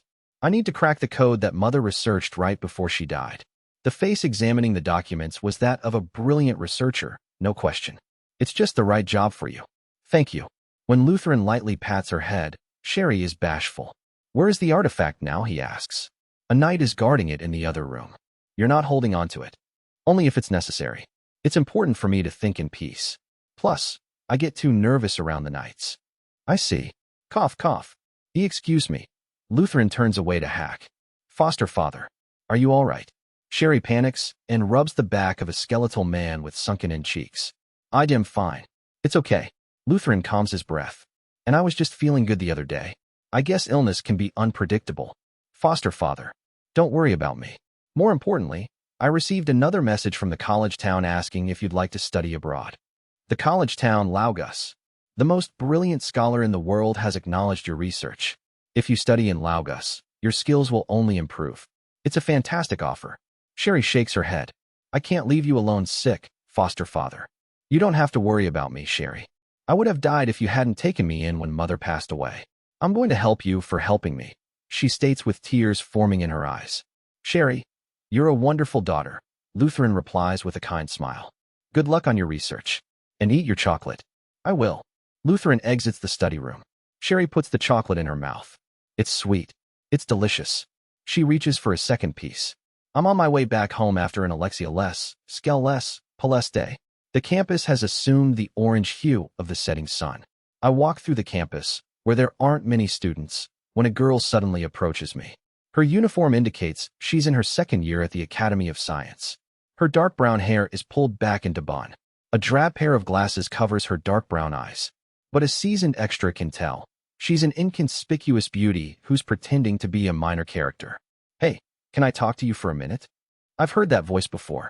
No, I whisper. She nods in reply. It's crazy how a change of hair and makeup can conceal an elegant woman. Are you planning on going to school here? I ask in a hushed voice. No, I'm just borrowing the uniform. It helps me blend in with the others. I see. I don't know most of the students here. As long as she's in uniform, there's a good chance she'll stay undetected. Where do you want to talk? Let's head to that bench. There's no one near the seats that overlook the campus, and the two of us sit under the dazzling glow of the sunset. New surveys the academy. Behind her glasses, she narrows her eyes. If her life had gone differently, she would have been in her second year. Until the day she was abandoned for being possessed, she always believed she would have a peaceful, successful future. But that ended up being nothing more than a fantasy. For little did she know, everything she took for granted, her friends, family, life itself, rested atop a thin tower of ice. Nu was a happy child who didn't know what lurked underneath that fragile construct. Her eyes observe the students in envy and sorrow, and she recognizes a few of their faces. In many social circles, Nu was known as the daughter of the Marquis, living an affluent lifestyle. But that time in her life has passed. She's been erased from the history of her household, as if she never existed. She wonders how many of her friends still remember her. Maybe they talk about her. But she guesses they'd rather spread hateful rumors. That's what happens to the possessed. There's no reason she has to meet Shadow at school in daylight, but she can't relinquish her last shred of hope. She wants to believe she has a place in a tranquil corner on this campus. She wants to relish in this foolish dream. Nu smirks. She has no place to call home, but she has comrades who share the same goal. And sitting right next to her is her beloved master. He started fighting all by himself. Even if he was the last man in the world, he would continue to fight. His existence is what keeps the Shadow Garden afloat. People are frail and want to rely on something definite. If God is essential to Earth, then Shadow is essential to the Shadow Garden. But she believes he's better than God. If she opens her eyes, she can see him, and if she reaches out, she can touch him. What's up? There's something on you. Nu wipes a stray thread off his shoulder and looks at his profile. Please don't tell Gamma about this. She'd be so mad if she found out I snuck onto campus in broad daylight. You got it. But I was really surprised. That makeup makes you look totally different. My face is bland, so it's easy for me to change my appearance. I've always been good with makeup. I guess you could call it one of my old hobbies. Wow, and your Mitsigoshi persona? When I'm there, I make myself look much older than I really am. I see. By the way, how old are you? It's a secret. Nu flashes a beguiling smile. I'm here to report on the incident yesterday with the man in black. Great. I interrogated the pretender but couldn't get anything out of him. I suspect rigorous brainwashing destroyed his psyche. Judging from his other physical characteristics, I believe he is a third child. The children of Diablos. If the cult finds impoverished orphans or young citizens who possess even the slightest bit of magic, its members will snatch them from the streets and raise them in a special facility. There, the children undergo brutal training and brainwashing. They're loaded with drugs, and it's said that fewer than 10% of them manage to graduate. The third children are those in the 10% who are deemed worthless. They only exist to be sacrificed and abandoned. With minds too corrupted to delete classified information, the thirds are more powerful than the average knight. The seconds are mentally stable. The few firsts in existence are said to be the greatest warriors in the world. Nu doesn't tell Shadow that, of course. She doesn't think she has to explain common knowledge to him. The cult is clearly pulling the strings in these incidents. I imagine their purpose is to lure us in. But that isn't their only goal. The other day, we confirmed the existence of a named first child in the capital. He's called Rex, the game of betrayal. I'm guessing they're gathering for a particular purpose. Right now, we're not sure where Rex is, but we're currently investigating the matter. The named children. They are the children of Diablos who have made extraordinary contributions to the cult. Most of the named are first children, but there are rare cases of a second. There are named who have risen through the ranks to the Knights of Rounds, which is why it's said this title is the gateway to success. And one member of the Shadow Garden used to be a named first child. All this information has been provided by that same woman. But New skips over these details, of course. She figures he already knows this. Please be careful. The cult is up to something. We'll keep investigating and report back as soon as we know more. The evening sun is sinking beneath the horizon. This dim glow of the sun turns the clouds vermilion. New fans her neck, which is slightly sweaty from the heat, and stands up. After stretching beside her, Shadow rises to his feet. There could have been a future where they spoke as lovers and spent their days together at school. New smiles wistfully, imagining what might have been, and even if it's a moment of indulgence. Hey, don't you know how to escort a lady? Escort? You mean like this? He sticks out his left arm, and she links with him, walking side by side, and smiles. This was the future she should have had. A male student screams from far away. Shit spiller. New crossly clicks her tongue. She recognizes the boy who ruined the mood. He's the piece of trash who would constantly hit on her in social circles. She decides to beat him up afterward. Next to her, Shadow looks around nervously for some reason. New squeezes his left arm. Who's the strongest Dark Knight in school? 2 years ago, the answer would have been Iris Midgar. After she graduated, there would come a time when no champion reigned over the Midgar Academy for Dark Knights. At least, that was what everyone thought. But a champion appeared out of the blue. An unexpected person assuming an unusual form rose to absolute dictatorship over the academy. And her name is Rose Oriana. She's a transfer student from the land of art and culture, known as the Oriana Kingdom, where she is daughter of its ruler, King Raphael Oriana. The Oriana Kingdom and the Midgar Kingdom are allies. And although she was expected to transfer to the Midgar Academy for Dark Knights, no one ever imagined she'd become the unrivaled champion at school. Frankly, it doesn't matter whether it was expected. The problem is Rose Oriana is my opponent in the first round of the preliminary tournament. I do have the option to withdraw. Skell got tough love from an upperclassman in a body slam. Who got disciplinary action for sneaking into the girls' dormitory, which basically means I can get out of the preliminaries if I make up an excuse. But now that I think about it, losing to the undefeated champion in the first round is exceedingly normcore. It's fitting for a minor character. There's no mistaking it. I won't be withdrawing.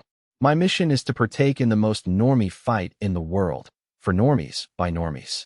Which is why I'm now drawing my sword in front of a huge audience. Princess Rose Oriana is standing right before my eyes. With her honey-colored locks elegantly curled, Rose dons stylish fighting gear and wields a slender sword. The curves in her face are gentle, her figure is stellar, and everything about her is just plain chic. It's what one could expect from the princess of the country of the arts. To top it off, Rose is also student council president despite being a transfer student in her second year. Thanks to her beauty, strength, and popularity, people are cheering enough to rock the stadium. No one is shouting my name. I sort of wish they would cheer for a fellow countryman, but whatever. This is the stage for a side character. The best one of all. My sword violently shakes in my hands. I wonder if I've ever felt this nervous before a fight. She could claim victory, commit murder, vaporize me without a trace, but that's all too simple. No one wants to see a cop-out. They want to see me lose harder than anyone else. How does one define norminess? I'm stepping into philosophical territory here. But have no fear. I've mastered the 48 hands of minor mystery technique in preparation for this day. Rose Oriana versus Sid Kajanu, the judge announces. Electric sparks shoot from our eyes. Her honey-colored irises and my normie ones. Hey, Rose Oriana, can you keep up? Keep up in the ultimate fight with a background character. Let the battle begin. Rose's rapier begins dancing through the air the moment the match starts. It draws beautiful, sharp spirals as it approaches my chest. If I was a real side character, I wouldn't be able to react in time. But I can see it. I see it and I don't flinch. I can't let her see a single reaction. Why? 'Cause that's how we roll. I won't move an inch until the rapier hits my chest. The tip of the weapon is blunt for this preliminary round, but that doesn't mean I'll come out unscathed. The rapier touches my chest. At that moment, I make my move. Without showing any other movements, I lunge back using the strength in my toes, and I use the force of the rapier pushing against my chest to add a spin. From a secret pocket near my wrist, I tear open a bag filled with blood that I collected for this day. All this has taken less than 10 deciseconds. I'm spinning backward as I spout blood like a fountain. Pleeg. As a ruby tornado, I create a beautiful masterpiece of splattered blood. I call this my hidden normie technique, spinning guard, bloody tornado. I clumsily bounce off the floor and roll over. The cheers from the audience shake the arena. Guh, Gaia. I slice open another bag and start spewing blood everywhere. It's perfect. Everyone in this venue totally buys that I'm a side character. I almost flash my pearly whites after my perfect 10 performance, but I stop myself. It isn't over yet. That's right. This isn't the end. Gurg, argh. I rise to my feet, pretending I'm literally 10 seconds away from death. Yeah, that's because there are still 47 techniques left. How is he standing? Rose Oriana is stunned by the boy who keeps getting back up no matter how many times she knocks him down. He's soaked in blood, and no one can tell if he can lift up his sword. He doesn't look like he can fight. No, it's a miracle he can even stand. Although her sword is thin, her attack certainly isn't light. The tip of her blade may be blunt, but the magic inside of it is real. If she got one decent shot, he'd be rendered useless. But exactly how many times has she hit him? It wasn't just once or twice. Even though he endured at least 10 strikes, he still rises to his feet with unrelenting vigor. How is he still standing after all that? His body has exceeded its physical limits, but his eyes seem devoid of death. His fierce gaze tells her he still has something left to do. That's right. His soul surpasses the limitations of the body, and his unyielding soul is holding his broken being together. His valor leaves a deep impression on Rose. How badly does he want to win this battle, and why? He must have a reason he can't allow himself to lose. There is an immense difference in skill. He doesn't have so much as a 1 in a million chance, but even then, he refuses to give up. His fiery eyes glare at Rose. It isn't over yet. This isn't the end. Rose is moved that the tenacious spirit of a hero can defy death in the face of an undefeatable opponent. She has great respect for him, offering her deepest apologies for assuming it'd be an easy victory. He's certainly hopeless when it comes to a sword fight, but as for the battle of spirits, Rose has completely lost. You'll perish with my next attack, which is why she chooses to end it quickly. If he keeps this up, he'll get up until he dies. That, and she didn't want to kill a promising young fighter. No one is cheering in the arena anymore. Everyone watches the boy in horror. Her sword reaches the apex of magic on this day. The sky quakes, and the people in the audience, concerned, mumble to one another. Looks like you're not giving up. His eyes burn brighter and brighter, not even slightly fearful of her oncoming attack, but instead displaying an insatiable determination to fight. He leaves her with no choice but to unleash her full power. Rose's sword hums through the air. Stop. That's enough. This battle is over. The referee steps between them and ends the match. He judges it would be too dangerous to continue. Rose is relieved, simply put, but the boy feels differently. Come on. I've still got 33 left. His eyes are screaming, I can still fight. The winner is Rose Oriana. A mighty applause congratulates Rose. She waves back at the audience before bowing deeply to Sid, who's in a heap on the floor. I was almost brought to the first aid office after preliminaries, but I slip away when no one's looking. That was a close one. If anyone saw I was unscathed, it'd be a huge mess. Had I stayed any longer, I might have had to start taking swings at myself. I leave through the player entrance and walk down an empty hallway. I guess I'll have to wait until next year to show off the rest of the 33 esoteric techniques. Or I bet I'll have a good opportunity to use them before then. An unfamiliar student calls over to me out of the blue. I don't recognize her voice. I'm not sure, but I feel like I've seen this peach-haired cutie in her uniform for the Academy of Science before. Are you hurt? I've just barely avoided. Anything serious, maybe. I casually pose with my hand to the wound on my chest. I'm glad to hear that. I watched your fight. Oh, really? I don't usually watch battles, but I thought it was really cool the way you stood up over and over again. Cool. Yeah. Her cheeks turn pink, and she nods. To think a normie is cool. Geez, she has weird taste. I guess there were a lot of spectators, so it isn't too odd there were oddballs in the bunch. Here, she timidly holds out a small pouch. What's this? I baked you cookies. In return for the... It must be a thank you for putting on a good show. Thanks. I figure why not? And take them. She smiles cheerfully. If you wouldn't mind, I'd like to start off as friends. Friends? Sure thing. My general policy is to not embarrass women, with a few exceptions. Yay. Foster father. I've made a friend. Foster father? I follow her line of sight to see a middle-aged man walking toward us.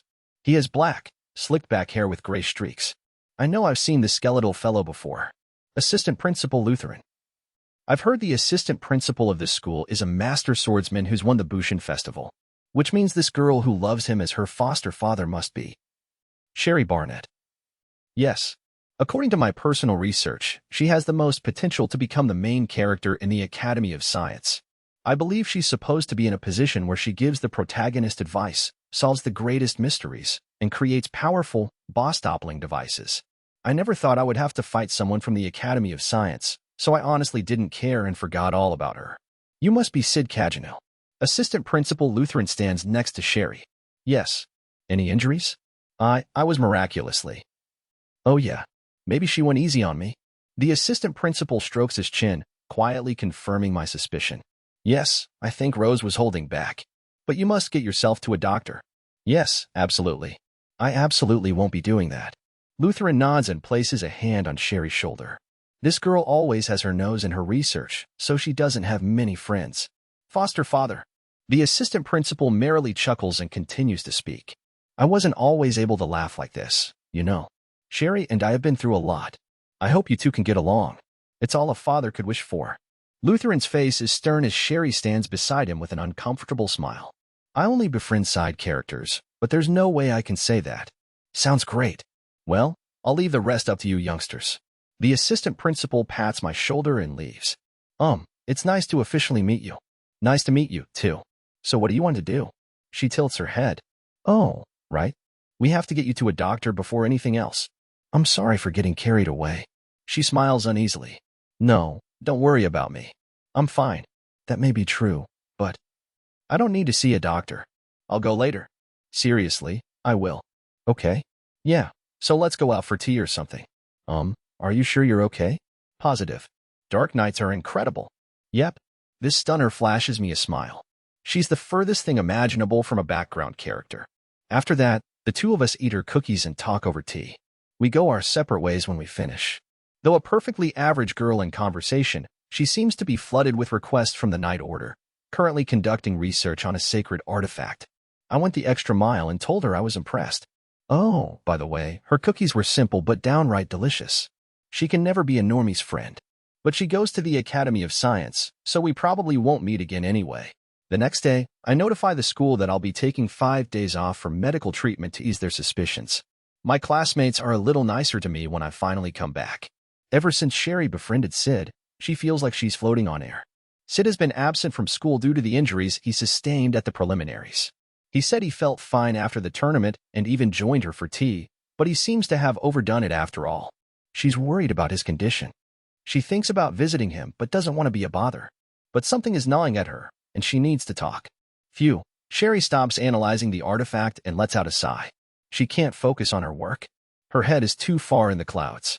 The afternoon sunlight flows into the study room. No matter what she does, he's all she can think about.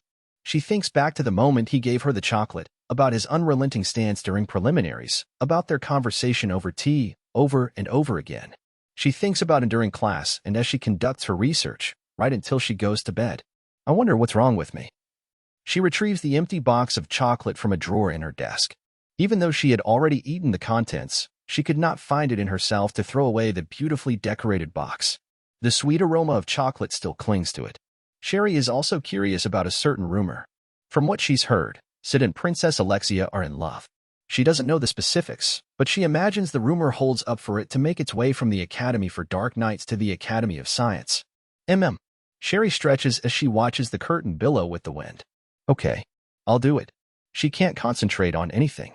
Sherry decides she has to talk it out in person. Knock, knock. Sherry gives a few quick raps on a door in the dormitory for girls. That's where the student in question is supposedly under house arrest. It's me, Sherry Barnett, the second-year student at the Academy of Science. She introduces herself through the door and waits for a response. Hello, replies a voice at the same time the door swings open. Is there anything I can do for you, Sherry? Yes. Apologies for the sudden visit. Come on in, suggests the room's resident, Alexia. Her place is spacious and serene, much larger than the average dorm lodgings. Sherry is told to make herself at home and perches on the couch. Would you like black tea? I've also got coffee. Seems to be really popular recently. Oh, I don't need anything. It's no trouble. Oh, okay. I'll take a coffee. All right. Alexia begins gracefully brewing a pot. Sherry starts getting nervous. I'm in my second year, and she's only in her first. No need to get worked up, she reassures herself with nonsensical logic, thinking it's all good because she's Alexia's senior. But on second thought, Alexia is royalty. Maybe this isn't such a good idea.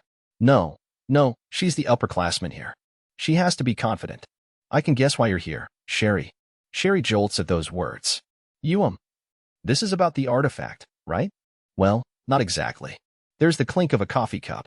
Alexia places it on the table in the midst of an awkward lull in the conversation. Here you go. Thank you very much. Alexia takes a seat opposite Sherry. Whoa, that's bitter, Sherry whispers after taking a sip. It's easier to drink if you add milk and sugar. Oh, okay. Sherry didn't mean for Alexia to hear that comment, but it looks like she did. Sherry's automatic reflex is to add tons of milk and sugar and chug it. Oh, it's so good. Gee, great. Those are the finest coffee beans from Mitsigoshi. I'm glad you like it. Mitsigoshi. Oh, the place that sells chocolate. You know, that place really is something. This coffee is so sweet and creamy. Yeah, it sure is, Alexia comments, looking as if she wants to say, because you're basically drinking sugar and milk. So what can I do for you? Oh, right? Yes. Sherry puts down her cup, looking slightly pained as she mumbles. Actually, I'd like to ask you something. Okay. Like, if you've had a boyfriend recently and stuff. I'm sorry. And if you went out with Sid Kajanu and whether you're still together and stuff. Alexia scrutinizes her face to find out if she's being serious. Sherry's eyes are darting around the room, and there's obvious tension in her shoulders. Alexia guesses she may not be good at conversation in general. She's picked up that Sherry is nervous, but Alexia can't figure out the reason behind her question. We broke up? Alexia speaks as calmly as possible. Really? Phew. Sherry sounds elated, as if she feels relieved from the bottom of her heart. Alexia's cup clinks as she sets it down. Oh, but does that mean you actually dated?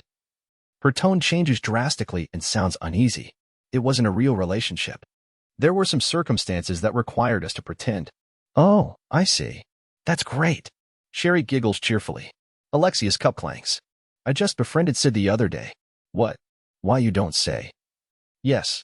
I couldn't stop thinking about your relationship. Was that the only reason for your visit? Yep.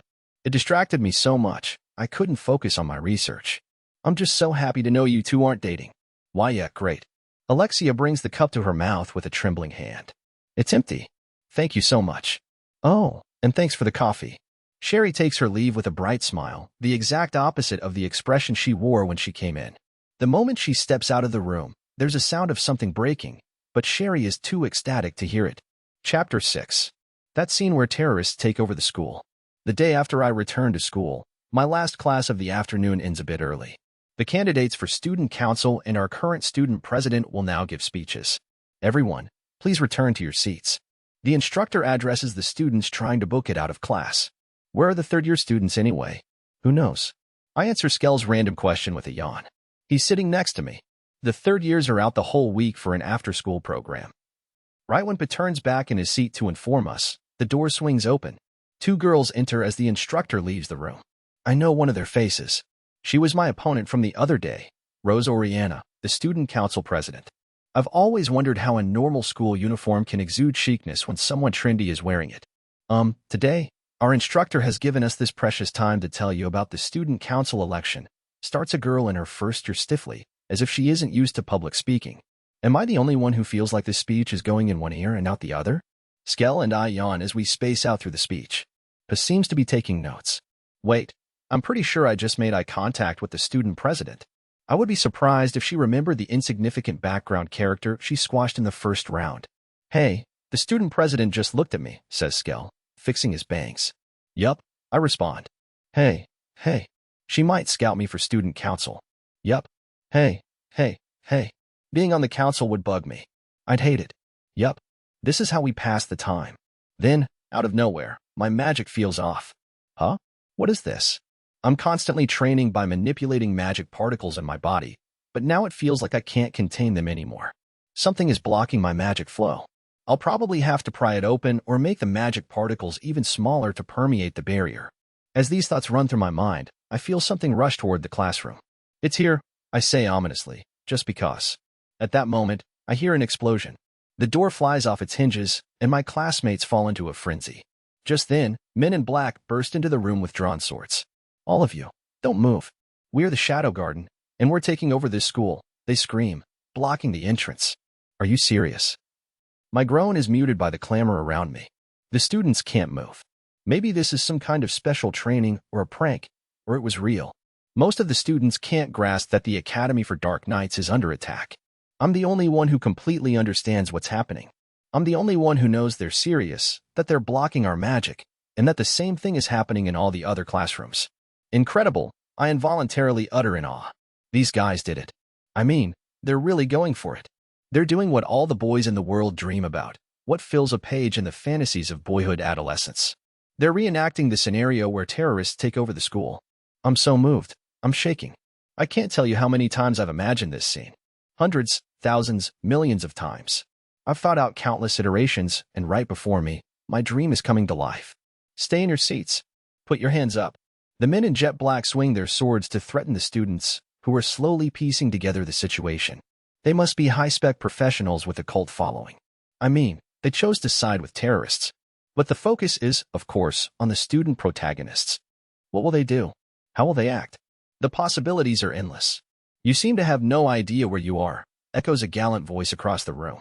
A girl with a sword on her waist has confronted them. Take over the Academy for Dark Knights? You must be out of your mind. Rose Oriana is standing up to them, completely alone. I think we asked you to put down the weapon, Missy. No, she wields her rapier. Humph. You'll be a good lesson for the others. He readies his katana. This is bad.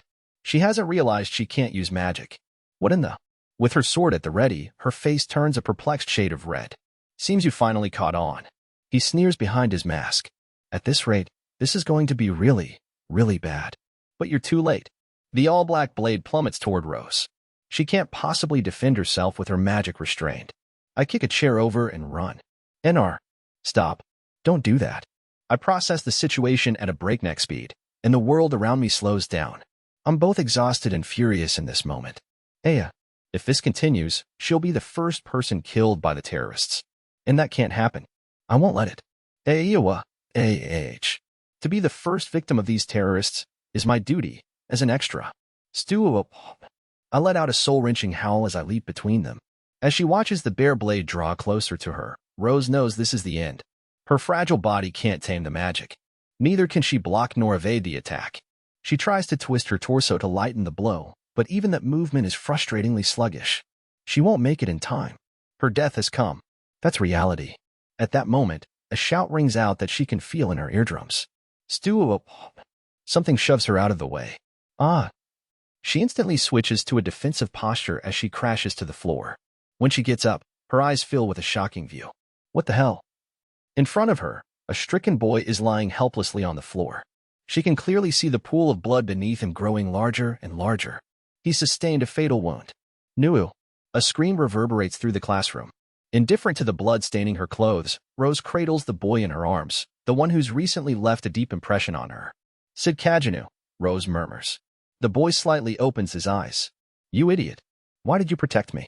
They only met the other day. They've never even spoken properly to each other.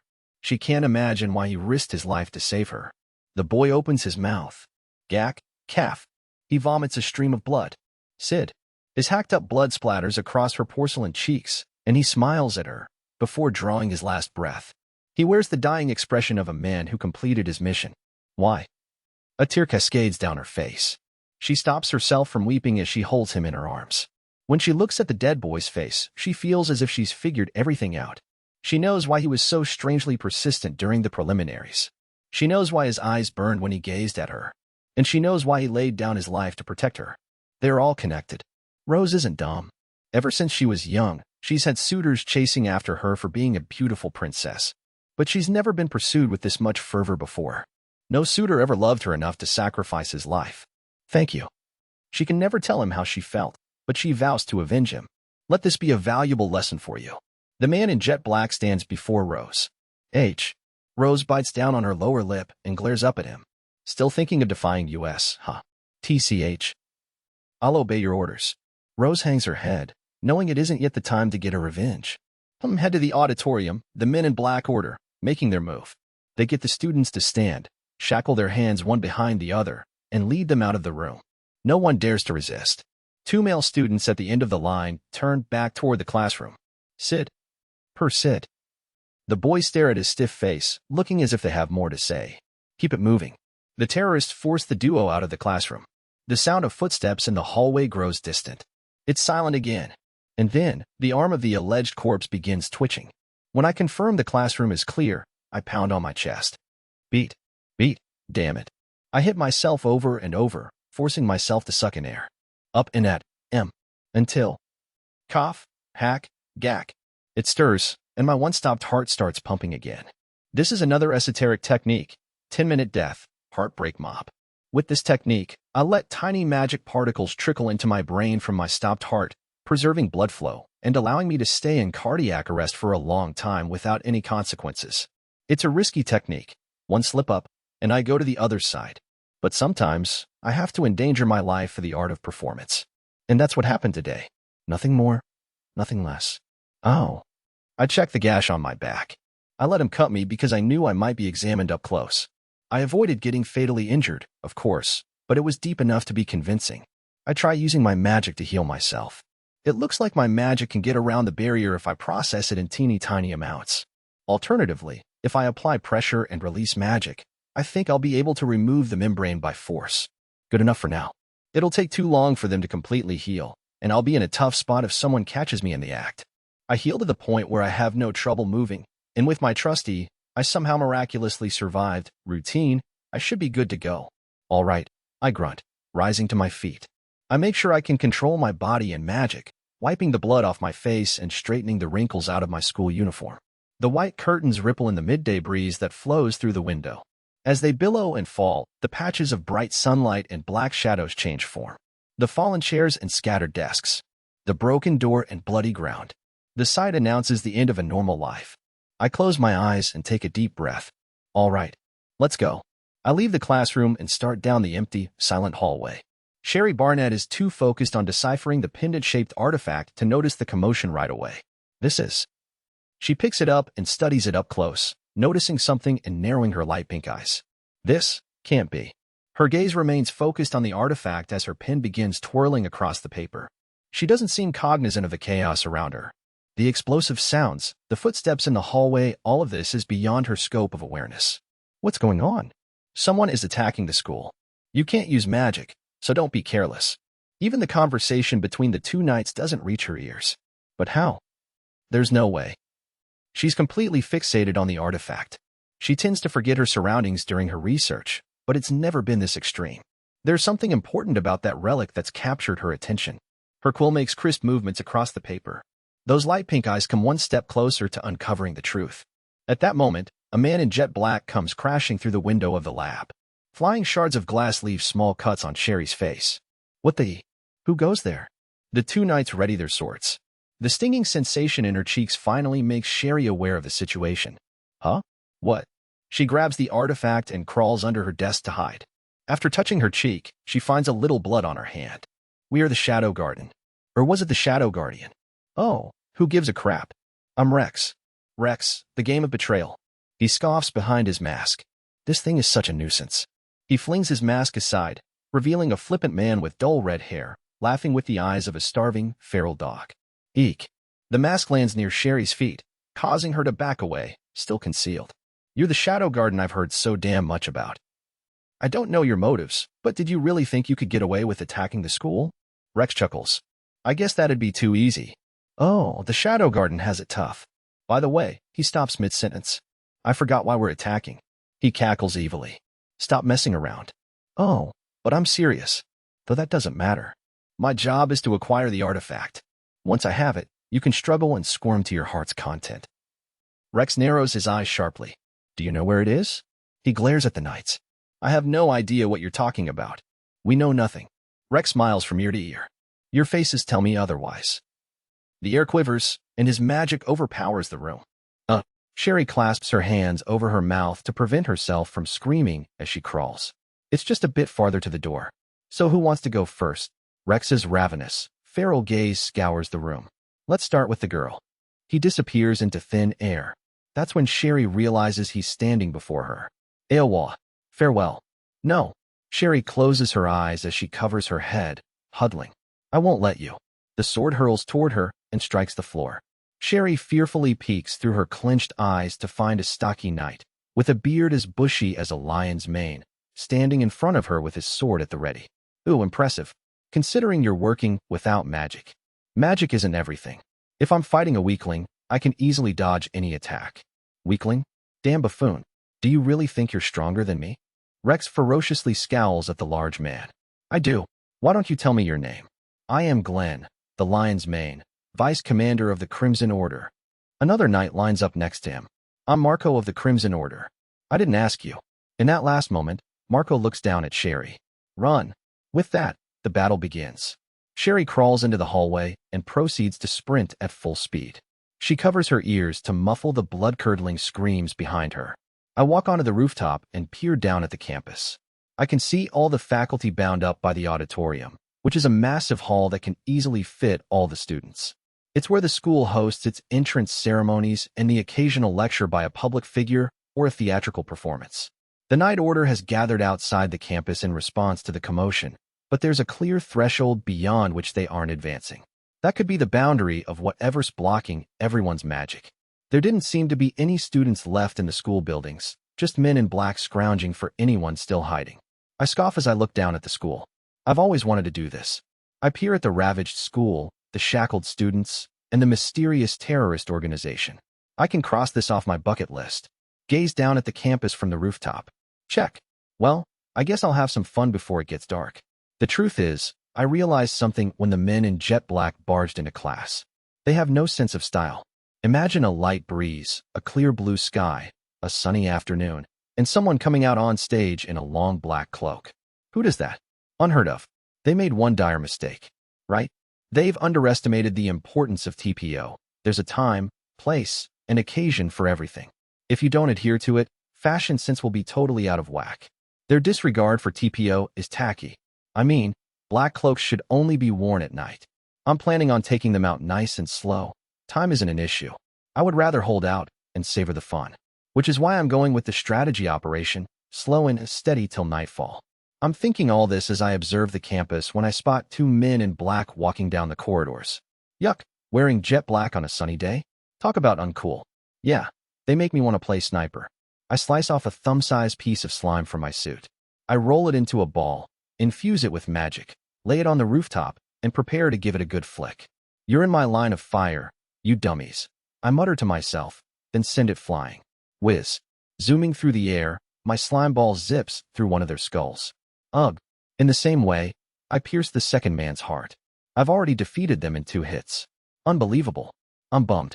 I was in the mood to launch one more. Oh well. My next target is. With my slime bomb at the ready, I close one eye to scope out my next victim. In the school building across from me, I spot a defenseless blockhead. Target acquired. It's a girl with light pink hair. Wait, what? That's Sherry. What's she doing over there? She's giving herself away by blatantly looking back after each step. Sherry, you're blowing your cover. I confirm that a man in black is lunging at Sherry from behind. I lock onto my slime bomb target and shoot. Whir. The man's head flies off. Mission complete. Completely oblivious, Sherry keeps moving until she disappears from view. I wonder what's up. My normie senses are tingling, telling me there's a major cut scene about to happen. And then, right around the climax, I shall grace the stage as the mastermind behind it all. Ooh, I can't wait. Okay, here I go. I infuse my legs with magic and bound into the air when no one's looking. Yahoo! I safely land on the school building across the way. After that, I jump down, grab hold of a window ledge, and swing into the building. I glance around the hallway, and there she is. The girl with light pink hair looks around like a gopher. Like I said, you're blowing your cover. There's a man in jet black behind Sherry. Right before he grabs her, I rush at him at full speed. Sherry senses something moving and looks behind her. She hears a whoosh, but no one is there. A silent hallway extends into the distance. Maybe I'm just paranoid. Sherry cautiously peers around her, her shoes lightly tapping against the floor. She presses the artifact against her chest. Just a moment ago, the knight said they couldn't use magic. If that's true, it would mean it has something to do with her. and she might know what caused it. And in terms of the artifact, Sherry hugs it tightly one more time. I've got to do something about this. The image of the two knights bravely fighting to help her escape floats into her mind. She knows she can't let them die in vain. Wrestling with these thoughts, she turns the corner. There's a man in black. Sherry panics and attempts to conceal herself. She thinks she's done for. She swears they lock eyes. There's another wish. It's fine. I'm still good. I haven't been caught, Sherry prays as she looks ahead once more. Phew, I'm still safe. Her ebony assailant has vanished. She bravely yet cautiously surveys the area while her shoes tap rhythmically on the floor. Oh. Another of the enemies gazes down the hall from the classroom window. Sherry tries to hide in a frenzy, but it's too late. The door swings open to reveal the man in jet black. Eep. Sherry covers her head and closes her eyes. Another whiz. What? Upon nervously opening her eyes, she finds he's gone. Phew. They haven't found me. Sherry braces herself even more as her feet softly patter against the floor. She checks every inch of the hallway, the classrooms, and, most obviously, behind her. Her eyes flicker left and right. She's surveying the area when she trips over herself. Oof. She crashes on the ground, looking up in time to see the artifact whirling into the air. It's about to crash onto the floor when someone catches it. Sherry glances up to find her newest friend, Sid. But he's covered in blood. Are you okay? You're hurt. Don't worry about it. I miraculously escaped death. No biggie. He seems exhausted for some reason and stares at Sherry through half-closed eyes. I've got to tell you a few things. Like, you've got to stop talking to yourself and thinking while you're walking. And you should watch your step. He lets out a deep sigh. And your tap-tap-tapping down the hall is super loud. Let's start with taking off your loafers. Sherry nods in response. I guard Sherry as we head to the back end of the first floor into the assistant principal's office. Oh, and I secretly kill 5 more of them along the way. We open a thick door and walk in. There's a tasteful lounge in the center of the room and an entire wall stacked with oversized books. Files are piled high on a desk in the back. Sunlight gently pours in from the northern window. It's obviously a space for proper adults. Sherry sits at a desk she seems to know well and rummages through the drawers. Try not to make so much noise. Her light pink hair sways as she obediently nods. Phew. I lie across the love seat and take a deep breath. I'm beat. I know Sherry is the main character, but there's no way this is going to work out. She won't be able to beat the final boss. Under these circumstances, it's normal for the character to have a sidekick, but I don't sense any allies around here. It's a flawed scenario. But after significant consideration, I've decided to intervene as the savior type of background character. I'm an extra who will never act where others can see, never ever. Found it. Sherry comes back from the desk with a pile of documents, spreading them across the coffee table. What's this? I don't know anything about these strange alphabets, landforms, or formulas. This artifact is called the Eye of Avarice. I believe this is what's currently blocking our magic. She shows me a sketch of an ominous-looking sphere that's the size of a ping-pong ball. The eye absorbs and collects the magic around it. When it's activated, it's harder to hone magic in the area. But the men in black had no problems using magic. They must have programmed the eye to recognize their magical wavelength. I've already confirmed it doesn't consume pre-registered magic. It also has difficulties absorbing microscopic particles with powerful energy, but neither of us would recognize those in the first place. Hey, and as if that's not troubling enough, it can also use the magic stored inside it. I'm guessing they were originally planning to use this artifact as a weapon, but it can't store magic for long periods. I believe it's defective, but it's effective in the short term, even if it can't store the power very long. Correct. Right now, there are hundreds of Dark Knights held hostage in the auditorium. In theory, if they release the magic in the artifact, they might just be able to obliterate the school. Whoa. I was the first one to decode the eye with my research. When I realized its potential dangers, I kept it away from the world of academia and asked the kingdom to store it for safekeeping. Oh, why did this happen? Sherry looks at me with gentle eyes. It's either a replica or it was stolen. Is there a way to operate it? Yes. Sherry nods and produces a large pendant. That's a real dirty pendant you got there. This seems to control it. The eye cannot move on its own. I believe it can only be used when attached to this device. When they act together, the artifact is no longer defective and is limited to storing magic short-term. It'll be able to hold magic for longer? I would have to put them together and experiment to know for sure. But yes, I believe it's possible. Huh. This device has the power to temporarily disable the eye. We should be able to free the people in the auditorium in that time. Sounds good. And then, well, I haven't finished examining the artifact, so I'd like to prioritize that. I see. After I interpret it, we can bring the activated artifact closer to the eye. How? They're vigilantly patrolling the ground level, so I think we might have to get closer underground. Sherry smiles somewhat nervously. Underground. Yes. Sherry takes a few books off the bookshelf, and it swings back to reveal a staircase leading to a lower level. Neat. I love these kinds of gimmicks. There are still a few hidden escape tunnels left in some of the on-campus facilities, but no one's used this passage in a while. There's a hint of sadness in her eyes. The stairs are dusty, and there aren't any footprints.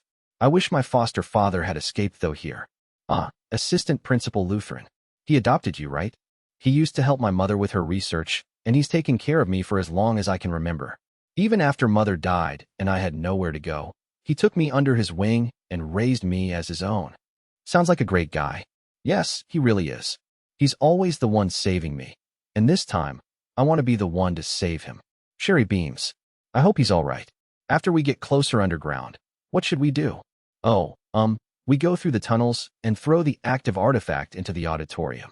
Won't it break? Even if it does, it'll still disable the eye temporarily. All we'll need is the Dark Knights to give us a hand. The climax sounds a bit weak, but I could spice it right up if I turn into Shadow and go on a rampage. To tell you the truth, I'm thankful she prepared a great scene for me to show off what I can do. Fantastic. Let's do it. Great. I'll just hurry up and finish deciphering this. My back hurts, so I can't help too much. But good luck. I'm glad she has a decent tactic. I guess I won't have to be the supporting side character after all. Sid, don't overdo it. I'll do the best I can. I've never been able to help anyone, but now it's my turn to save my foster father and everyone else. Yeah, you got this. Oh, I'll be right back. Gotta go to the bathroom. I leave Sherry to her research so I can go out and play. With the wild eyes of a starving dog, Rex opens the auditorium doors and boldly saunters through the room. A group of men follow. The students are forced to stay in their chairs, lowering their heads when the group approaches them.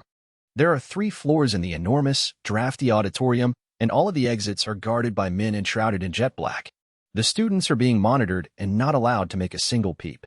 An insincere smile plays on Rex's face as he slips out of the auditorium and heads toward a waiting room. How is it? Asks a man in black as soon as Rex shuts the door. His voice is deep and dignified.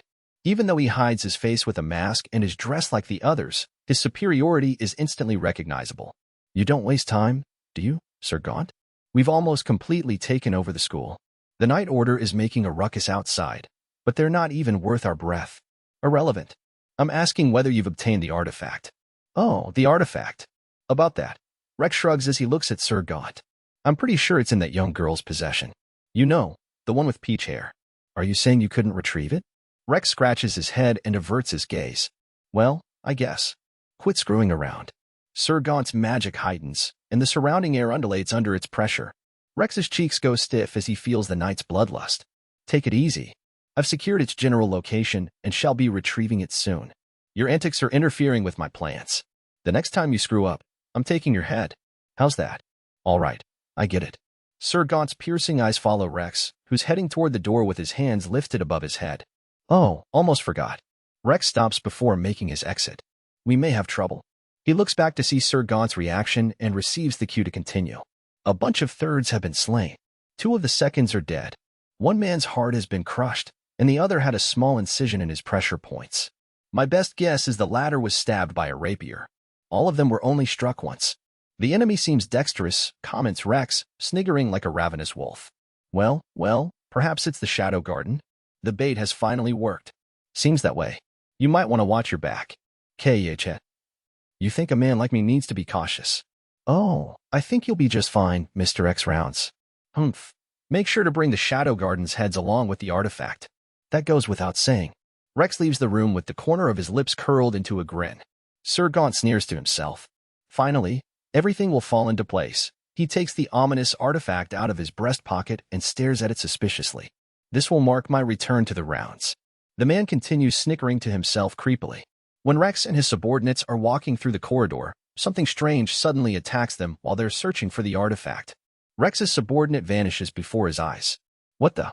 Rex scans the area to determine what it was, but there aren't any suspicious shadows around him. The only hint he has is a whoosh in the air. Buzz, zip. A sound slices through space. NNG. And the lackey next to Rex is gone. But this time, he manages to catch a glimpse of it. There was a boy in a school uniform, drenched in blood. Using the heel of his palm, the boy knocked the man out and stole him away. Rex powers up, intensifying his vision to its limit and focusing his gaze. Only then can he detect these rapid movements. Stay alert. Enemy. Rex shouts, vigilantly scoping the area. Oh. He stands in place, bewildered. The subordinates who were at his back are gone. Before he's realized it, he's standing alone in the corridor. Then there's a whiz. Hearing it, Rex immediately channels all his strength into protecting his heart. GH. The heel of someone's palm hits his arm. Crack. The force of it snaps Rex's bones and sends him flying backward. That little shit. Rex promptly resets his stance and brandishes his sword. But no one's there. He clucks his tongue in frustration. A single palm strike has broken the bones in his left arm, which he'd been protecting with magic. His heart might have shattered if he hadn't shielded himself when he did. Wish. Rex moves with the noise, tuning into the presence behind him and swinging. His timing is perfect. The runt is getting faster. How dare he? Rex takes stabs at the air behind the boy, quickly resuming his posture with the sole aim of protecting his heart. Ack. He suffers a blow to the ribs. Rex jumps back to reduce the impact as he tracks the boy with his eyes. He can barely make out his afterimage. TS. Rex hacks out a mix of saliva and blood and stands on the defensive. It's nearly impossible to detect the enemy, and countering is out of the question. Only he's taking damage. From an objective standpoint, there's no graver situation. But Rex has a wealth of experience worming himself out from between a rock and a hard place. For he is Rex, a named child. That's a handy artifact you're using, Rex comments so his enemy can hear. He's figured out the enemy's shtick. It doesn't take him long to piece it together. His opponent moves faster than humanly possible, which means he requires extraordinary power to keep it up. At first glance, I have the disadvantage. But you can't fool me. You're pushing yourself, right? With inhuman speed comes sacrifice. He sees the traces of it already. Don't you know your uniform is covered in blood? Yes, Rex solved the riddle when he saw the red uniform. His opponent used the power of the artifact to achieve logic-defying speeds. And in exchange, it's wearing him down. It's clear from the rivers of blood pouring out of his enemy. The boy will reach his limit. If Rex can hold out until then, victory is his. That's Rex, the game of betrayal, the named child, who can completely expose his victims with minimal information. I'd guess that you have a few hits left. That's when you'll have reached your limit. Rex declares in a powerful voice. But his enemy doesn't reply. He's been silent, and still ever since Rex started his little speech. Guess I've hit the nail on the head. The corners of Rex's lips form a sinister smile. He can see his victory. But it's not as easy as Rex makes it out to be. In fact, he still has to evade the undetectable palm strike a few more times. Hey, why so silent? Rex starts feeling confident, refusing to show any sign of weakness. This battle is one of intense psychological warfare. Come out, you chicken. Whoosh. Just as the sound rushes through the air, Rex evades the attack using only his instincts, twisting his upper body to avoid the trajectory of his hand. That fast. He uses his right arm as a shield at the very last second. Gah! It snaps in every possible place. He backs away, retaining his grip on his sword through sheer determination. And yet, his opponent persists. Rex has only seen the enemy's most basic moves, and he's drawing near. In other words, this is the turning point in their battle. Come at me, Rex shrieks as he protects his weak points. His enemy has reached his limit. If Rex can endure this final strike, victory is his. Seconds later, a palm slams into his stomach. Gah! AF. Rex vomits a stream of blood as he's thrown backward. He blasts through the wall into a classroom, tumbling into desks and chairs before crashing onto the ground. Caca. Clutching his stomach, he coughs up blood. His ribs tear his internal organs. But he's alive. Guarding with all his might pays off. Heh. Rex's bloody lips curl into a sneer as he lifts his head. That's when he sees them. The hell is this? Corpses lie in a heap in the classroom. All of them are men in black. It's clear they hardly bear any wounds. Each was slain with a single attack. Did that one child kill all these named children by himself? Tap, tap, tap. He hears someone walking toward him in the hallway. Tap, tap. The sound of footsteps ceases at the doorway. Silence. Rex notices the palm gripping his sword is abnormally sweaty. Click. The doorknob turns and breaks the silence. Then, the entrance opens. There's no one there. With a whir, Rex's right arm is ripped to pieces. Another hum, and his left arm is torn off. Whoosh, whish, whiz. And so it goes. Every time there's a sound, Rex loses more flesh. Aag, aaf, ag. Right before his head whirls into the air, Rex realizes the boy possesses an infinite amount of power. You're doing great. That's the voice Rex hears when he dies. In the ransacked lab, Nu looks down at a corpse. With dark brown eyes and matching hair, Nu wears a pair of frumpy glasses and the uniform for the Academy of Science as a disguise to blend in, but she can't hide her sensuality. You're Glenn, the lion's mane, from the Crimson Order. The corpse glares into space, wearing an anguished expression. He seems to have suffered profoundly. Without magic, he whose name is known throughout the Night Order is feeble. Nu's attention is directed elsewhere. There's one more knight in the room, and he's still breathing. Marco Granger. You joined the Crimson Order. Nu recognizes his face, which is handsome with luscious blue hair. Not only is he one of the strongest Dark Knights, but he is also rumored to be the future commander of the Order. She remembers him having a strong sense of justice. Marco was supposed to be Nu's husband in their arranged marriage. They sent many letters to each other and shared dances at the ball. But in the end, he was nothing but the man her parents chose for her. She never knew how he felt about the situation, but she could never bring herself to love him. But she doesn't necessarily hate him. She may not have loved him, but she thought he was kind. She wouldn't have minded marrying him one day. She imagines that tying the knot with a respectable man would have led to a bright future. An arranged path, an arranged partner, an arranged future. Nu never used to have much of an opinion. In the past, she conformed to the values of those around her and lived as per their dictates. She didn't mind at the time. But looking back on it now, she finds that lifestyle terribly confining. As she gazes at his face, she suddenly remembers the ball. Nu wryly smiles as she recalls showing off Marco's attractive face around it like some kind of accessory.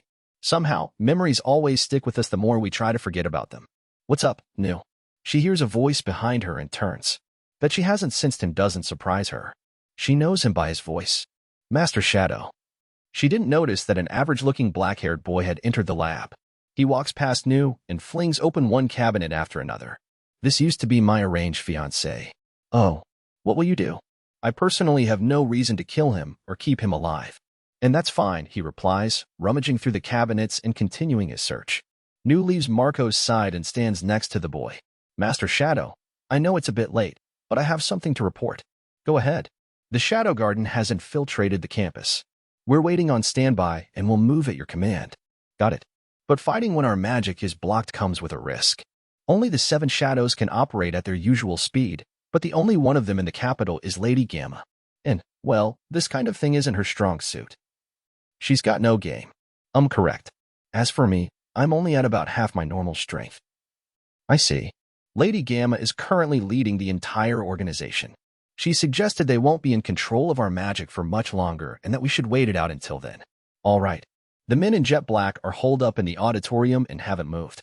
At the moment, they don't seem to have any demands. The Night Order has the campus surrounded, but Iris Midgar and the other commanders are the only ones strong enough to take them on.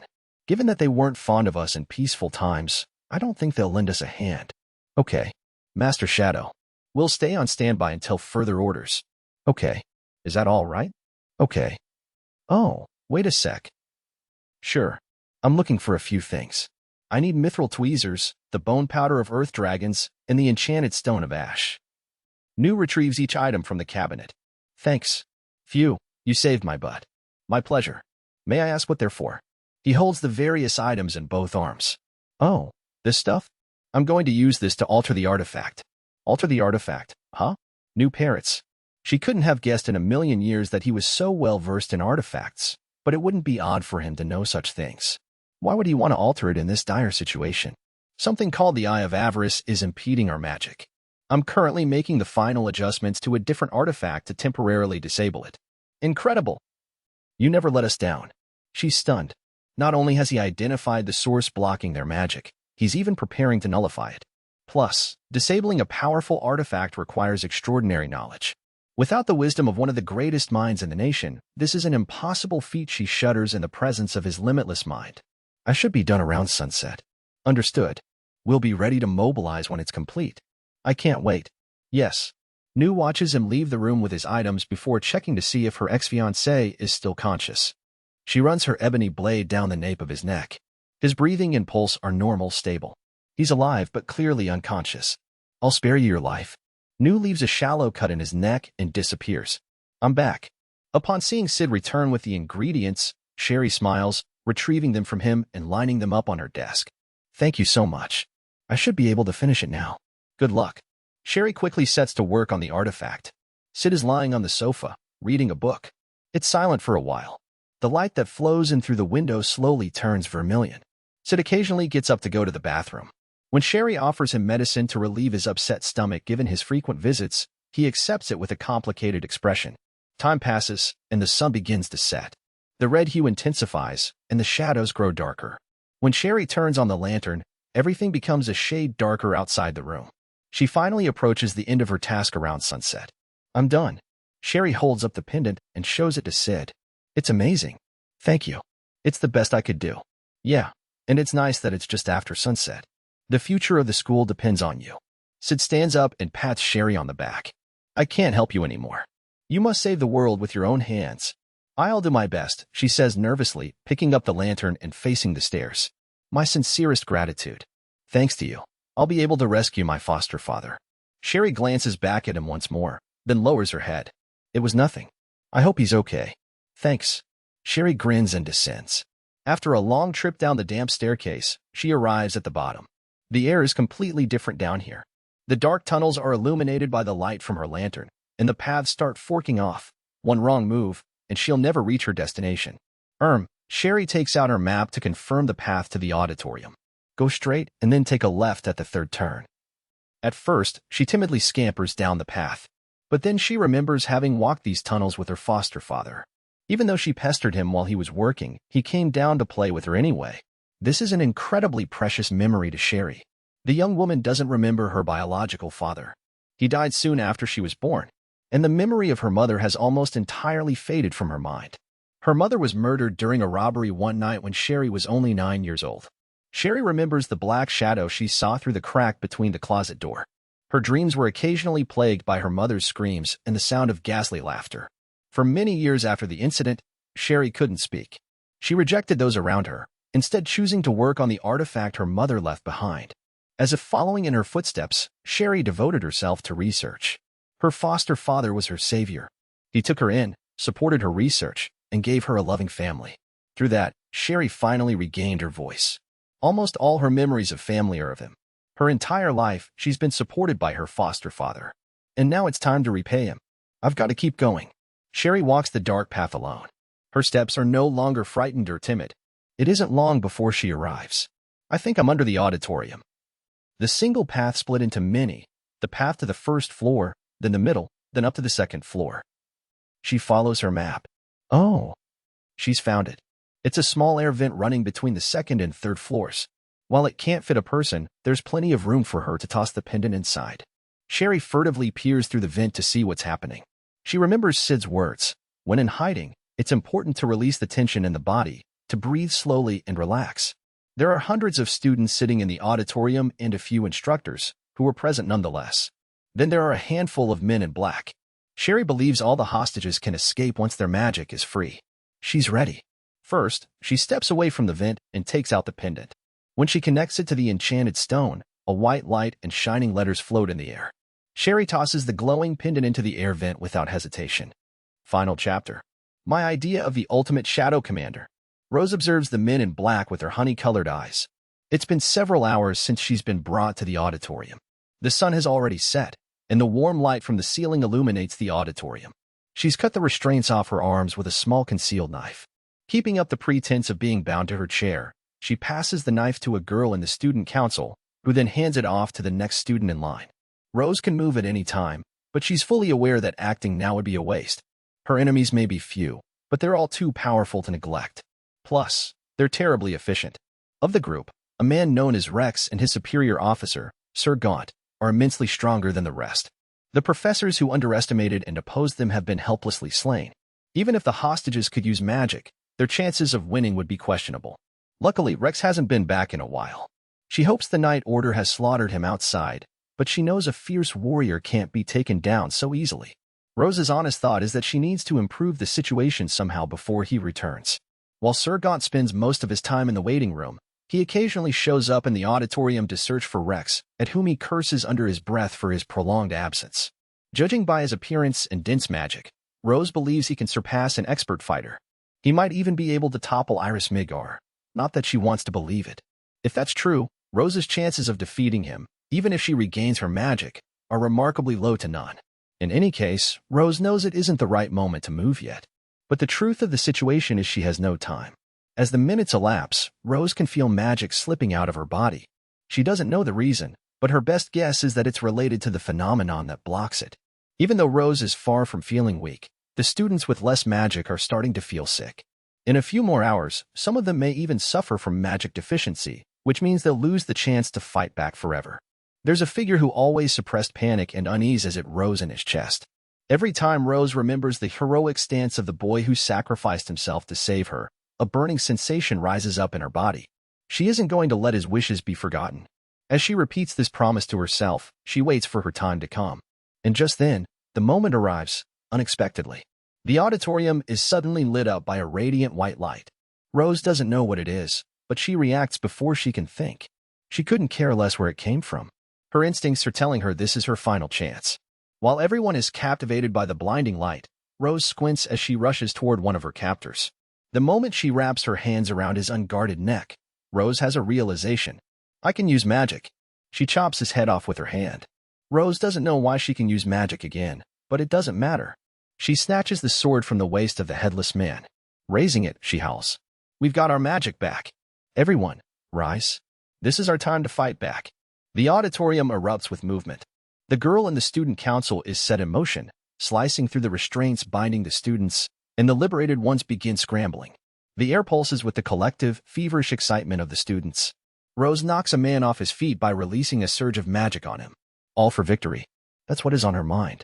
At that moment, Rose realizes she is the symbol of their insurrection. If she keeps fighting, they'll fight, too. She'll keep showing them an indisputable victory.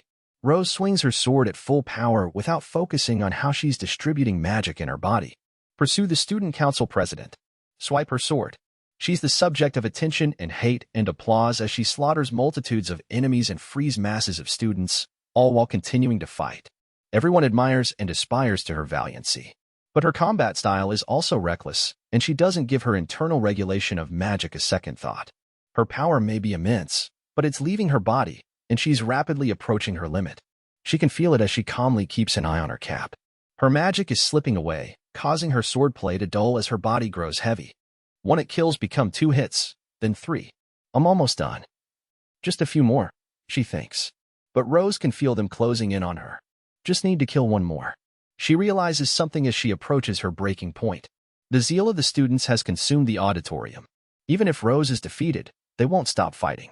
The boy has passed his wish on to Rose, who's distributed it to everyone. As countless lives are lost in battle, someone continues carrying his torch. It hasn't been a waste. His death, and the one that awaits her, haven't been for naught. Rose from the Kingdom of the Arts has her reasons for studying the sword. She's never told anyone about them. It's nothing but a foolish dream she had as a child. And yet, it's a dream she chases earnestly. She hopes that she's come even slightly closer to actualizing it. As those thoughts run through her mind, she takes her final swing. It's nearly devoid of magic, not to mention weak and sluggish. But she beheads the enemy with the most beautiful strike of her life. It's the best sensation she's ever experienced. At that moment, she feels as if she's finally acquired a precious awareness of something. And yet, it pains her to know she's achieved this when the end is nigh. Rose watches swords rain down on her from all sides, wishing she could live for just one more day. And then it comes true. An ebony whirlwind blasts through the enemies, causing them to spew gallons of blood and wiping them out in a flash. Silence settles on the area, as if all time stands still. In the eye of the hurricane stands a man wearing an ebony coat. Astounding. You're one who possesses beautiful swordplay, he says to Rose in a voice that seems to echo from the depths of the earth. He appears to be praising the way she handled her sword. His compliment affects her more than words can express. My name is Shadow. The man who calls himself Shadow is nothing short of frightening. I am Rose. Rose Oriana. Her voice trembles. She's too startled to rise to her feet. His swordsmanship is far superior to hers. His abilities are the result of assiduous training, of eliminating excess, of honing, of integrating varied techniques. Rose feels as if time is ground down to a halt. She's never seen swordsmanship as flawless as this. Come to me, my loyal servants. Shadow releases magic with a blue-violet hue into the sky. As Rose bathes in that light, a group clad entirely in black drops into the auditorium. Oh no, is this their backup? Rose wonders, but her fears are unfounded. The team gracefully touches down and jumps into action. This can't be an internal feud. But they also don't seem like they're from the Night Order. Upon further inspection, she realizes the troop is comprised entirely of women. And on top of that, they're so strong. Every one of them is tough, a force of nature. They chop down the captors in the blink of an eye. The women possess the same sword techniques as Shadow. These fearless warriors are under his command. Master Shadow, I'm glad you're safe. New. A woman clad in black approaches Shadow with a bow. Their leader has torched the campus, fleeing the area. How pathetic. Leave him to me. Understood. Does he think he can escape? Shadow lets out a low chuckle.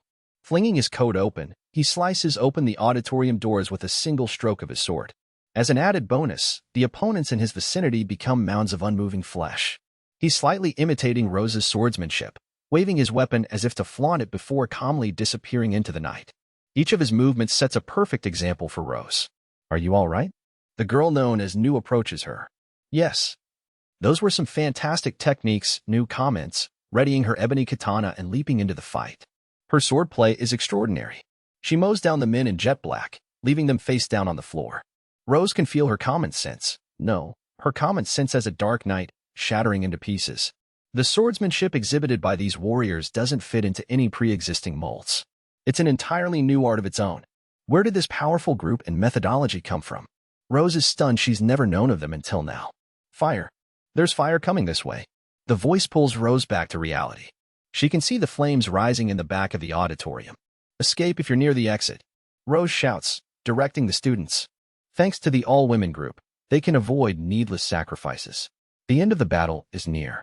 Rose escorts the wounded to the exit. The Night Order is coming. Everyone is relieved by that message. Rose releases the tension in her body and almost collapses, but manages to pull herself together in a fluster. The students are being evacuated from the auditorium one by one. The fire intensifies, and the men in black are exterminated. Before Rose realizes it, the black-clad gang of women are gone. They skillfully disappeared undetected, leaving no traces behind, as if they were never there at all. Rose helps each student out of the auditorium until none remain and looks back at the overpowering flames that consume the structure. Who are they? A distant blaze casts a faint glow over the assistant principal's office in the night. A silhouette moves in the dark room, yanking several books off the shelves and letting them burn on the floor. The books are consumed by the small fire that fiercely illuminates the room. The figure is that of a scrawny man in jet black. What are you doing dressed like that? Assistant Principal Lutheran. The black shadow trembles. He should be the only one here, but a young boy managed to enter before he noticed. The boy sits cross-legged on the sofa, reading a book. He's average-looking with black hair, a dime a dozen. But he doesn't even glance at the flames that spread from the shadow. His gaze is focused instead on a thick book. The sound of turning pages echoes throughout the room.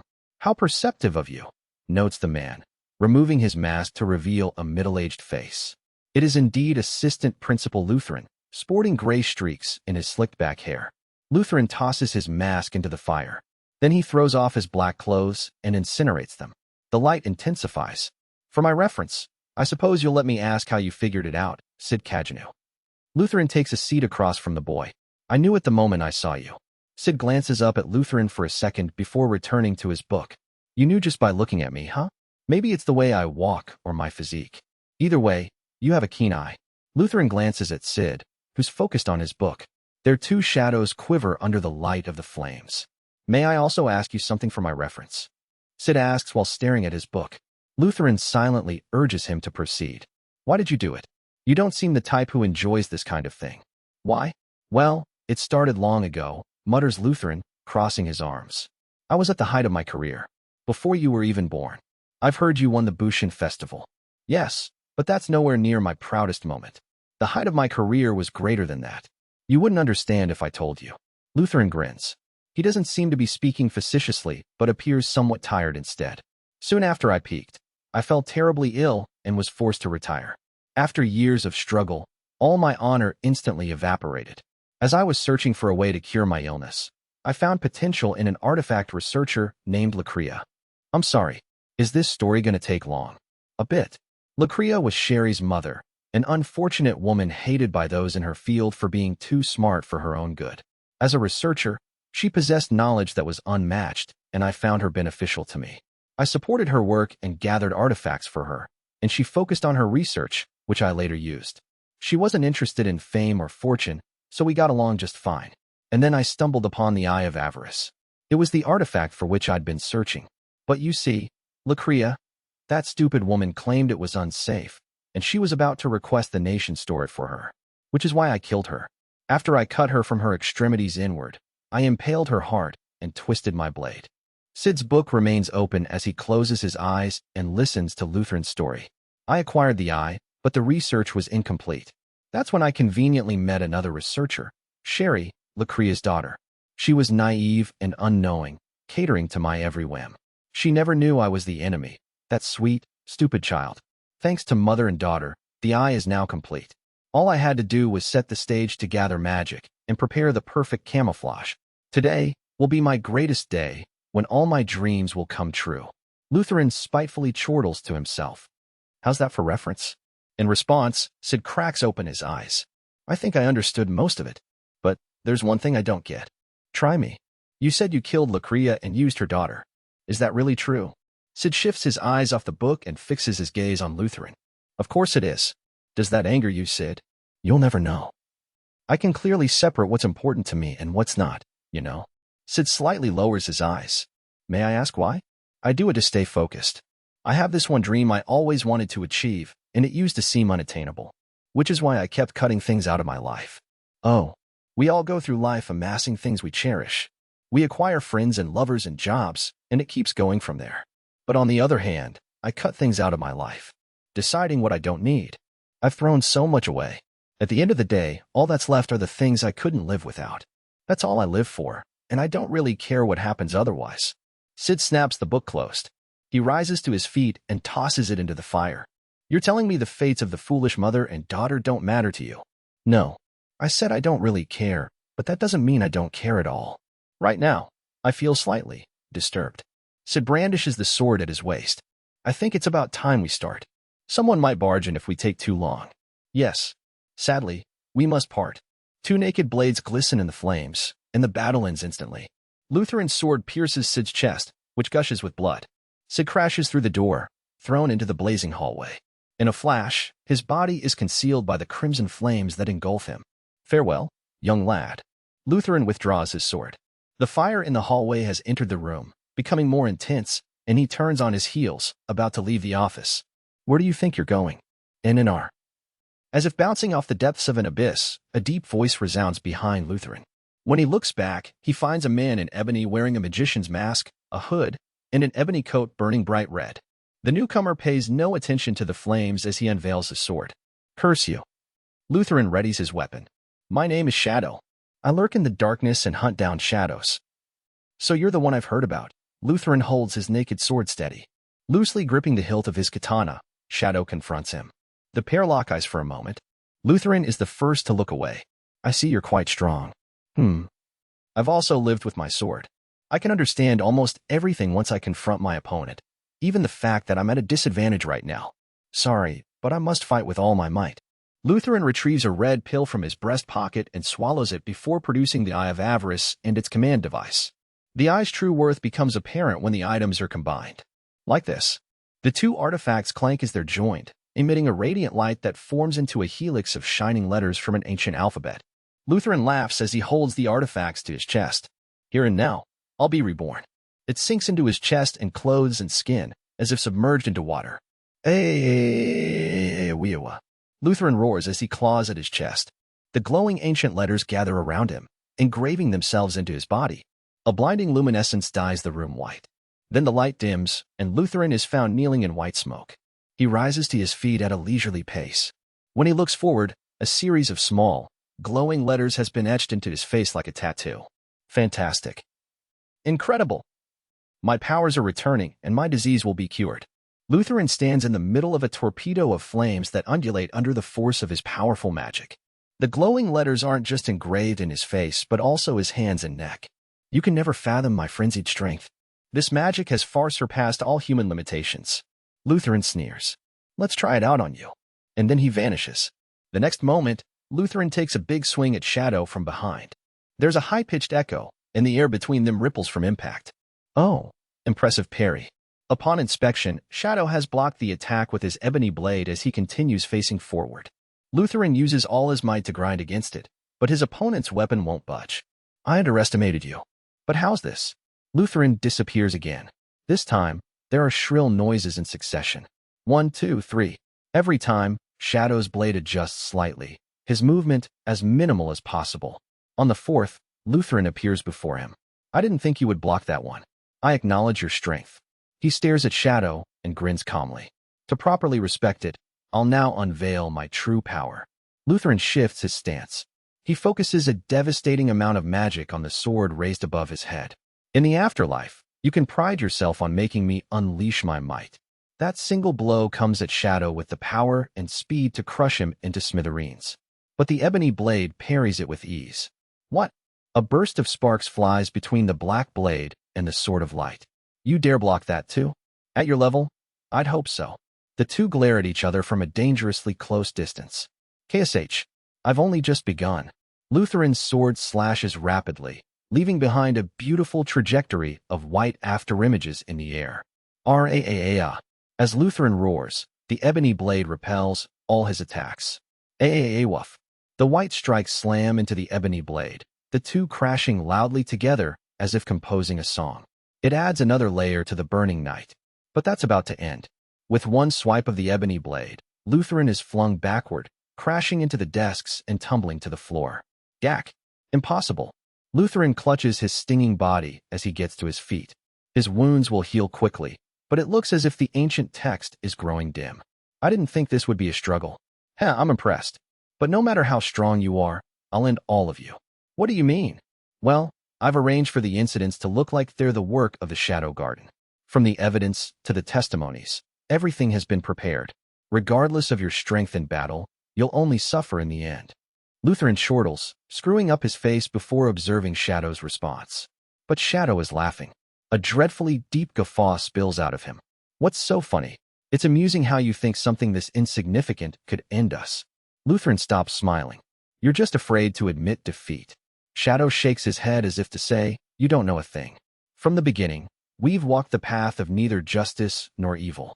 We walk our own path. Shadow holds out his burning ebony coat. You talk big.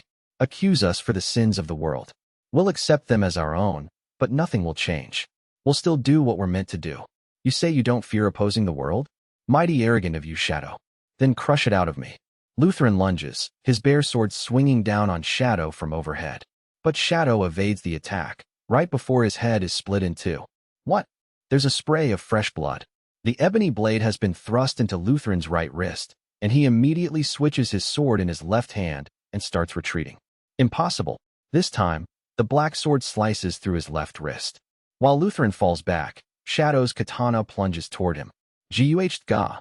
Lutheran is soiled with his own blood as he fails to counter the swift slashes that his eyes can't even perceive. His wrists, feet, upper arms, and thighs are stabbed hundreds of times.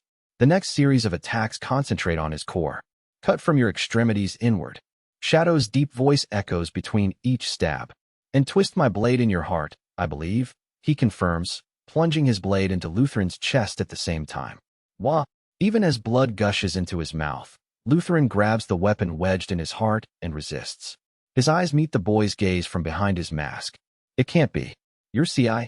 The moment he's about to finish his sentence, the blade twists. Ag. When it's yanked out, a river of blood pumps from his chest.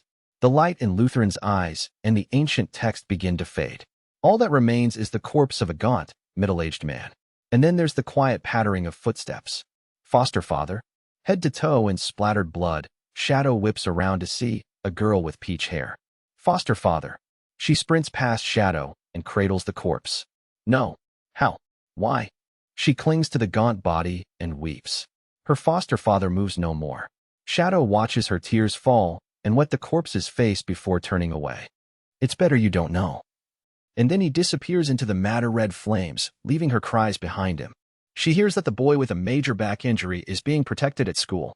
When the news reaches Rose, she can't help but hurry to the first aid tent at the school that burns in the darkness of the night.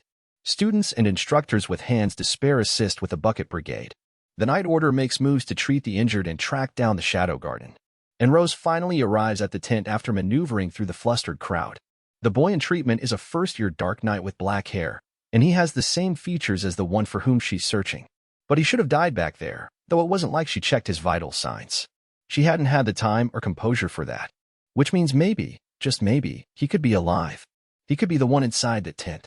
Rose can't abandon that faint glimmer of hope. Her mind negates the prospect while her heart hopes it's true. Rose notices how weak this is making her. Inside the tent reeks of blood and alcohol. The first aid team are in a rush, busily attending to patients. Rose makes her way through the tent, checking each face, until she finds the boy with black hair. He's lying face down on a bed, being treated for his back wound. The doctor is talking to him. He's conscious, maybe. Are you Sid Kajanu? Rose sounds as if she wants to ask a favor. Yes. He twists around to look at her. It's the face of that same heroic boy. I'm glad. So glad. Wait, huh? At some point, she's embraced Sid, clinging to him tightly as his head squirms against her breast. Rose vows to never lose him again. Something hot rises to her chest. We're in the middle of treatment. Oh, right. The timid voice of the doctor snaps Rose out of her daze, and she releases Sid. And how are his wounds? The gash on his back is deep. It's a miracle it didn't damage his nerves or internal organs. It's not fatal. Oh my gosh. Really? Yes, really. Wow. That's great. Her entire body quivers with joy. Yeah, so I think I unconsciously dodged a fatal attack. No, I was passed out, so I don't really know, but that's how I survived. Sid sounds defensive for some unfathomable reason. You must have acted on reflex, thanks to your persistent training. Amazing. Not exactly. Rose kneels before him and looks into his eyes. No, that's it. Your undying efforts and passion gave life to this miracle. She caresses Sid's cheek as she gazes at him, standing close enough for him to almost feel her breath. You don't have to say anything. I absolutely accept your feelings. Her eyes well up with tears as she peers at him, and her cheeks turn as red as a rose. That's fine if you're convinced I miraculously survived. But don't go saying it was some strange anomaly afterward. All right. For now, please get some rest. Negotiation complete. Good night. Rose fondly watches him close his eyes and fall asleep. Her heart has never raced so fast in her life. Bu-dump, bu-dump, it throbs. Up until this point, she's only heard tell of this feeling, but now she's finally experiencing it firsthand. Since you saved my life, I shall give my heart to you. She strokes Sid's hair and stays by his side until dawn. Don't you think they did a good job? Asks an alarmingly attractive blonde elf, presenting a sheet of paper. In an ebony dress that makes her look like darkness itself, she's in the Mitsigoshi building late at night. Gamma takes the paper from the beauty and mumbles, Lady Alpha. I don't know what to say. I'm sorry. It's a tough question to answer. Alpha snickers to herself. The paper she handed over is a wanted poster containing a sketch of Shadow in his ebony coat. Shadow, enemy of the royal kingdom. Wanted for mass murder, arson, theft, kidnapping. What a naughty man. You're also on the wanted poster for the Shadow Garden, Lady Alpha, though it only mentions your name. Where? Gamma takes out another paper for Alpha to read. The Shadow Garden. What a horrible organization. The glow of the fireplace lights up her profile, and her supernatural beauty radiates from the darkness. But it's a shame. I can't believe we rushed back here to find it almost over. Alpha tosses the wanted poster into the fire, muttering to herself as she watches the flames lap it up and black char creep onto the edges of the paper. Accuse us for the sins of the world. We'll accept them as our own, but nothing will change. We'll still do what we're meant to do. How beautiful. Alpha watches the poster turn to ash. Deep down, I used to think I stood on the side of justice. But he wasn't like that. The light and shadows across her alluring face shift with the swaying flames. At times, she has the looks of a goddess, and at others, a devil. The fire capriciously switches between the two. He's prepared, and we must follow suit. Alpha turns back to Gamma, who nervously gulps upon seeing her face. Gather every available member of the Seven Shadows. I will. Right away. Gamma bows her head. Cold sweat trails down her neck and vanishes between her breasts. After a chilly evening wind blows by her, Gamma lifts her head. There's no one there. All that's left is the flames and the fireplace flickering violently. Excuse me. Hearing someone call out to him in front of the half-charred campus, the ordinary boy with black hair turns. Oh, sorry about that. I was totally spacing out. What's up? I heard I might be able to meet you if I waited here. There's something I want to talk to you about, admits a girl with peach hair, gazing at him. Sure. It'll be a while before the authorities question me anyway. Plus, classes are going to be canceled for a while. Thank you for the other day. She lightly bows her head. You really saved me, Sid. It was nothing. I couldn't have done it without you. It's all good. Don't worry about it. Also, there's something else I have to tell you. I've decided to study abroad. Oh, that explains all that luggage. There are heaps upon heaps of bags around her. Yes, I'll be taking a carriage to Laugus. So you're going to the college town. Wow, that's great. There's something I must do. I have to go because I can't do it with the knowledge I have now. All right. I wish you the best. And because there's no longer a reason for me to be here. She mournfully turns back to the school. I wish we could have talked more, Sid. Me too. But we'll meet again someday. Yeah, I look forward to it. She grins and walks past him. Oh, wait a sec. Yes. She halts at the sound of his voice and turns. Can I ask what it is you have to do? The girl smiles uneasily. It's a secret. I see. But when it's all over, will you listen to my story? Sure. The pair grin before walking away from each other. As they part, the billowing clouds overhead block the summer sun, and the lukewarm breeze carries the scent of rain. I promise to. And the wind carries her whisper to his ears. He seems to have heard the entire sentiment, a string of words unintended for his ears. He turns to look back at her as she gets smaller and smaller, farther and farther away from him. Small raindrops drip down from the sky, moistening her light pink hair, and he continues walking as if nothing happened. And neither turns back again.